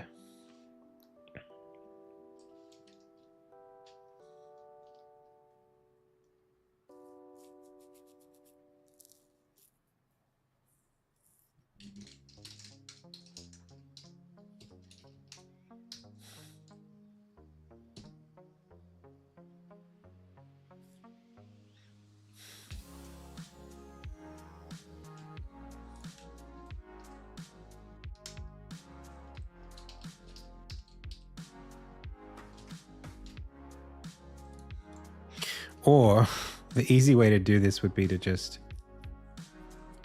remove the item anyway. Nah, that's too complicated.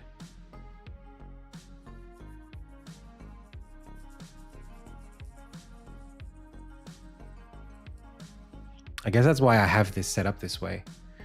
In the past, this was just a big collection of values against all the possible values, and then it would generate them at runtime.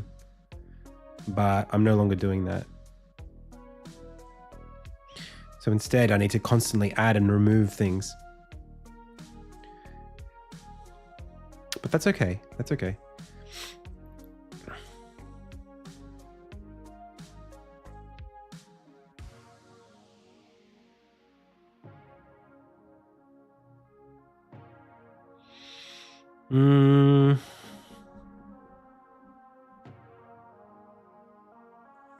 If count is less than 0, then my target game data.remove from inventory something. Okay. Well,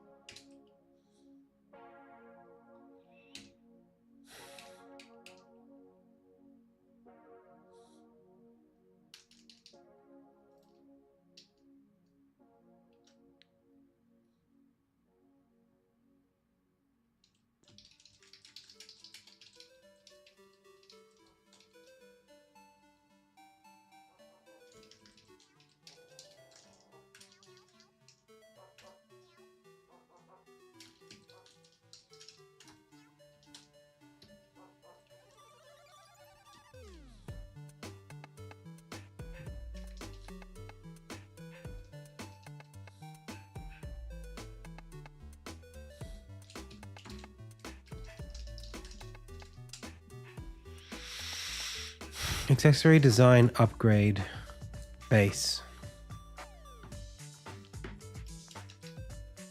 But I don't have a thing called upgrade inventory. Wait, do I? Wait, I do? Oh, why does that exist? Yucky.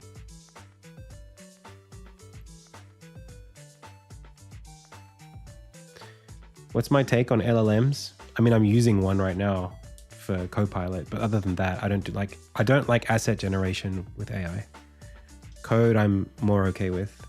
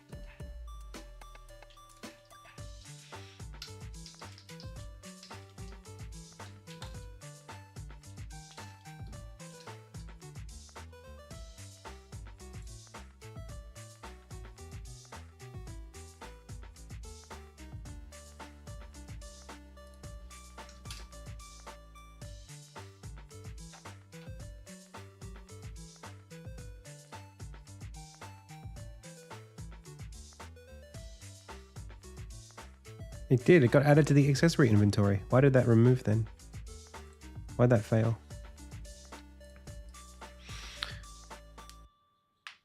Well, this is because on new item is a Unity action.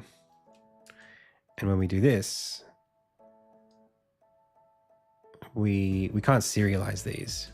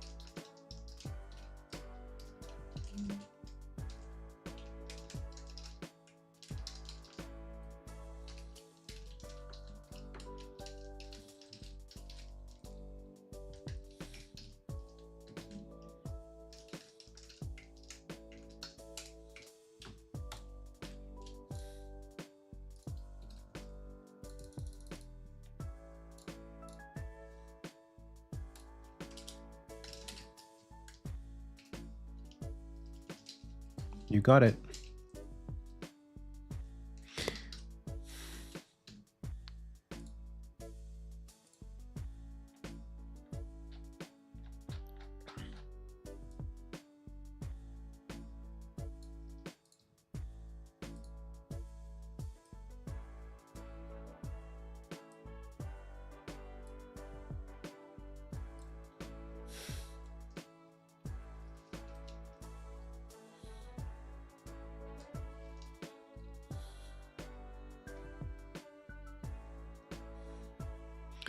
Yeah, like if I could just press a button and have this be done, I would.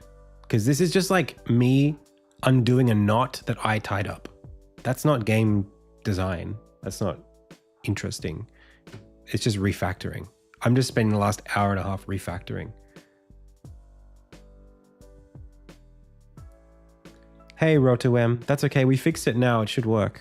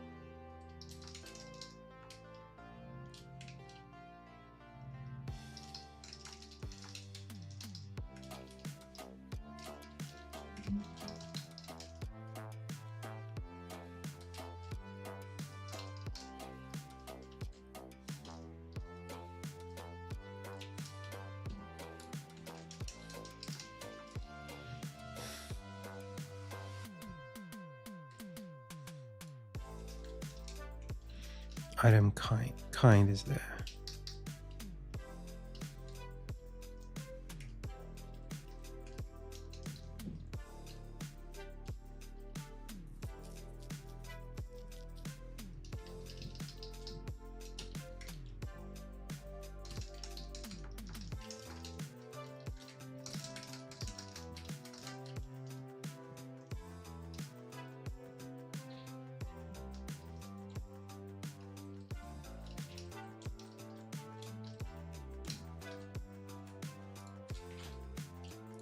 Hello. All right. 2 minutes, please.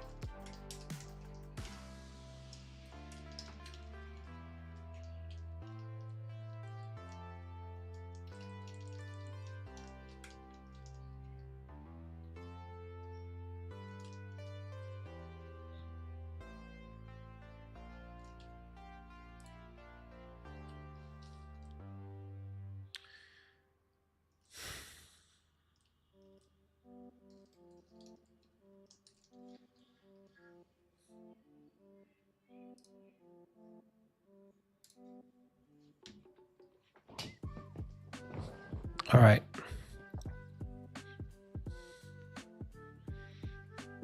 So now, again, nothing in here.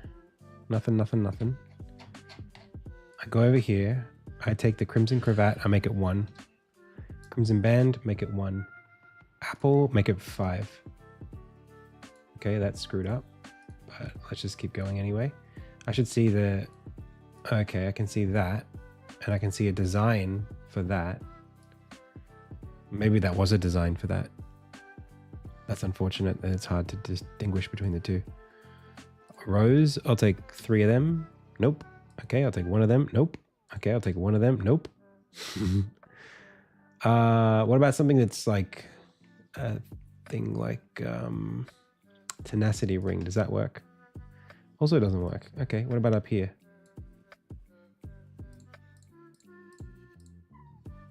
Okay. What's the problem?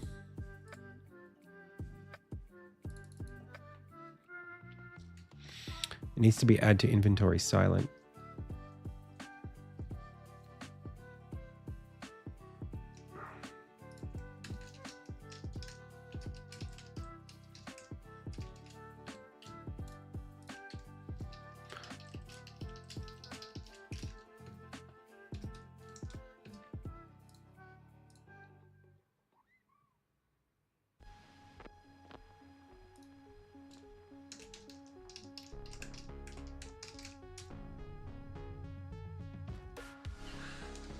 That's not.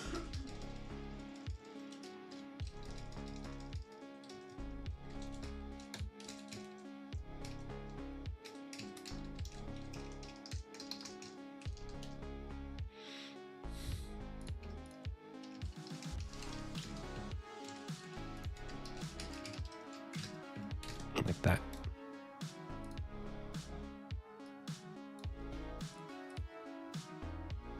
Damn it.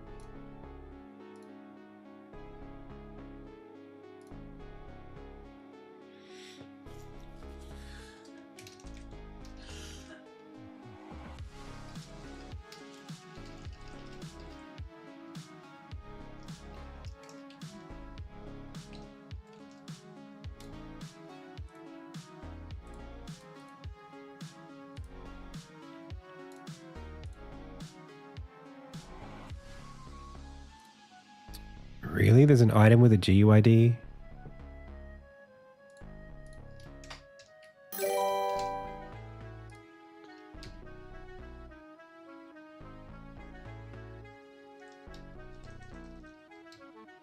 They look all good to me.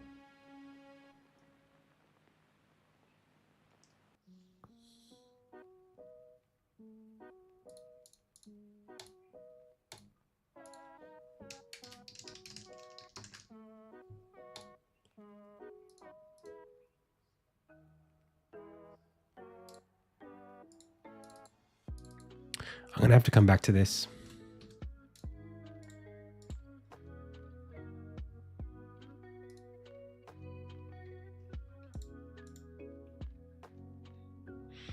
That's what I want to do.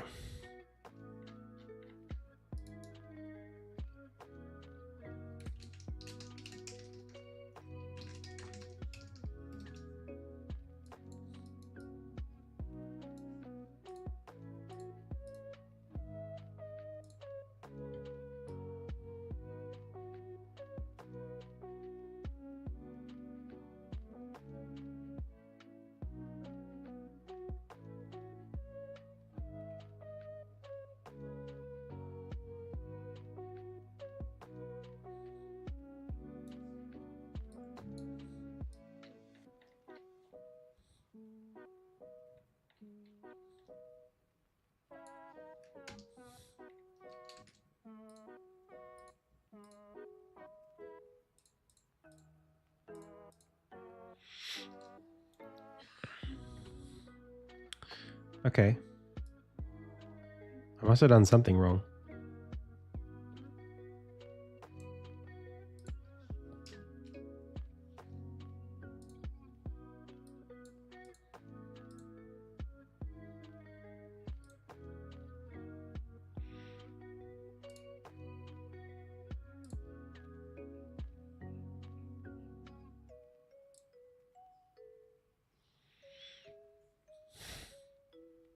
I added a null object, maybe?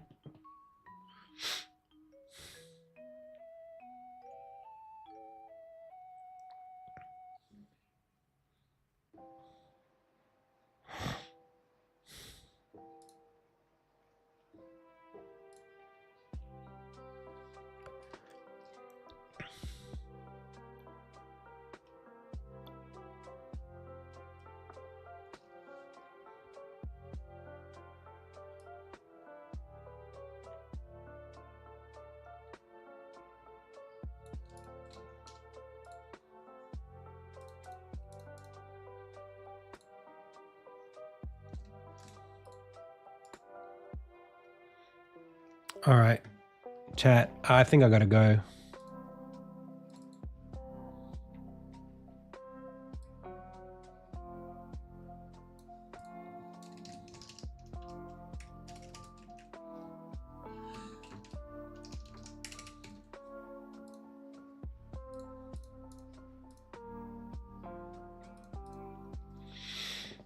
I'm struggling here a little bit.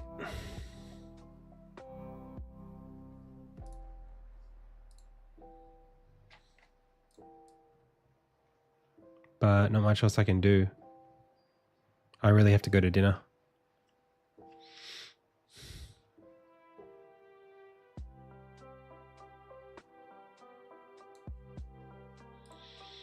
All right, no raids today. I'm just gonna head. I'll come back tonight maybe and fiddle with this for a bit. Thank you, everybody. If you like my content, you can go ahead and actually play the Insignia Alpha right now. It's in a maybe stable spot, sort of. Otherwise, please go ahead and wish list like that. I appreciate you all. I'll see you all very soon. See you tomorrow. As always, I've been Adam. You've been the Pixel Pals. This has been the IndieTales Game Dev Livestream. Until next time.